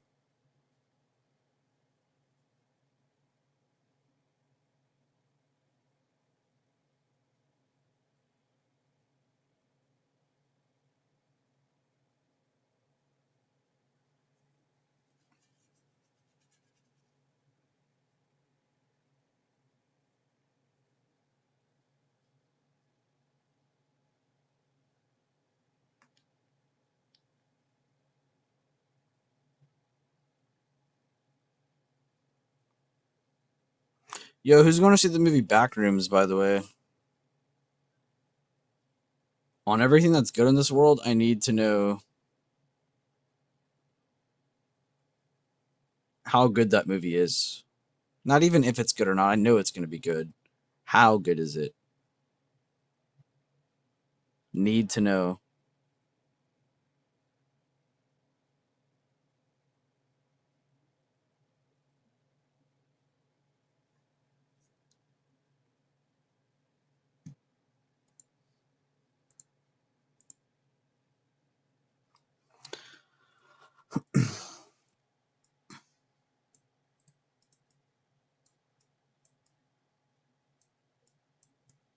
God, that's so much nicer looking when I zoomed it in.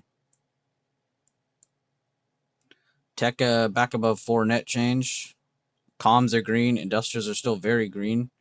Banks are still flat. Discretionary still flat. Slightly red healthcare sector. Red staples.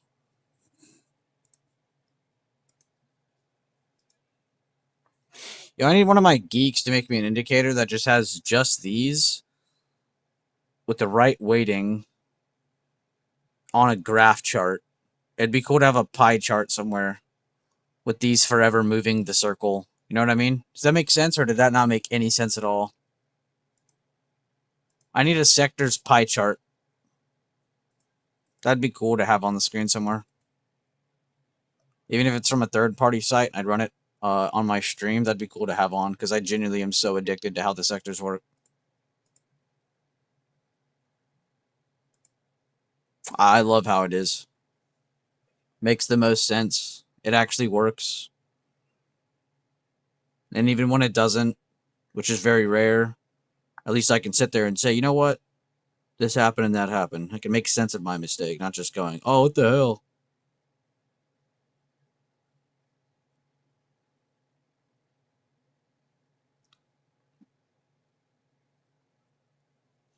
Also, I do think it's crazy because I feel like the general opinion of most people is that the entire market is bullish when it's actually not the entire market. As many times we've explained it here over the past few months, it really is just a hand select few stocks. A lot of things are on discount in comparison to them. A lot of things are very far away. I want that pie chart for sectors too. Yeah, I need a nerd in our chat. Like, you need like Rigney, DataJ, and Leland to go into a group chat one day and just make it. Those are the 3 people that can make that work. Rigney, DataJ, and Leland all in a little room. We just lock them in a fucking cell, and we say you can't come out, you can't drink water, you can't eat food until you finish this. You can't see your loved ones. Sorry, tough shit. That's what we should do. I'm not even threatening. This is almost a promise at this point. Someone with Chat GPT can get a sector pie chart. No, I want to make the 3 nerds make it. Because Leland will use like Gemini or something, and Rigney will use like Gemini or something, and DataJ will just use like his fat Gemini brain. Build it. They will come.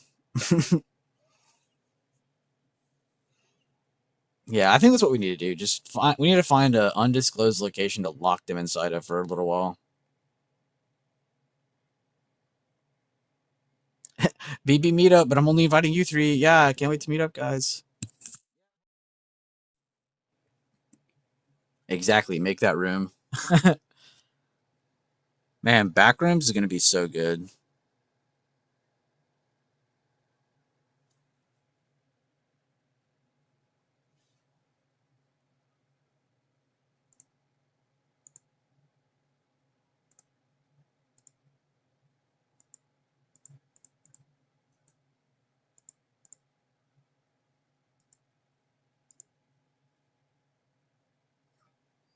I made a swim meet line. Wait, I made a swim meet lineup optimizer for my team with cloud AI using AI coding is nuts. Yeah, it is. Well, no, it's really nuts whenever you actually have someone who knows what they're doing. That's when it gets crazy. I'm moneyballing the competitions. Jesus.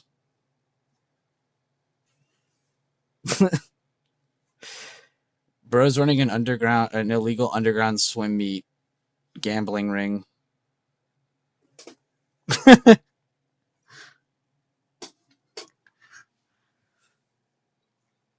Alice with Lifetime, dude. You deserve it. Of all the people that got it today, bro, you were the one who deserved it the most. The mostest. Chris deserved it too.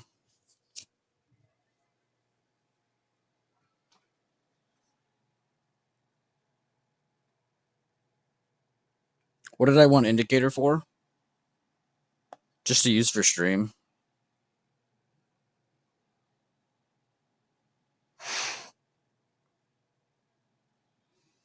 You know, stuff like that. Oh, but what? I was away. Oh, so good. You didn't hear all the threats. The sectors on the screen. It'd be cool if we had like a live weighting of them on like a pie chart. Like just green versus red. How much of the net change is up and how much is down each day? And the SPY chart would just be like moving based on that each day. But the weighting would be a weird thing to include because, like, the net change, I guess, isn't the only thing I wanted to go off of. I guess I would want it to go off of how much of what, you know? Like, if tech is moving, is it moving the SPY pie chart? I guess I just want to see SPY, but in a pie chart. to see it like more visually and more down, like more degraded to where it's like super, super, super simple.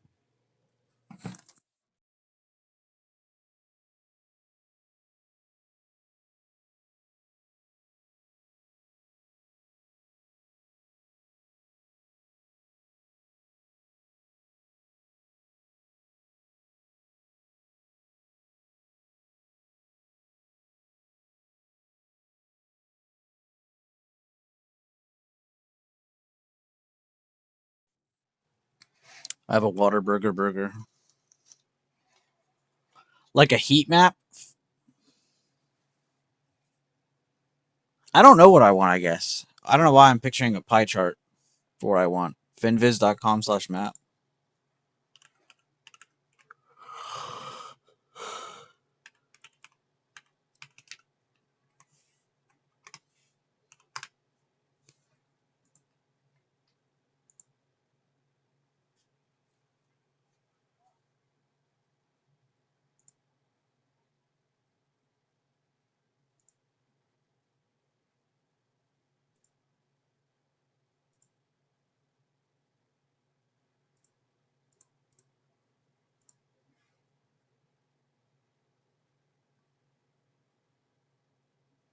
Oh, I mean, I have a heat map. I don't really remember how to see my heat map. Oh, here it is. I guess I don't know what I want.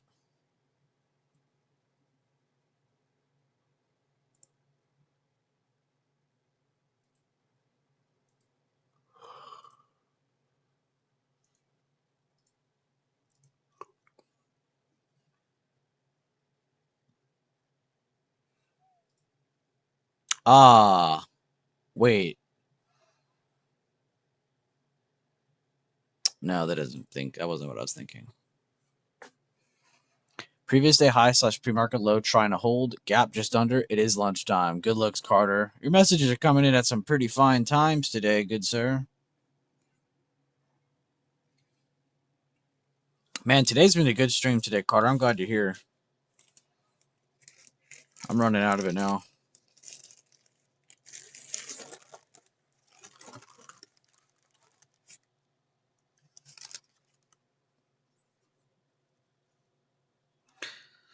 I'm always like the weirdest. I'm that kind of person that's like really weird when people do nice things to them because I don't know what to say or do. Like I know I'm thankful. I know to be thankful, to be polite, but like I genuinely am like so like out of words when shit like that happens. It's it's a weird thing.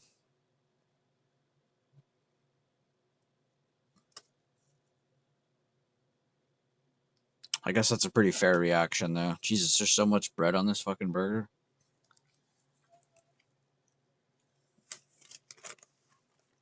Just pulled off enough bread to make a second burger. It has been. You're too generous. I honestly, y'all are. That's what I think about y'all.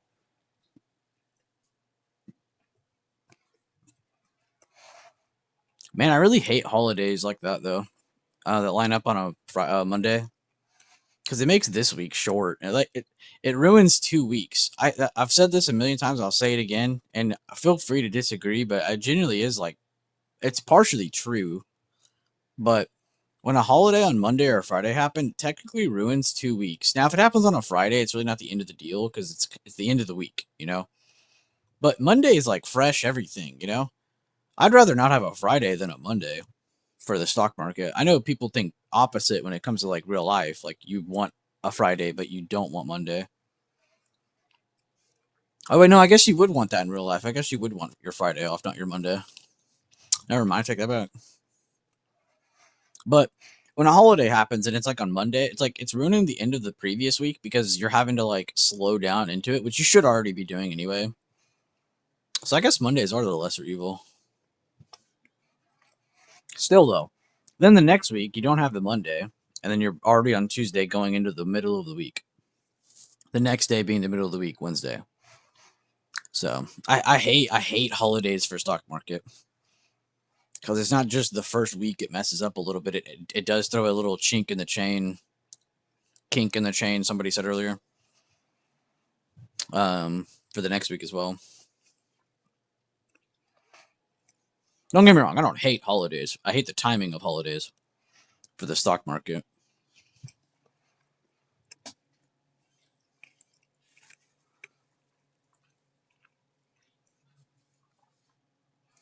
Yeah. Yeah, kind of like that, Dad J. But I think I was just wanting it displayed in like a pie chart to make it as simple as possible to see. I think is why I was saying that so much. I don't know what I want. I'm just saying what I thought I wanted. But I guess we're just looking at the SPY chart then.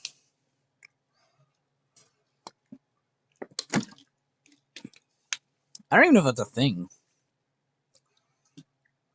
Did I just invent a concept? Is there a such thing as a sector's pie chart? That has to be a thing.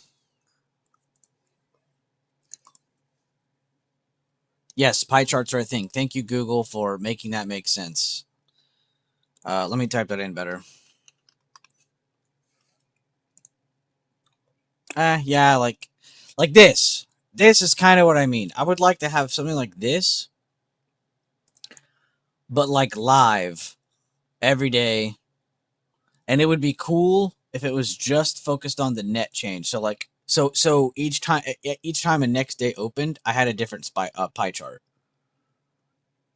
So I guess it's like for an intraday SPY pie chart. But with the correct weighting. You know what I mean? Like if tech drops $10, I want to see that on the pie chart. I want to see it have an impact. I want to see more red than green. Let's say it's staples that fall $1 or two, right? I want to see a tiny hair of thread of red show up. So like I said, I don't know what I want, but it would be cool to have like a visual spot, like a pie chart that shows that.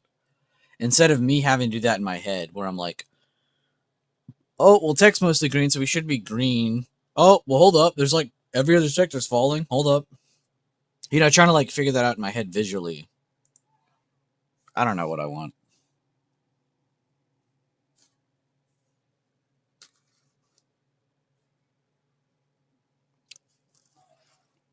This burger's dry as hell.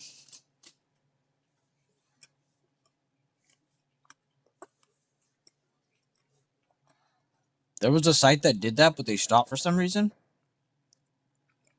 Probably got sued by the Rothschilds because it was working.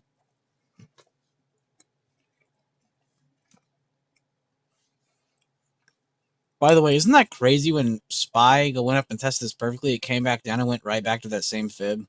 It's just high to low.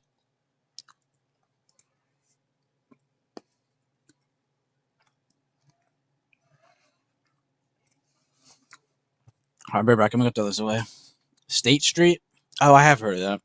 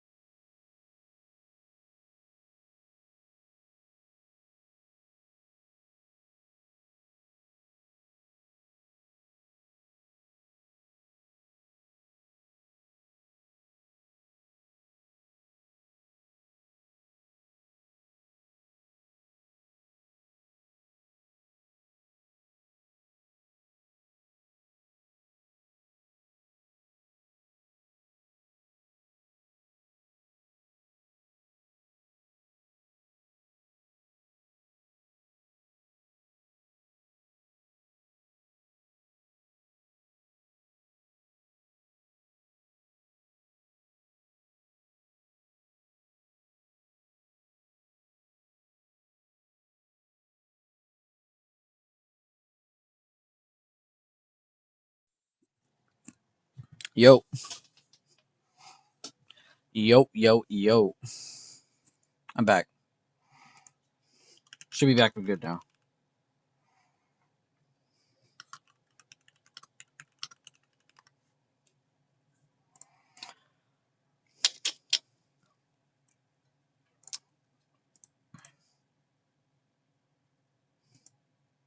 Yeah, I mean, State Street still exists because that's the people who have the XLs, but I don't know if they have that pie chart or not still either.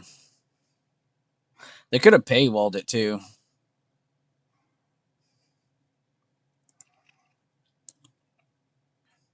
I've never even actually looked at this website. This website's kind of insane. Fraud and scam awareness.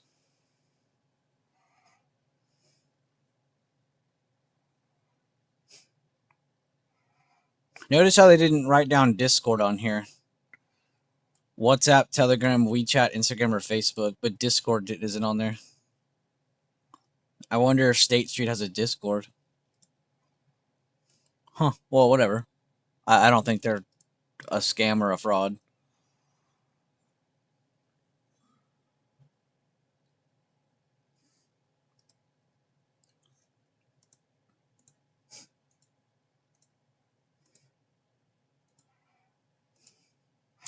Oh, these are like the performing sectors of each year. That's kind of cool.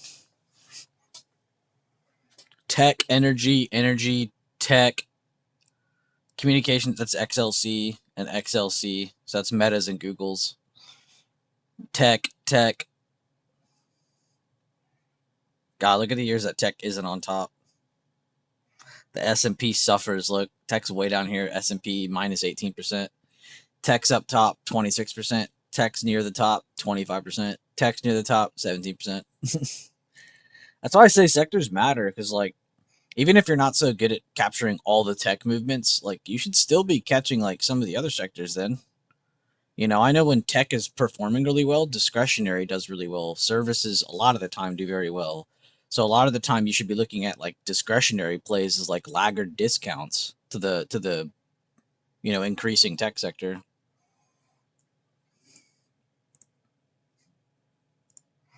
But yeah, sectors are genuinely slept on. Have a great day, playa. Gotta go. You too, Carter. Thank you for being here, man. Thank you for such an incredible stream. We had over 210 clicks on today's stream, 30 likes, 5 gifted memberships. Maddie gave $5 to the chat, to the stream with the super chat thing. And then we gave away 5 lifetime memberships. Like, today is fucking nuts. Thank you, guys.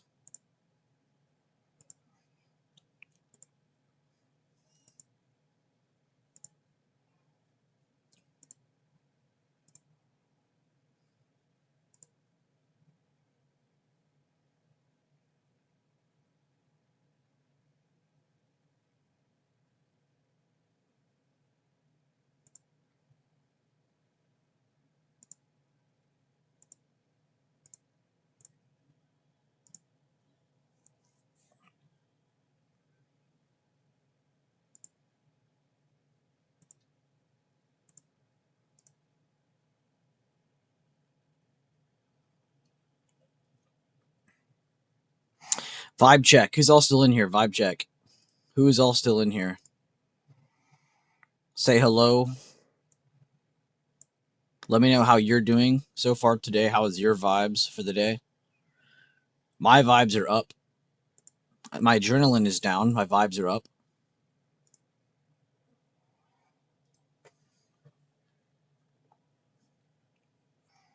Watching Tesla. Ever anything wrong with watching Tesla? I'll click over to that here in a second. Data J. Bonjour, gang. What's up, Rob? Always a good time seeing Rob in here.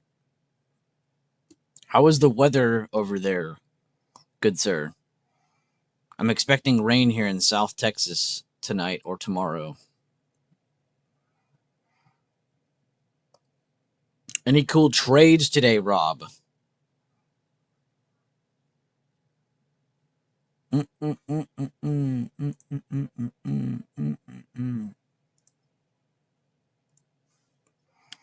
Bang Jor. Bang Jower.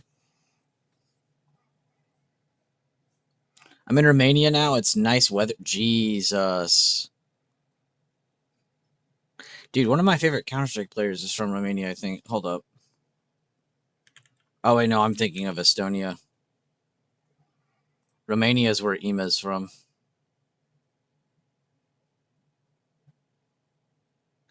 Damn, Romania is fucking beautiful from what I've heard. Oh, yeah, Bucharest is in Romania.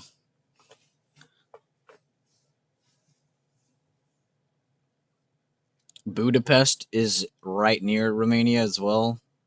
Not in Romania, but near it.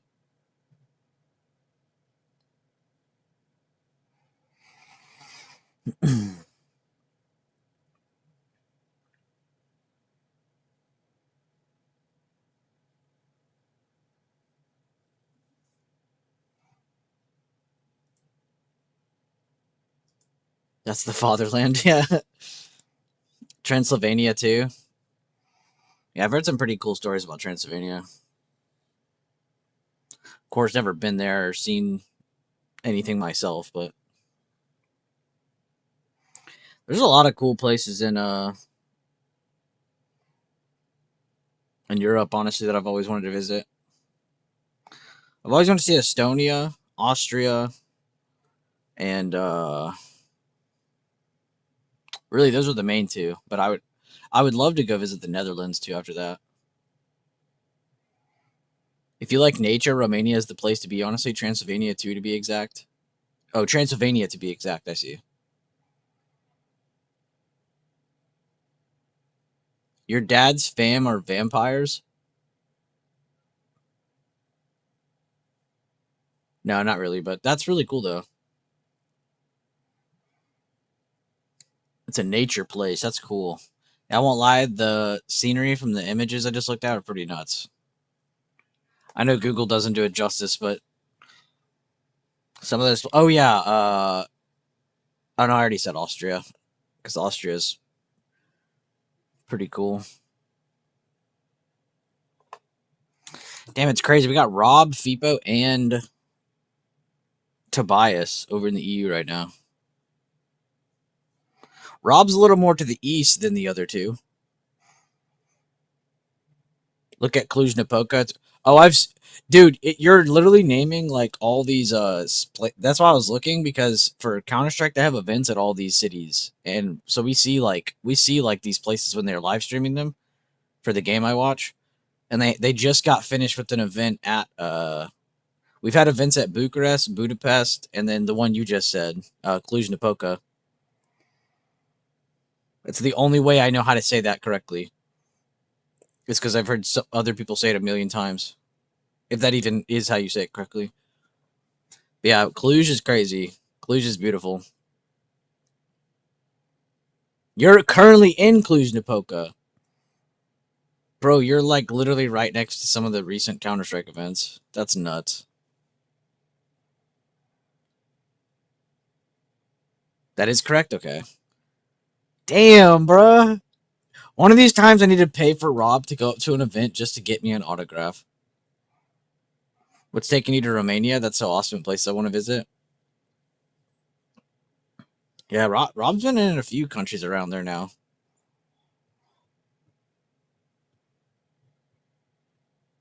I wonder who in chat's been to the most countries, because I bet Sandollar takes the cake.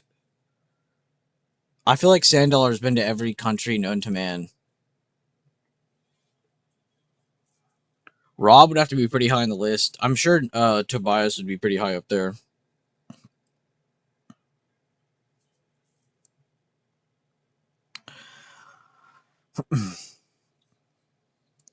I mean, Tobias is evading like 3 different governments in the world right now, so I would have to assume he's evaded to multiple countries.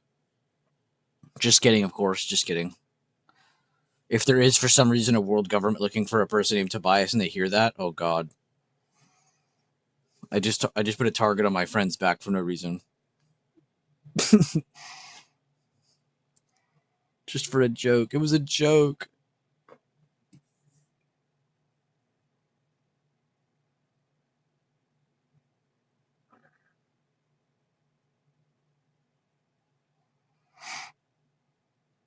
That guy I was talking about that got 20K followers, the guy I like a lot on Twitter, he said, "It took me 23 years to get 20K followers, and some got it in 23 days. We are not the same."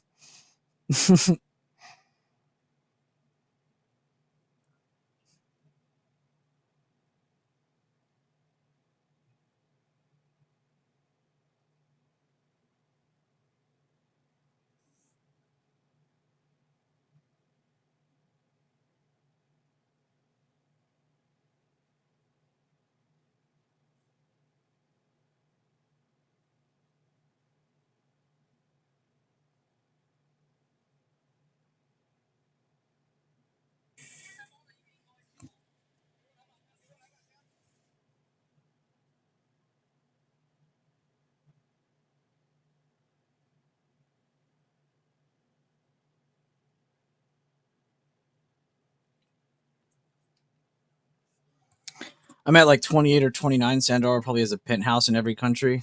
Jesus, yeah. And a landing strip for the private plane. Secondary housing for security guards and, shit like that.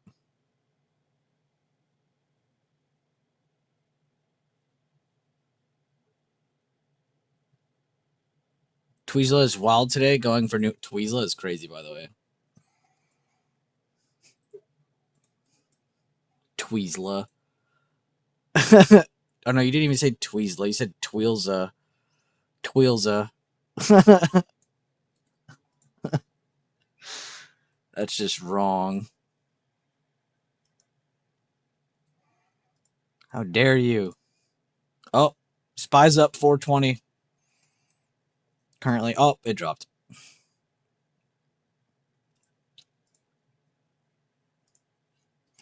Yeah, Tech is up. Be careful of this recent higher low. If they break this, we probably do see a little bit more selling pop up on that chart. Comms did a good job of popping up. Banks, they pulled back, but they're still not breaking anything significant. We talked about this possibility of them just kind of sitting above this today.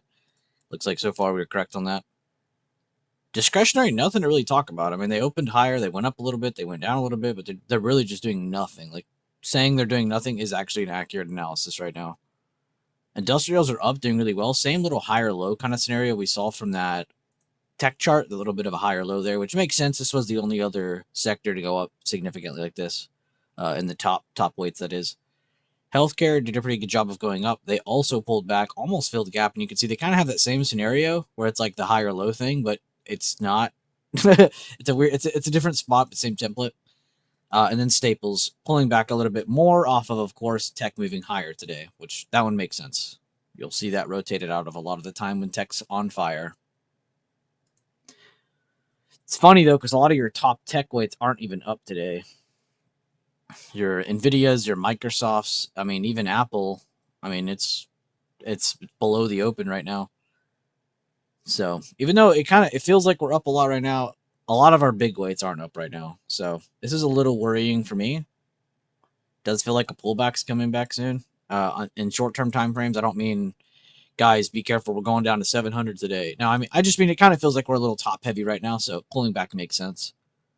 Feel free to disagree. If you guys have anything else to share, please feel free to throw it out there. This isn't just Bueller Says All stream. If you guys have something you want to share, feel free to throw it out. I'll read it out. That's just what I'm kind of picking up from everything we're seeing.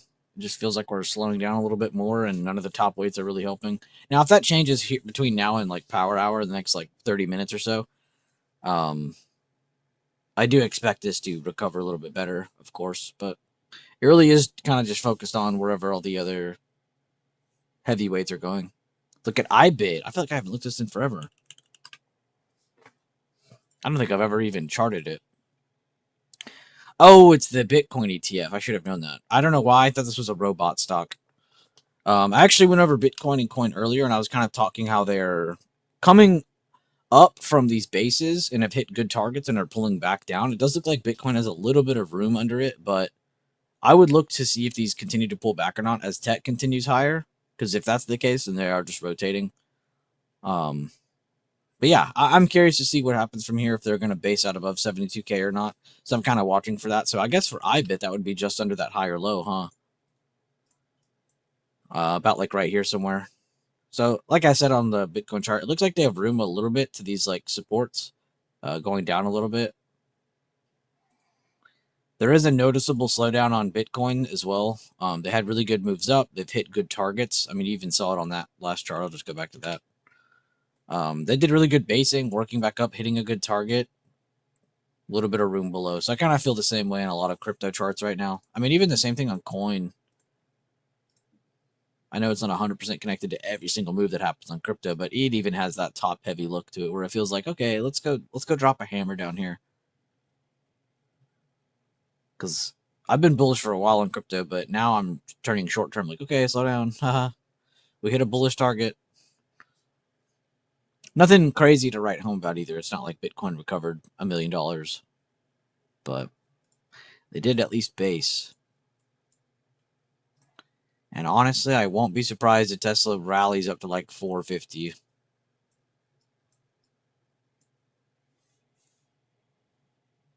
Good find though. Kevo, let me add that here because I low-key always forget about Bitcoin because I just look at coin.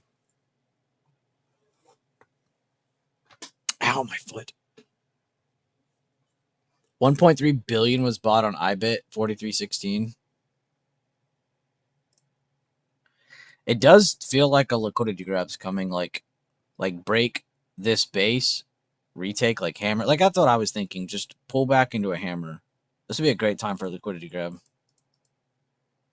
It's already did a little bit of a pullback. You're on like leg 2 if it does go down more. High to low. Whoa, high to low. We'll definitely have to keep an eye on it because crypto is definitely going to be moving a lot.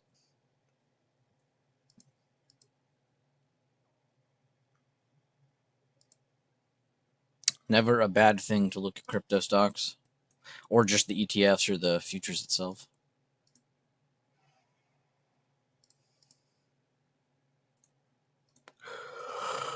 Let's see though. Let's see if my top heavy call out on SPY here is going to actually get some movement behind it or not. And yeah, keep us updated on that, Kevo. If you're going to keep looking at that, I would definitely love to know what's going on.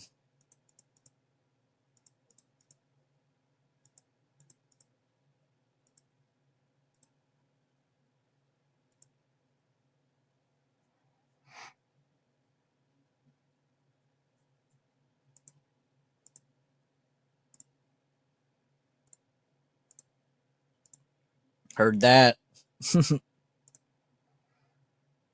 Also, cool little convo between Woots and Rob Kramer in the Discord happening.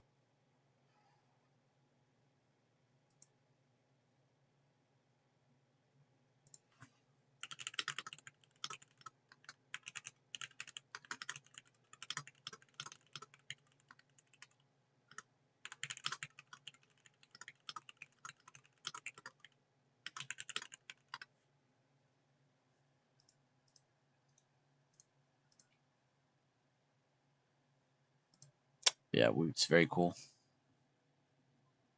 Very cool Woots, very cool Rob Kramer. Kramer.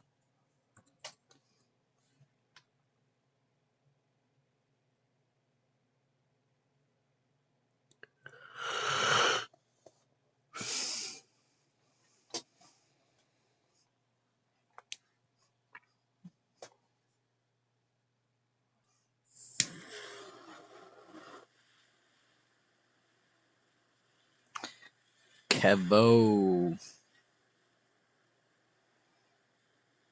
What rhymes with Kevo?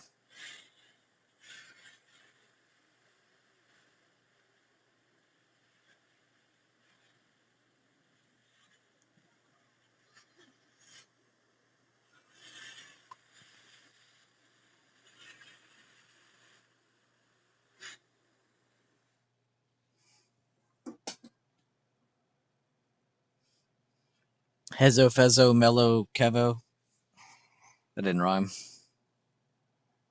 Big chillin'? Yeah, I'm big chillin' too. Honestly, I'm like, my adrenaline just like is all gone now. I was way too hyped at like 6:40 in the morning. When I saw today was the day we were doing the lifetime membership giveaway thing, I was fucking hyped.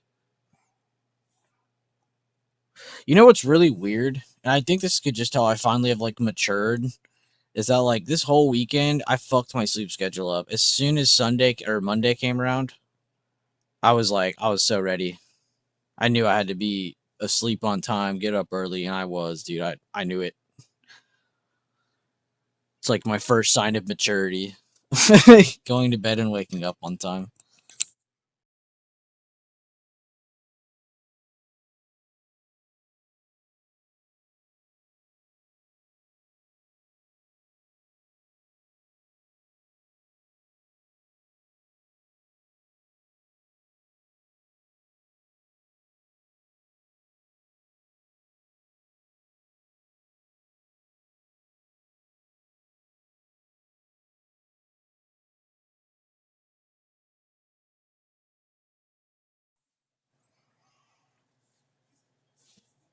Are we gonna get another retake back up? I'd be nuts to see it happen twice at the same level.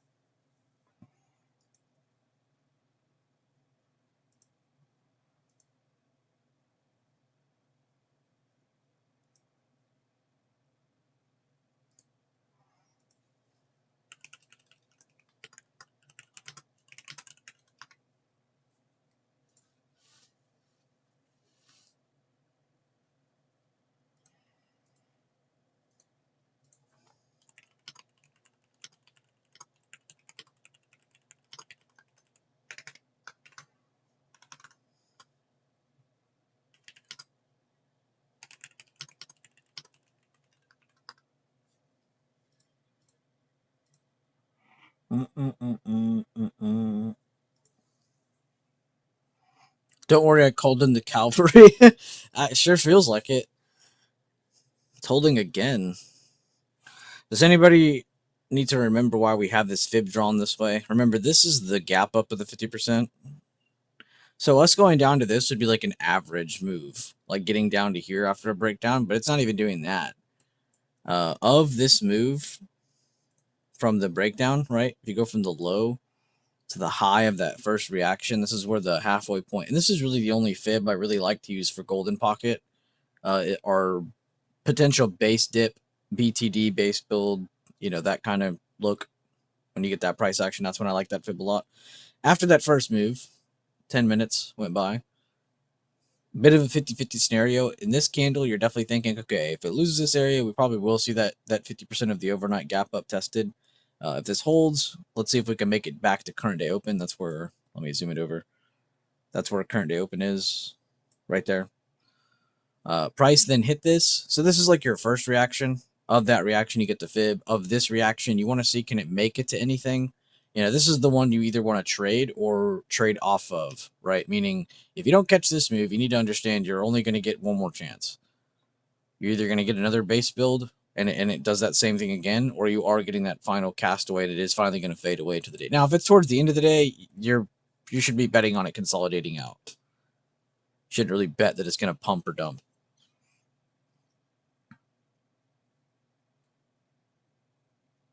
Just looked it up, and JJK season 3 is done. The second half is okay. That makes sense. I really hate that. Then I'm gonna be honest with you, T-Bone. I really hate that. I like to be a little harsh with JJK because I'm expecting greatness when it comes to JJK. That is crazy that they made people wait that long for 12 episodes.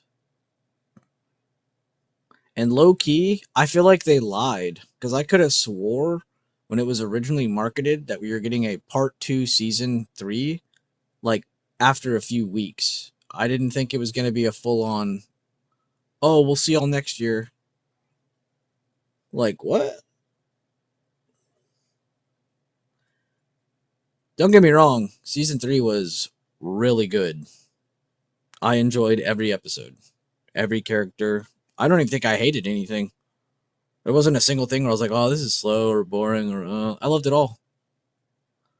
But Jesus, are they fumbling and botching that release? That is crazy. Yo, did you see the Demon Slayer news?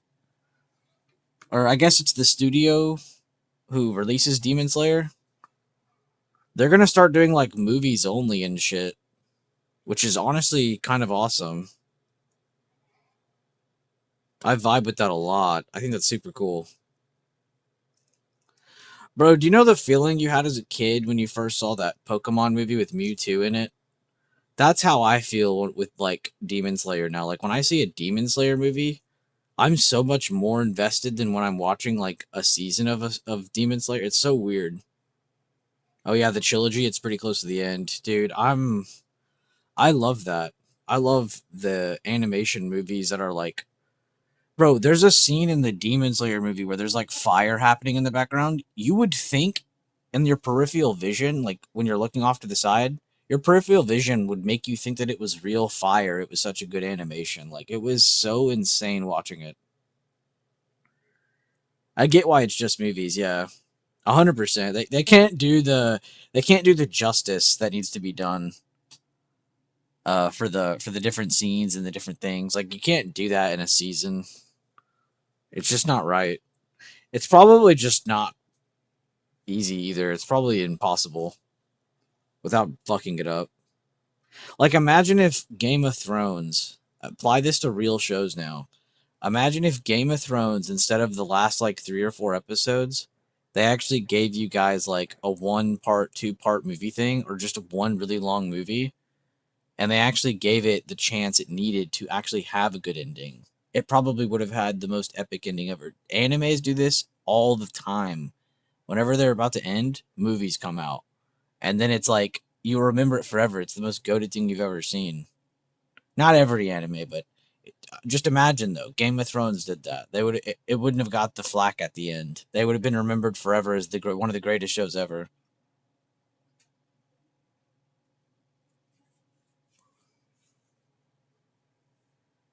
Fight with music, bro. I thought I was the only one. I'm not even joking. I don't even care about them fighting him. I genuinely just want to see. Is it Upper One, the one with the sword that looks like Loki, a version of like Tanjiro's dad? Which I'm still confused on that, honestly. Like, if you could explain that to me, I would love it.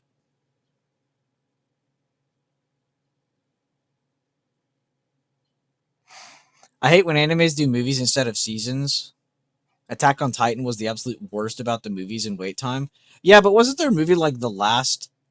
That's what I was trying to say though. Like when it's the finale, I kind of like it, which I think is what AOT did. But I wasn't waiting for it though, so I can't even complain about that. Like the experience of a fan who's waiting for it to come out. So I can't even talk to that because I don't know. I didn't know how long it took to come out. So I can only assume. But I will say I did like the movies, because they were like the finale, not because like if it was like season 2 and it was in a movie, I'd be pissed.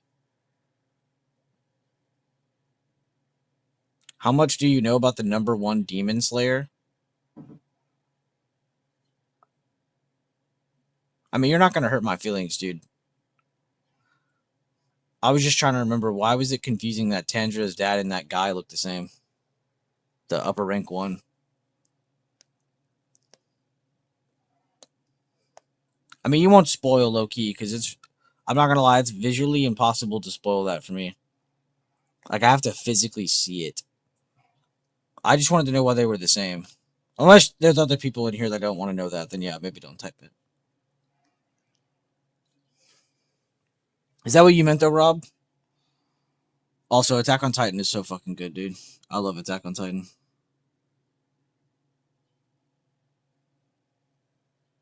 When I watched Attack on Titan, it was already almost done. So I had a really good experience because I could just go through it all.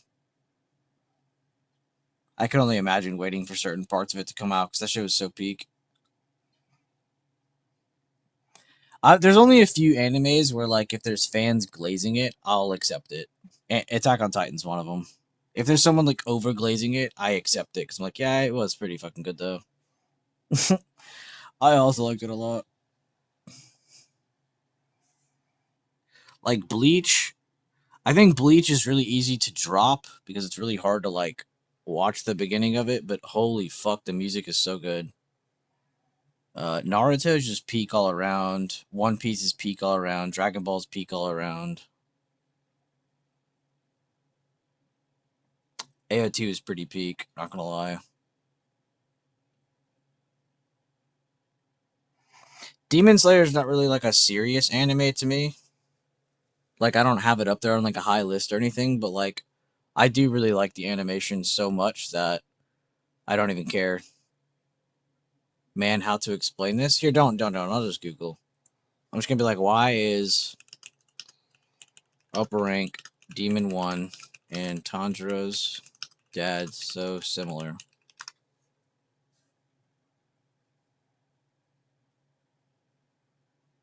I have the answer and I'm still confused. Oh, now I'm not confused.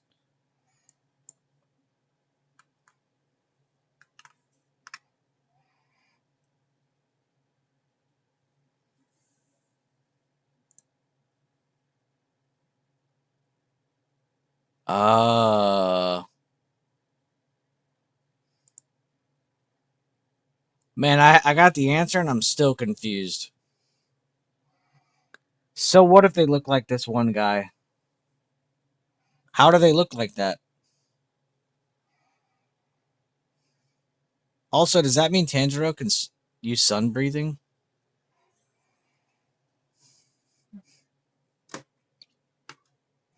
Also, the breathing techniques is the greatest way to confuse a casual viewer I've ever seen in my life. You could just be like, well, that's how does he break this attack? Just invent another breathing technique. Well, you see, that's the unspoken 13th breathing technique. Like, okay. I really like like how they call it that though, the breathing technique. That's a cool name. How they categorize all the different things. Hockey, like in One Piece. All the different powers are different cool in different animes. What would be the worst anime to actually real life live inside of? And I feel like we should say you can't say Attack on Titan just because I feel like that's a really easy answer. What would be the worst anime universe to live inside of?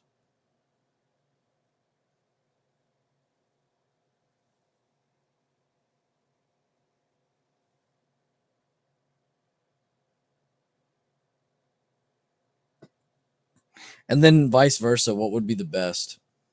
Honestly, any film or movie or show or animation, anything. What would be the greatest like cinematic universe to live in? Cinematic or animation? The best and the worst. Honestly, Chansey with a Cloud of Meatballs would probably be a vibe to live in. Sure, your loved ones would be in risk of dying to falling food, but bro, you would never go hungry.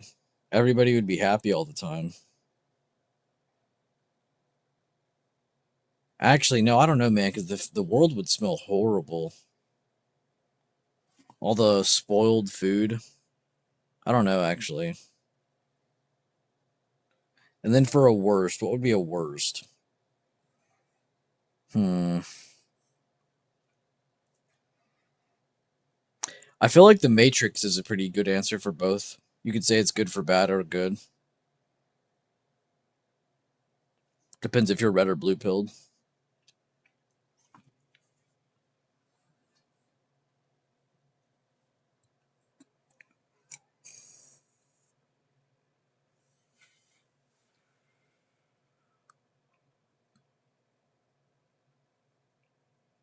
So he's like an uncle?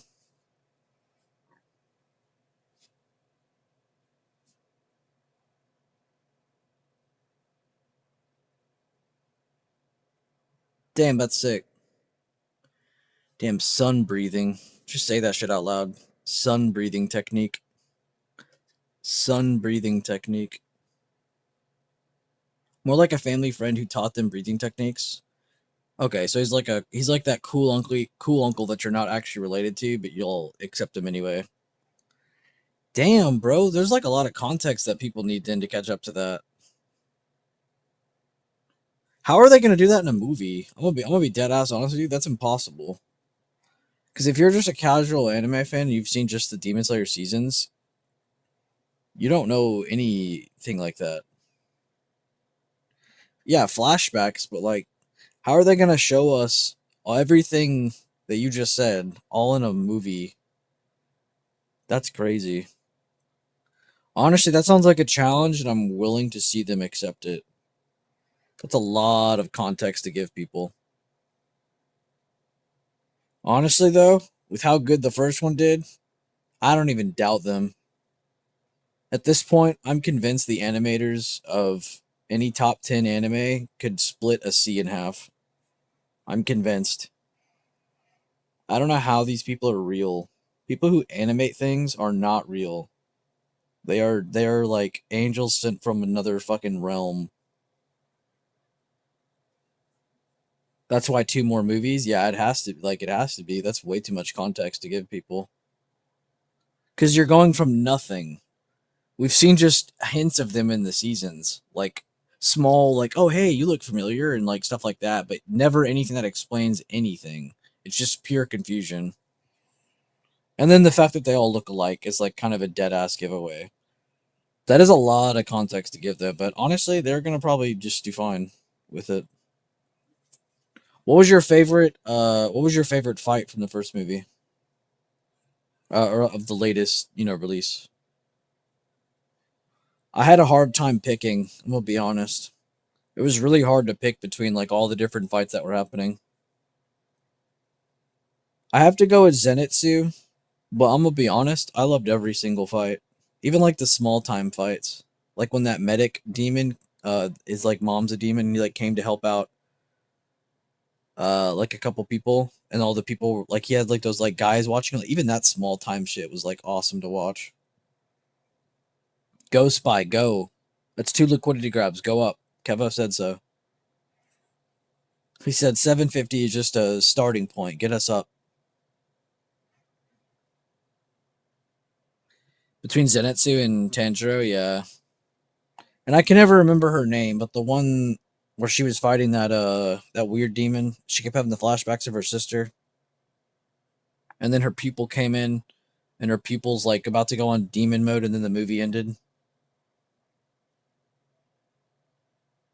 But yeah, all good all around. Yeah, I was that literally everything was so good. Domo, yeah. That one was fucking awesome too.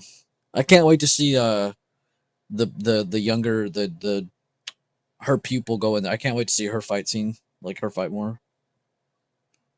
We saw her do like one or two things, I think, and then it just like cut. It was like, all right, no more of her. We'll see y'all in a movie or two.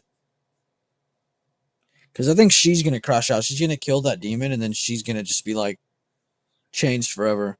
Yo, spoil me. Does she end up with Tanjiro? Because if she doesn't, I'm pissed. She has to end up with him, right?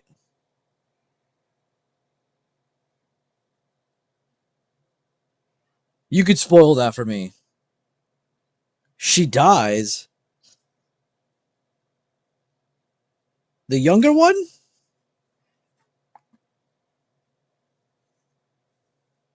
No fucking shot. I'll cry if she dies. Shut up, Janet. Janet is just saying shit. Both in a very, very horrible way. I need to know if the pupil ends up with Tanjiro. She dead. Y'all are fucked up.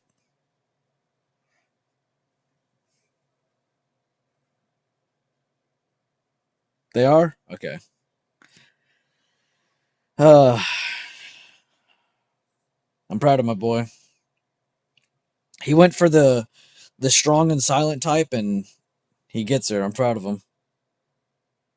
Wait, she ends up in the Matrix act. Yeah, she actually ends up on a completely different canonical series from this. Keanu and Reeves and Tanjiro are in the same canonic universe. That's fucking insane. Sengoku.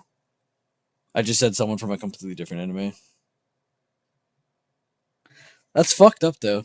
Both in a very horrible way. They actually never get a chance of being together. That's not even a spoil. I just needed to know that because I really hate how animes do that. You get the most subtle love stories ever, and you never know who's with who until like literally the entire thing is over, and at that point you don't even care anymore.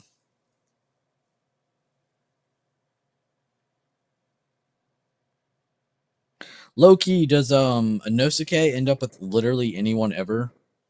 I would think not, but Inosuke is my favorite character. Inosuke, Inosuke, Inosuke. I mean, he was my favorite the literal first time I laid my eyes on him. I was like, yep, that's the one I'm going to be a fan of. Which normally I feel like I go for like the Zenitsu types, but no, when I saw Inosuke, I was like, nah, that's my favorite. Bro wears a boar mask, a boar head.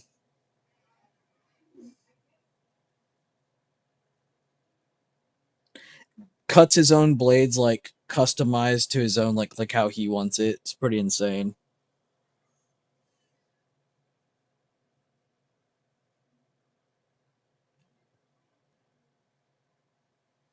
Nosuke, Nosuke, Nosuke.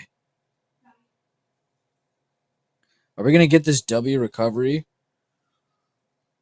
Very. I mean, I think we are now because you had a liquidity grab here, good retest, reaction, consolidation, another liquidity here. So I don't see why it wouldn't now, unless the sectors just give up all at the same time right here. Keep your eye on that Kevo as well. Flicking through those just in case. You might be able to pick up on it a little bit earlier. But I don't know. In my opinion, it feels like it should go at least towards CDO at the very least.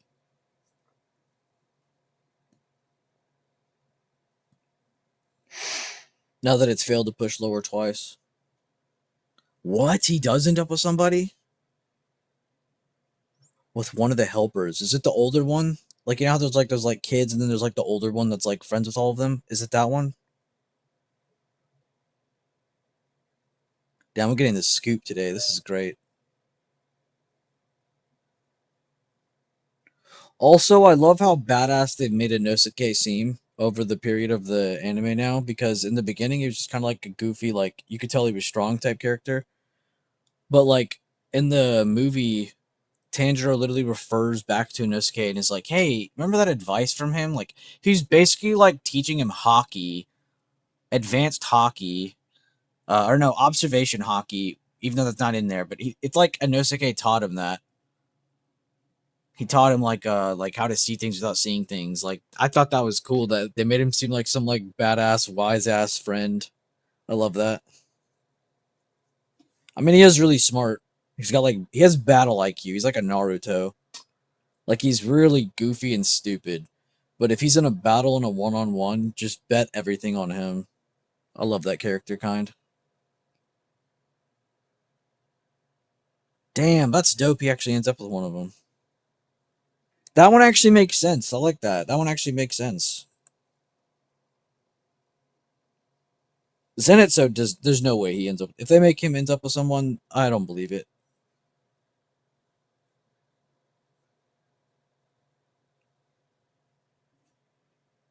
Damn, good for them, bro. They actually end up with people. That's awesome.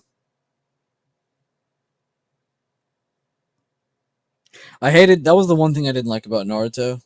Like I don't really care about the lovey-dovey shit, but I hate when they like tease you with it and then you don't have an outcome until like the end of it. Like in Naruto, you get like a hint of him and Hinata until the very, very, very end, and it's like, yeah, they're married. Like, bruh, they should have dropped that before the end. Yeah, the nosebleeds. Yeah, that's Zenitsu.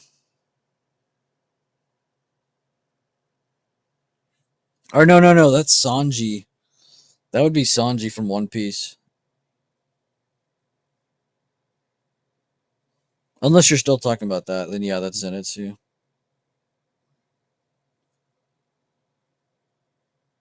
Oh yeah, Jiraiya, dude. Jiraiya is the fucking goat.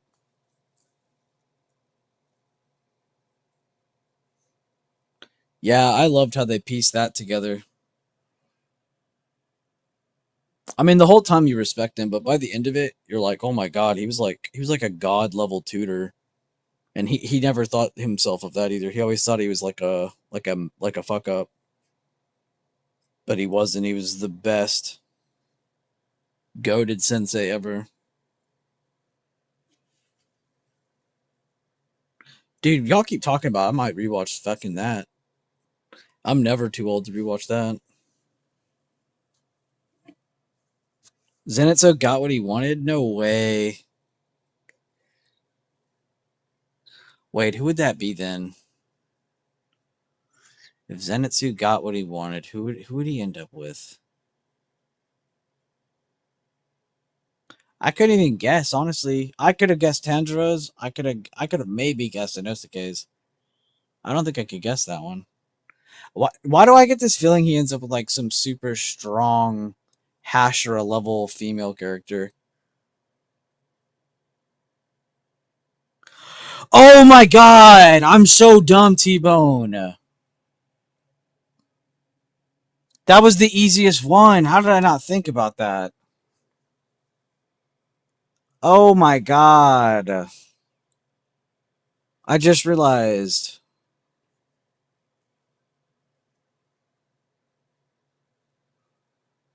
Damn, good for him. He ends up with the baddest.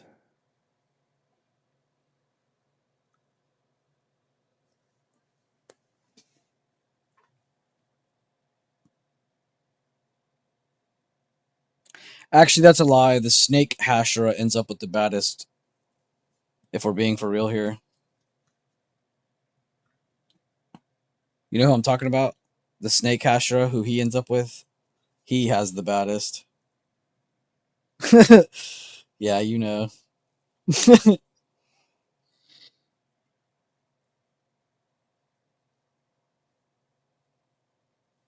Those characters are always funny to see in different, like, not even just animes, movies and shows too, but like you get like this goofy chick, you're like, oh, she's just gonna end up being someone's love story. She's not gonna turn anything serious. And then she ends up being like stupidly fucking strong or something. And then like carries.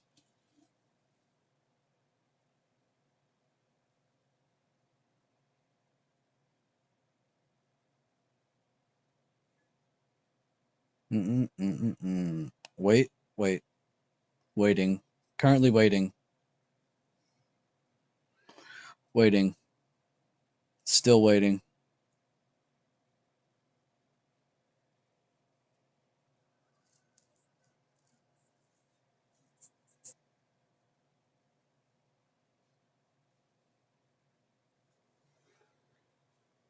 No, bro, you're gonna tell me one of them die, and then one of the other one ends up with someone else by the end of it all? You're joking.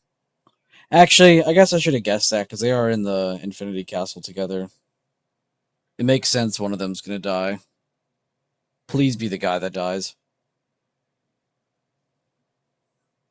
Please don't take her away. Fuck, he's actually one of the Hashra I really like too. Did I call it? What? No way. Okay, wait. That is something I could actually get down with. That's poetic. All right, now don't say anymore. Now we're at the point where I don't want to hear anymore because now I'm actually a little hyped for the rest of these. You've given me what I needed. You gave me the charcoal, brother. I appreciate that. Damn, dude, I'm actually so proud of the Demon Slayer writers then. I'm actually so proud of them. I'm very proud. As an enjoyer, I'm proud. That is exactly what we needed. Not everything ends perfectly. Oh my god. They're geniuses. They're actually geniuses.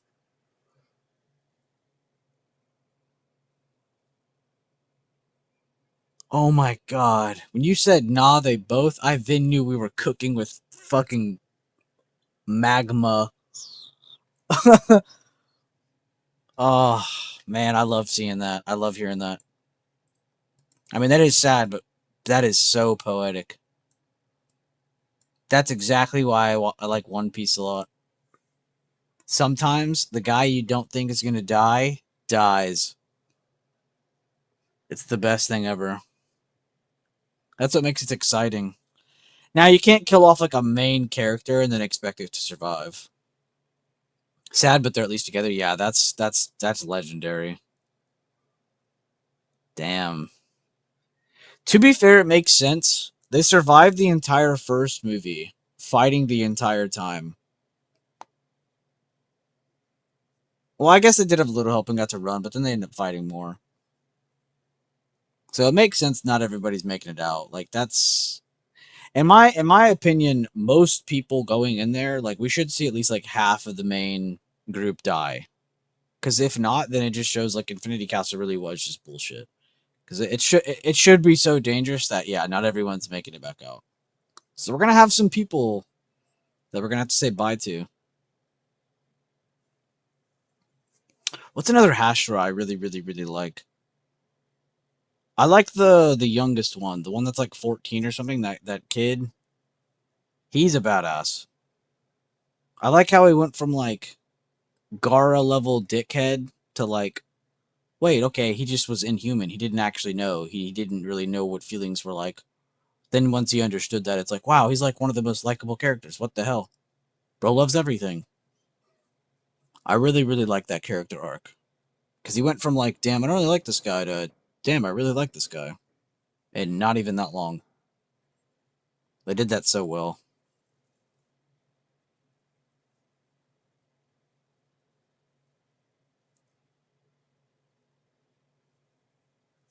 If he dies, I'll be pissed.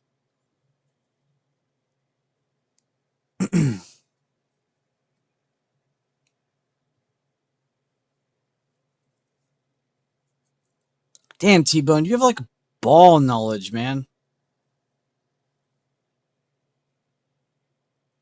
You're on the nose for a lot of it. I have high expectations, man, because I know the Demon Slayer writers are actually really, really good.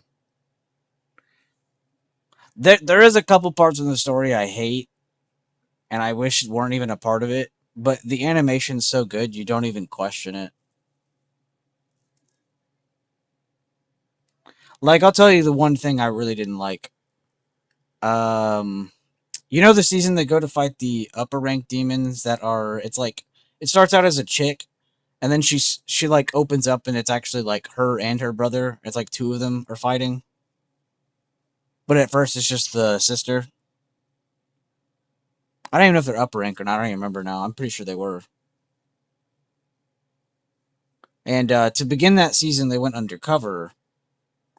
When they went undercover to go get that guy's wives, because he was using his wives as like spies, they dress up and basically all three of them change genders just to go undercover. That was the cringiest shit I had watched the entire time. I complained about it the entire time. And I don't think I would have been that mad if it was just a little bit or if it was like a one episode bit. But bro, that was like 4 to 5 episodes of that. Maybe even 6. I, I might even be up. Maybe it's more. That was probably the one thing I think I didn't like. Everything else about it, I've been totally cool with. It's not really about that. It's just like, that was like just so, it was cringe. It wasn't even funny. And it's not even a political thing. I don't even mean it from a political standpoint. Like, it was just cringe. But besides that, I have nothing to complain about. Yeah, yeah, yeah. The Sound Hashra arc. That one, yeah. Actually, I lied. I guess he ends up with the baddest.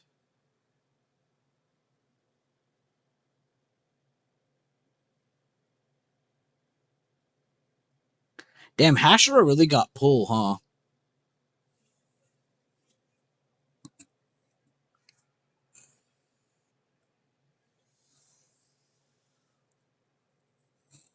Lost an arm, no big deal. Still got, yeah, literally still got 6 other arms. Wink.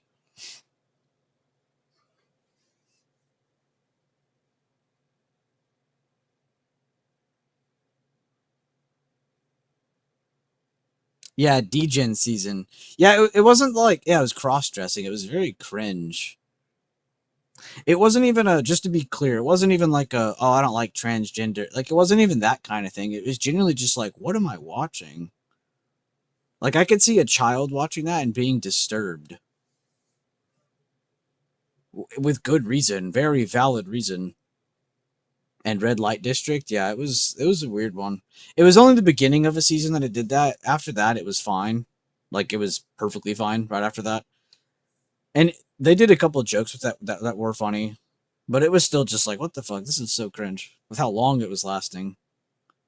A one episode of that with all the little jokes they did, it would have been fine.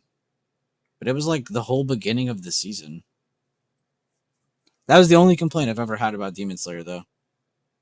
I've loved every character, every villain, everything up to that point. Or demon, I guess. I guess they're not really villains. You know what I meant.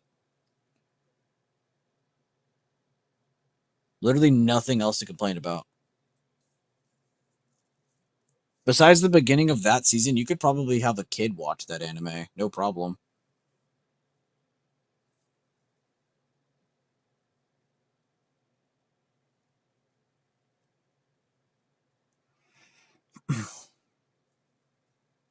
Man, I'll never forget that first time they hinted at the Infinity Castle, though, and you see that small scene with all the demons talking. I remember I was like drooling over how good the animation was.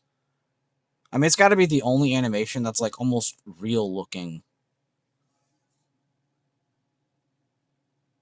Wasn't the best, but that fight scene was great. Yeah. No, the whole like that was like the first third of that season that I'm complaining about. The second the other 2/3 of that season were 10 out of 10. It was fine. I'm complaining about a very minimal part of one season.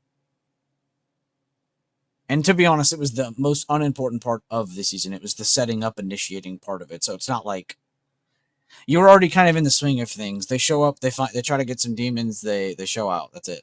Like, so it's not like it ruined it. Bro, I keep wondering the same thing. Somebody's like recreating like the Infinity Castle in like Minecraft, and I'm sitting there like, how are you doing this? Like that doesn't. My brain does not compute how people are so smart. Because yeah, the Infinity Castle concept in itself is insane. Also, the sound effects. I keep saying the animation is so good. The sound effects. I love the sounds in that. I mean, it is insanely good.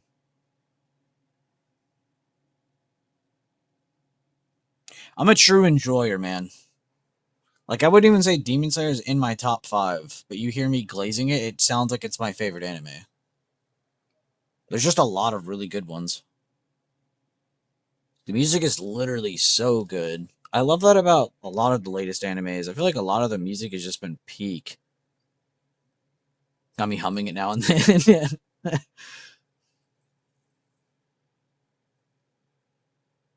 Like that was the thing with Attack on Titan. It wasn't just the animation level or the story.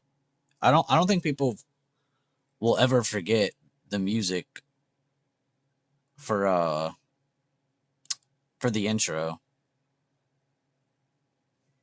I mean, it was like I think the actual song from the actual band hit like 50 million views or something or more like pretty quickly. You glaze anime for it.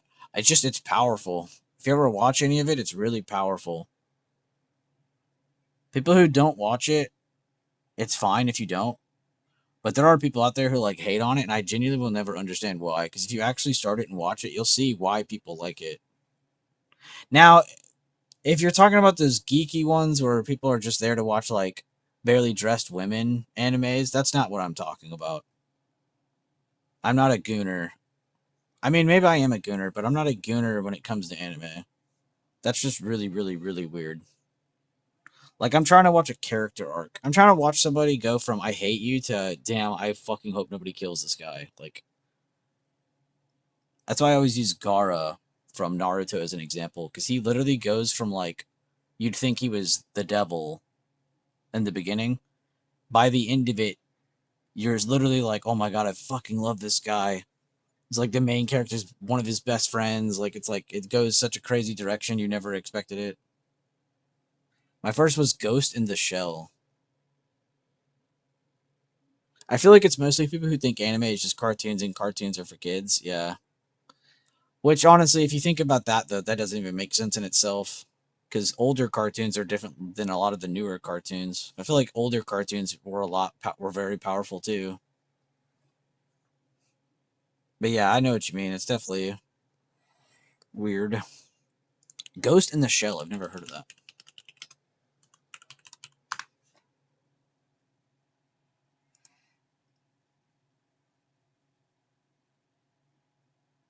Oh, I feel like this is like the. It kind of looks like Edge Runners a little.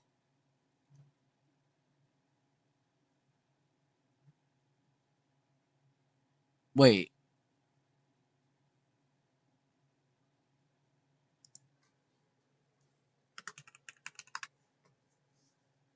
Oh, okay, okay. There's a movie as well, and it has Scarlett Johansson. I was like, a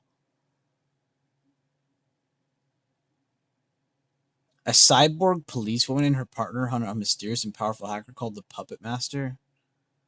Oh my god, this is from 1995. These are the types of animes that would literally get down to your feels.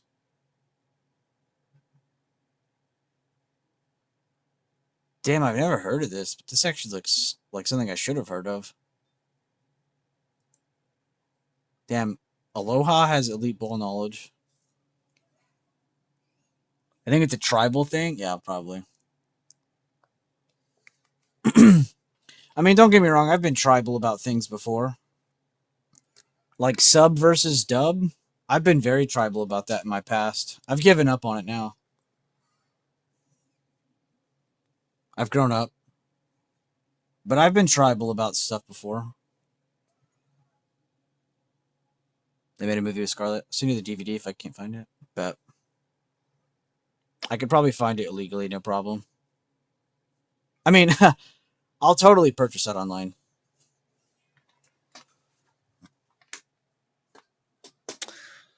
I put it in my list thing right here in my. There's like a Discord DM, a notes pad, and a notes pad on my phone that I use. I have like 3 different lists. Sometimes it's just a screenshot of the movie title or a show title. Excuse me.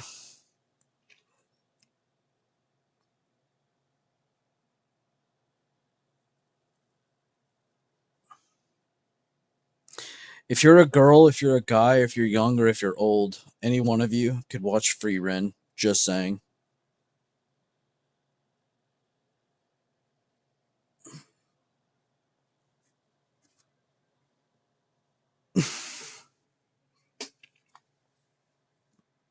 I finished season 1, by the way, T-Bone. I gotta watch season 2 now.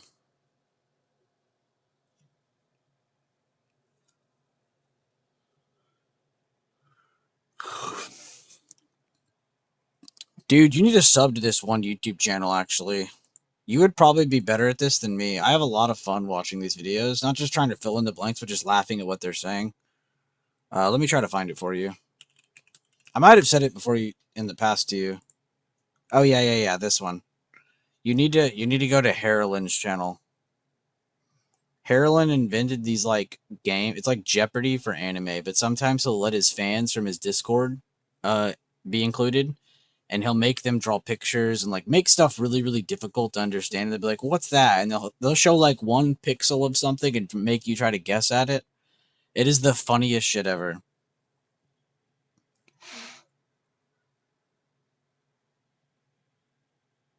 If you guys aren't into like, there's one for like Pokemon too. Like it's fucking hilarious what they do.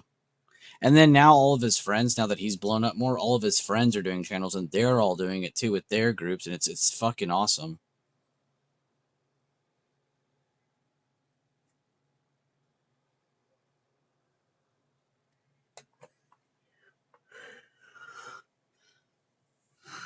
You're like Fire from their friend group. You're like the guy who just knows almost everything. But it's because he watches all the Gooner anime, so he knows literally everything.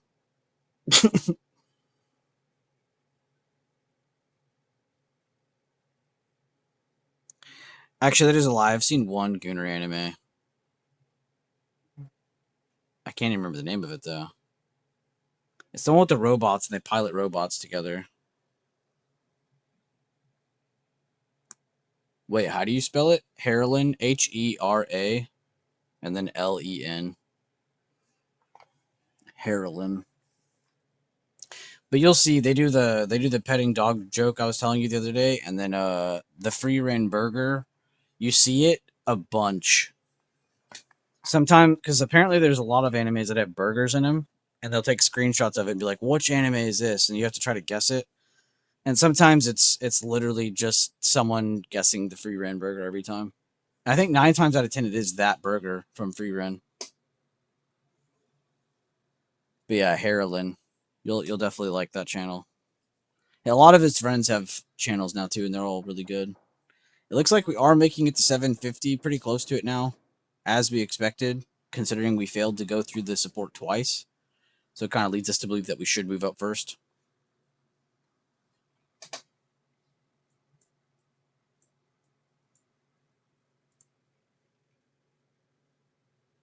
Bet. Yeah, have fun with that. Kevo, I just saw what you sent in trade floor. That's funny. Oh, he didn't just send that. That was fucking over almost 30 minutes ago. Yikes. This seems like the stuff I'll watch for the... Yeah, dude, sometimes I put it on a second monitor. Sometimes I'll, like, put it up on my main monitor. I'll just straight up watch it. It's hilarious. I think it's because his friend group is actually funny, but you'll hear the different personalities. Like, one of them, I think his name is Tyler. He's, like, the chunkier sounding friend. He's goofy, but he's, like, the big One Piece guy. Like, they've all seen hundreds of animes. They update their profiles on that anime site, and all of them have seen, like, almost everything. Like, it's crazy how much they've seen and read. Like, they're true experts. So it's kind of fun to watch.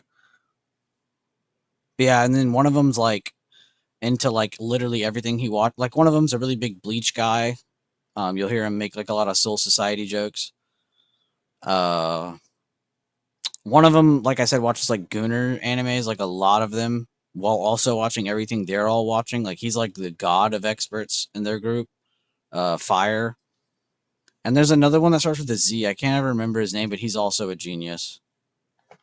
He sounds goofy, but he's, like, he bluffs. Like, he's way smarter than he lets off. But yeah, I think it's because the group has, like, so many cool clashing personalities. So not only are they, like, going over the anime and the Jeopardy style, it's, like, it's just funny because they're all really just entertaining. I think that's really what I've gotten into recently. If I watch anything on YouTube, it has to be, like, someone that I genuinely find entertaining. Like, sometimes it's not even about the actual content I'm watching. Like, here's a challenge where I do this and that. Like, I don't really care about that. It's just, like, is the person I'm watching entertaining? Like, then I can probably watch them do anything. Even if it's some stupid Jeopardy game. Like, do I go watch Jeopardy? No. Not the Gunner anime. Well, the thing is with him, I think he genuinely enjoys, like, romance. So he watches all of that stuff. Like, you know, all, like, the high school animes, like, he watches all that stuff. I could not. You literally... I tried one time, with, like, a group of friends back in the day. I tried to watch one of those kinds. I got, like, 3 episodes in, and I could not continue watching. Like, it was just like, what am I... Like, the whole time, I'm just cringing. Which, no hate to people who do like those. It's just not my... You know, it's not my cup of tea.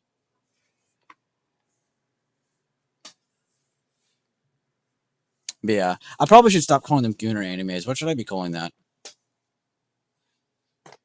I mean, I'm essentially correct in calling it that, but it's probably shouldn't. I probably shouldn't be calling it that. Someone joins my stream and they're like, "Oh, what's Spy doing?" And he just hears me mention that.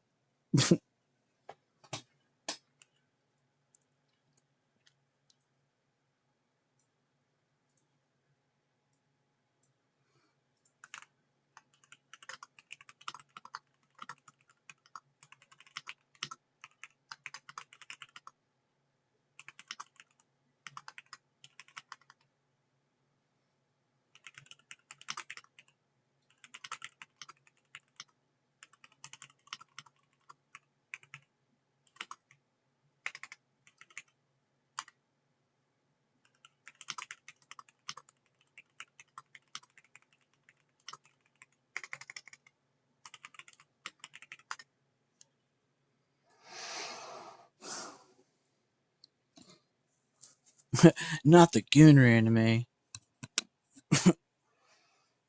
I can't even remember the name of the one I've seen.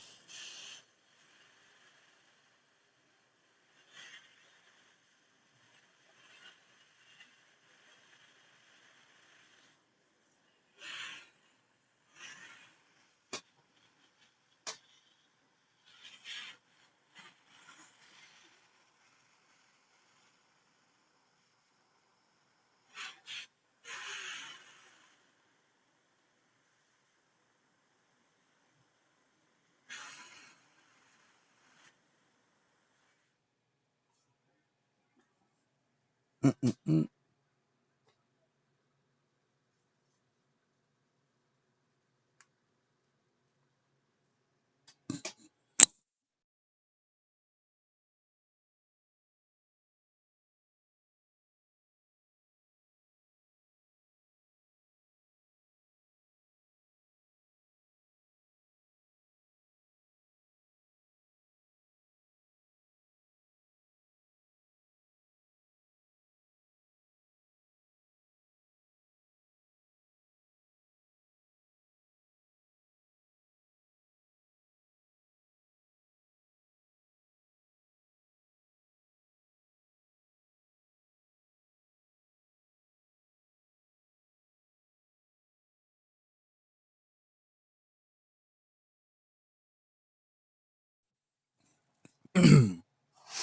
Honestly, I feel some of them aren't bad. Just people. Yeah. That's what it is.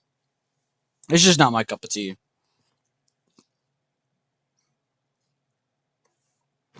Shokugeki.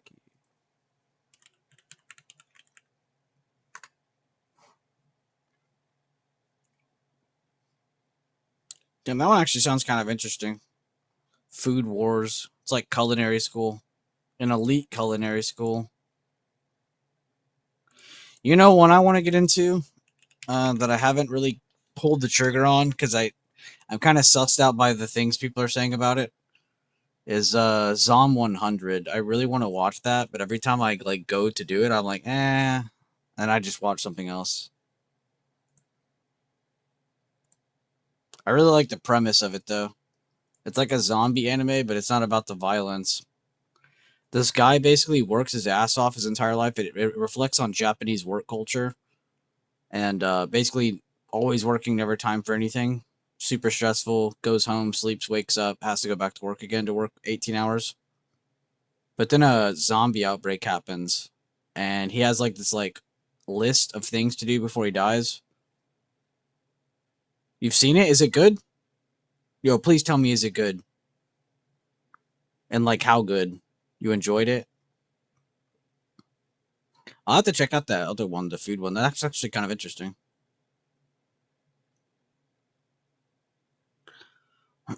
That's what, dude. That's what One Piece should do. They should come out with a sideshow of just Sanji cooking things.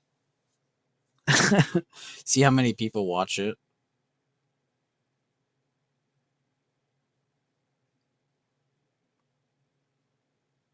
Warning before you watch Shokugeki. I mean, I'm not gonna watch it like tomorrow or anything. I was saying like I threw it on there, see if I can get to it or if I like it at all. It's essentially food porn. That's kind of funny. It's like video games, dude. Video games do that. Shows do that too. They'll make like a fake item and it's like, dude, that looks so good. It's a comedy. Oh, okay. Wow, that's a comedy? Damn. I would never have guessed that. That's actually kind of nice to hear. If you would have said like it's just romance and food, I'm like, oh god.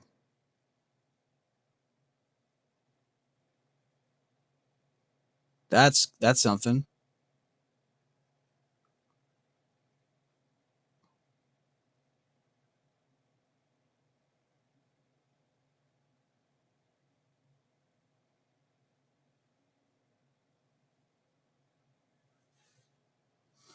Yeah, if you guys are here for stocks, I'm chilling by the way. Like I've been doing a couple updates here and there, but I'm chilling. Just giving a fair warning to anybody in here. If you haven't already picked up on the off-topic chatter. I guess I could share the financial juice update.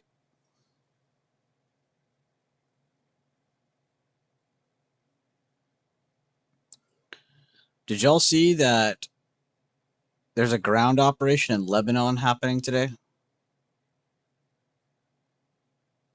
Which is one of the countries Iran doesn't want to get attacked by Israel. Wall Street began the holiday-shortened week with stocks and bonds rising as hopes for a U.S.-Iran peace deal outweighed military strikes in the Persian Gulf, which is funny because last night it actually happened, or this morning. There were mines being placed and blew them all up, including the like ships and people on them that were helping put the mines in the ocean, or in the strait at least. But today, after that, though, it seems that 25 oil tankers, container ships, and other commercial vessels have passed through the Strait of Hormuz with permission from Iran in the past 24 hours. So that's pretty good.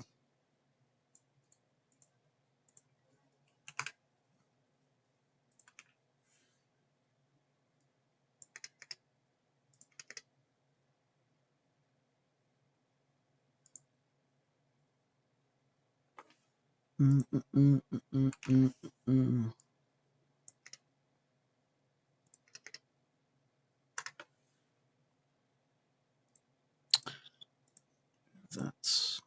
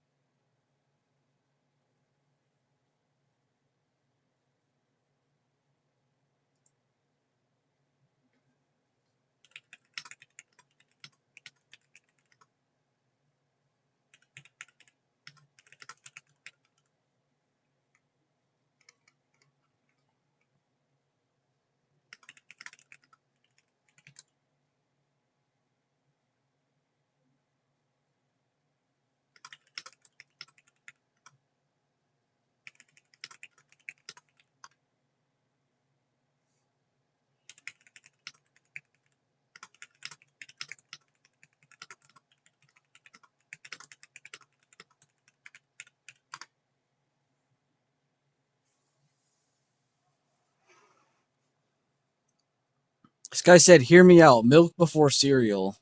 I ignored him. He said, "Thoughts on my statement, Bueller?" I said, "I hope you got a steady pour on that cereal, or else you need to clean up."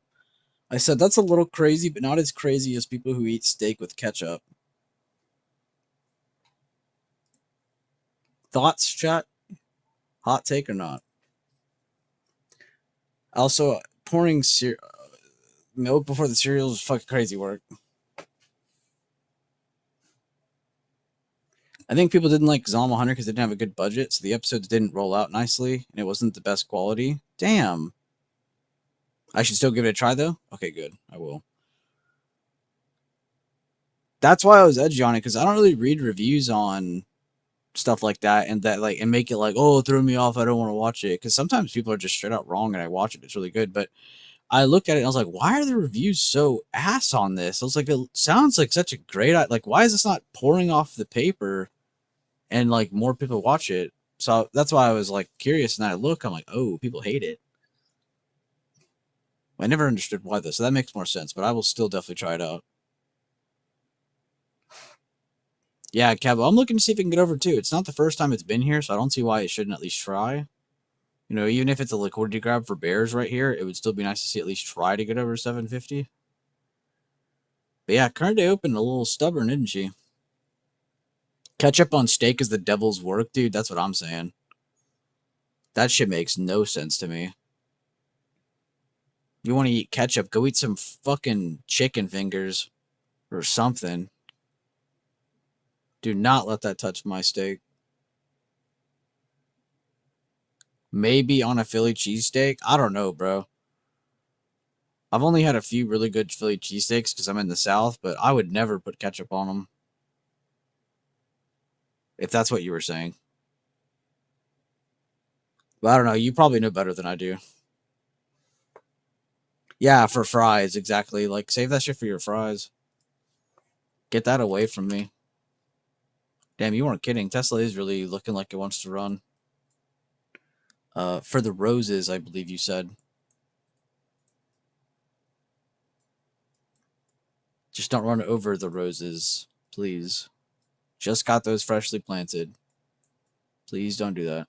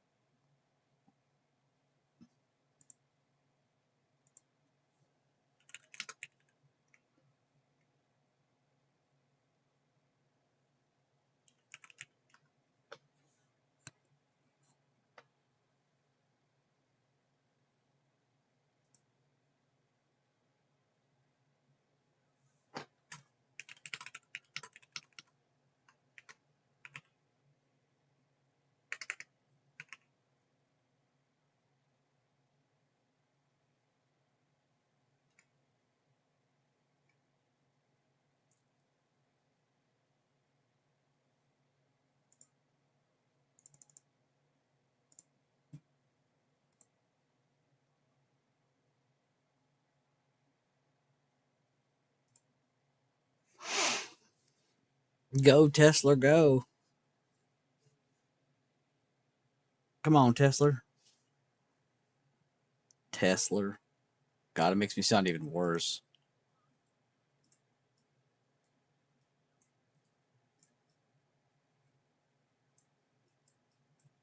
Dude, I didn't watch the Kevin Hart roast, but I keep seeing clips of it, and I swear to God, every time I see a clip of what is that guy's name? I have his face in my head, but I can't remember his name. Every time I see clips of him though roasting Kevin, I was dying laughing. I was like, how do people even think of this stuff? Squeezler? Okay.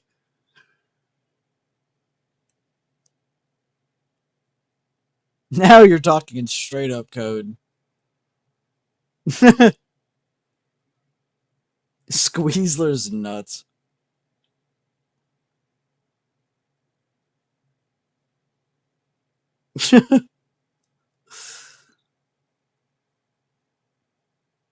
Come on, Spy, just try over 750. See if you want it. If you don't want it, that's fine, but at least try. Dude, Tech is back up 5, by the way, almost on the net change. That's disgusting.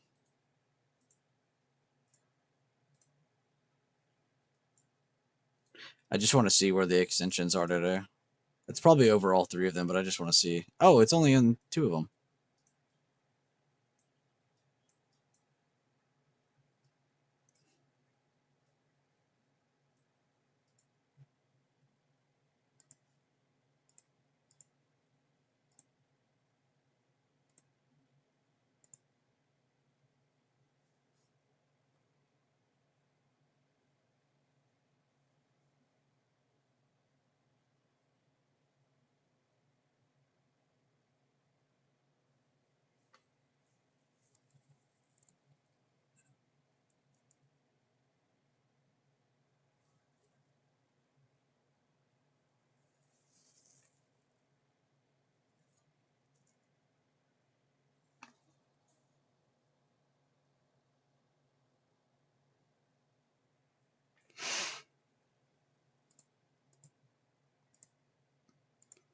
Is MU still going?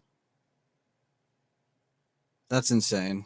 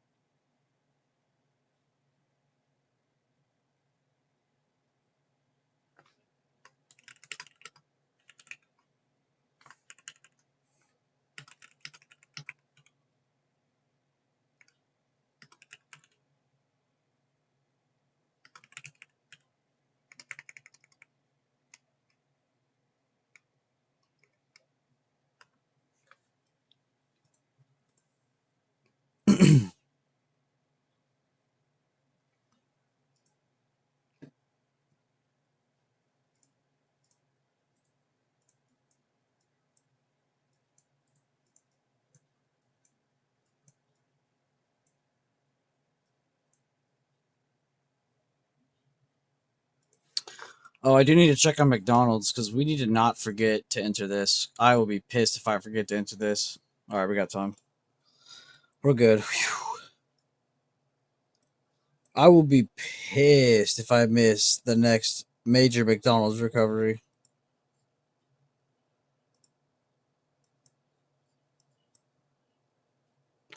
It's in the spot. We just need some consolidation first. And then she will be good to go.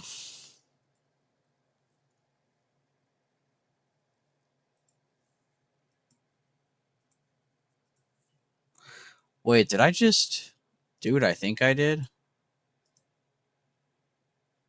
No, okay. That'd have been cool if I fixed that. What is stopping Tesla? Absolutely MFing nothing.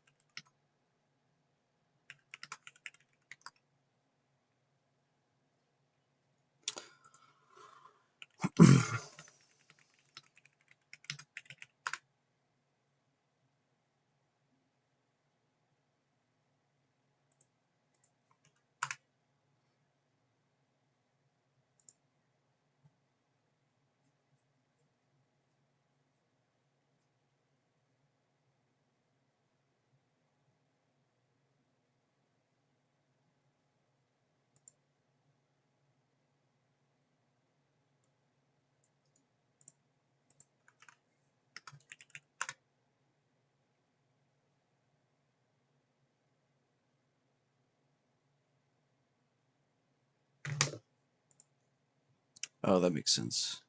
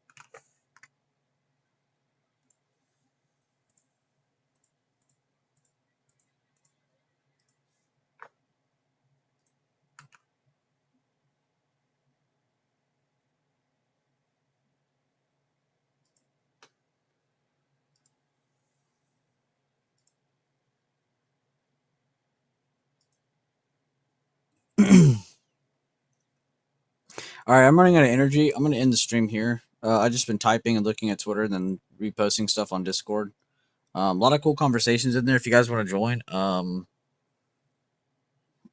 drop a link here at the end of the stream. Thank you guys for the stream. The giveaway was fun. Shout out to Secret Santa. Shout out to Kevo for gifting 5 memberships as well. Hopefully people go check out that stuff as well. Shout out to Matty Ice for the super chat. And yeah, thank you guys for everything. Thank you guys for being here, dropping likes on the stream. 32 likes on the stream is absolutely nuts. Also, gifting 5 memberships is kind of nuts. Lifetime memberships in one day is a lot.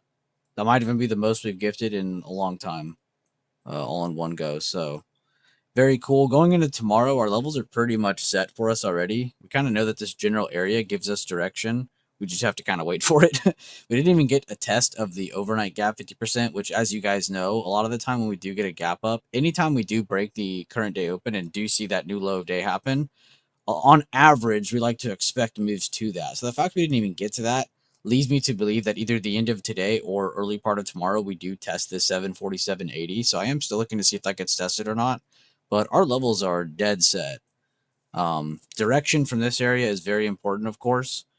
We understand that this is most likely needing to be tested. Of course, if today ends a little bit more favorably or tomorrow morning as well, then of course it gives us better opportunities for reaching these higher targets that we have set from that gap up. So we did already hit one really good bigger time frame target. So I'm happy we can delete that one.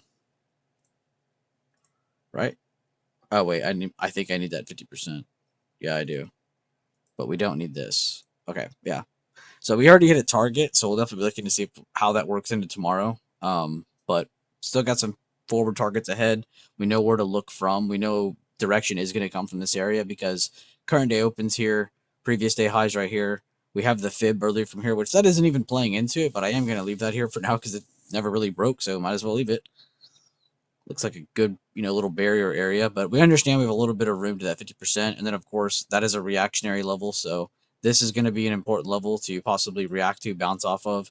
And of course, I didn't mean to do that. If we break this, of course, it definitely brings more cause for concern that we do need to test lower levels again, because this is the 50% of that gap up, which kind of makes us think, okay, let's go at least fill the gap, but let's test 50% of this area. So we will probably test somewhere between here and here.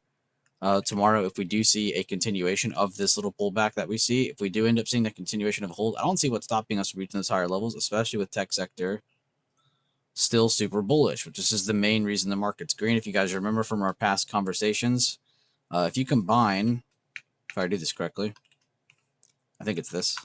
No. If you combine your sectors without counting XLK, you get this. And even if I remove some of your, sectors that are underperforming, like your P and your V, like not counting staples and healthcare, let's just add those sectors that are supposed to go with tech or that should move along with tech. Your banks, your comms, and your communication. I mean, just said the same thing twice. Your banks, your comms, and your discretionary. What does that look like? You can see we're not even near all-time highs. We look like we're in a little bit of a bull flag after a really big move up, looking to just kind of consolidate more, maybe even pop up. But it is cooling off against recent highs, so it kind of looks just, again, consolidation. You add in literally just one sector, just tech. It is a completely different picture. So as you can see, the tech sector has been and has for a long time, as you guys already all well know, that been running this market. It's been running this bitch pretty much. So we'll have to see what it does from here on. But it's still just as strong as ever, so nothing really changing there. With the SpaceX IPO coming up in June, a lot of people, I think it's June, yeah, June 12th, I think. A lot of people are hyped about that. There's a lot of different stocks that are connected to it. It's not just Tesla. Tesla is, of course, the biggest one to pay attention to alongside that IPO coming out. But Sophie's actually the brokerage platform that it's releasing on. There's a couple other stocks that relate to SpaceX or have been funded or funding SpaceX. So there's a lot of different companies that relate to it. I definitely urge you to go research that if you want, if you care about that SpaceX IPO. A lot of different markets cooling down, like crypto. We also talked about the dollar. You can see the dollar too. A little bit of consolidation. Hasn't really been moving higher, but didn't really pull back aggressively either. But again, just consolidation, not really moving higher or anything. And then you go to your oil chart. Oil also down on the day. So a little bit of help for the equities. It's a good thing when you see oil go down here very recently for the equities to potentially move higher. So we'll see if this gets a positive reaction or not. As you can see, it's got this trend of going down, bouncing, going down, bouncing, going down, bouncing, going down, bouncing, going down. Got a little bit of a hammer. So if a bounce comes in, it kind of makes you wonder if a slowdown in the tech sector or slowdown in the equities are going to happen. So you might have a day. There's one of two things. You might have a day tomorrow based on that, just on that, where you have a red or even a 50-50 day like this on SPY, or and a green day on your triple Q, again, just because of that difference in the tech sectors, it being almost 2/3 of this sector, it being a little over 1/3 of this sector. So very important information. But yeah, thank you guys again. Thank you for all the likes. Thank you for everything. I might end it there. If anybody in chat needs like an end of day update, just let them know that I did a really big end of day update in the stream, or maybe I'll put that in my summary message. But yeah, thank you guys again. Love you all. Thank you.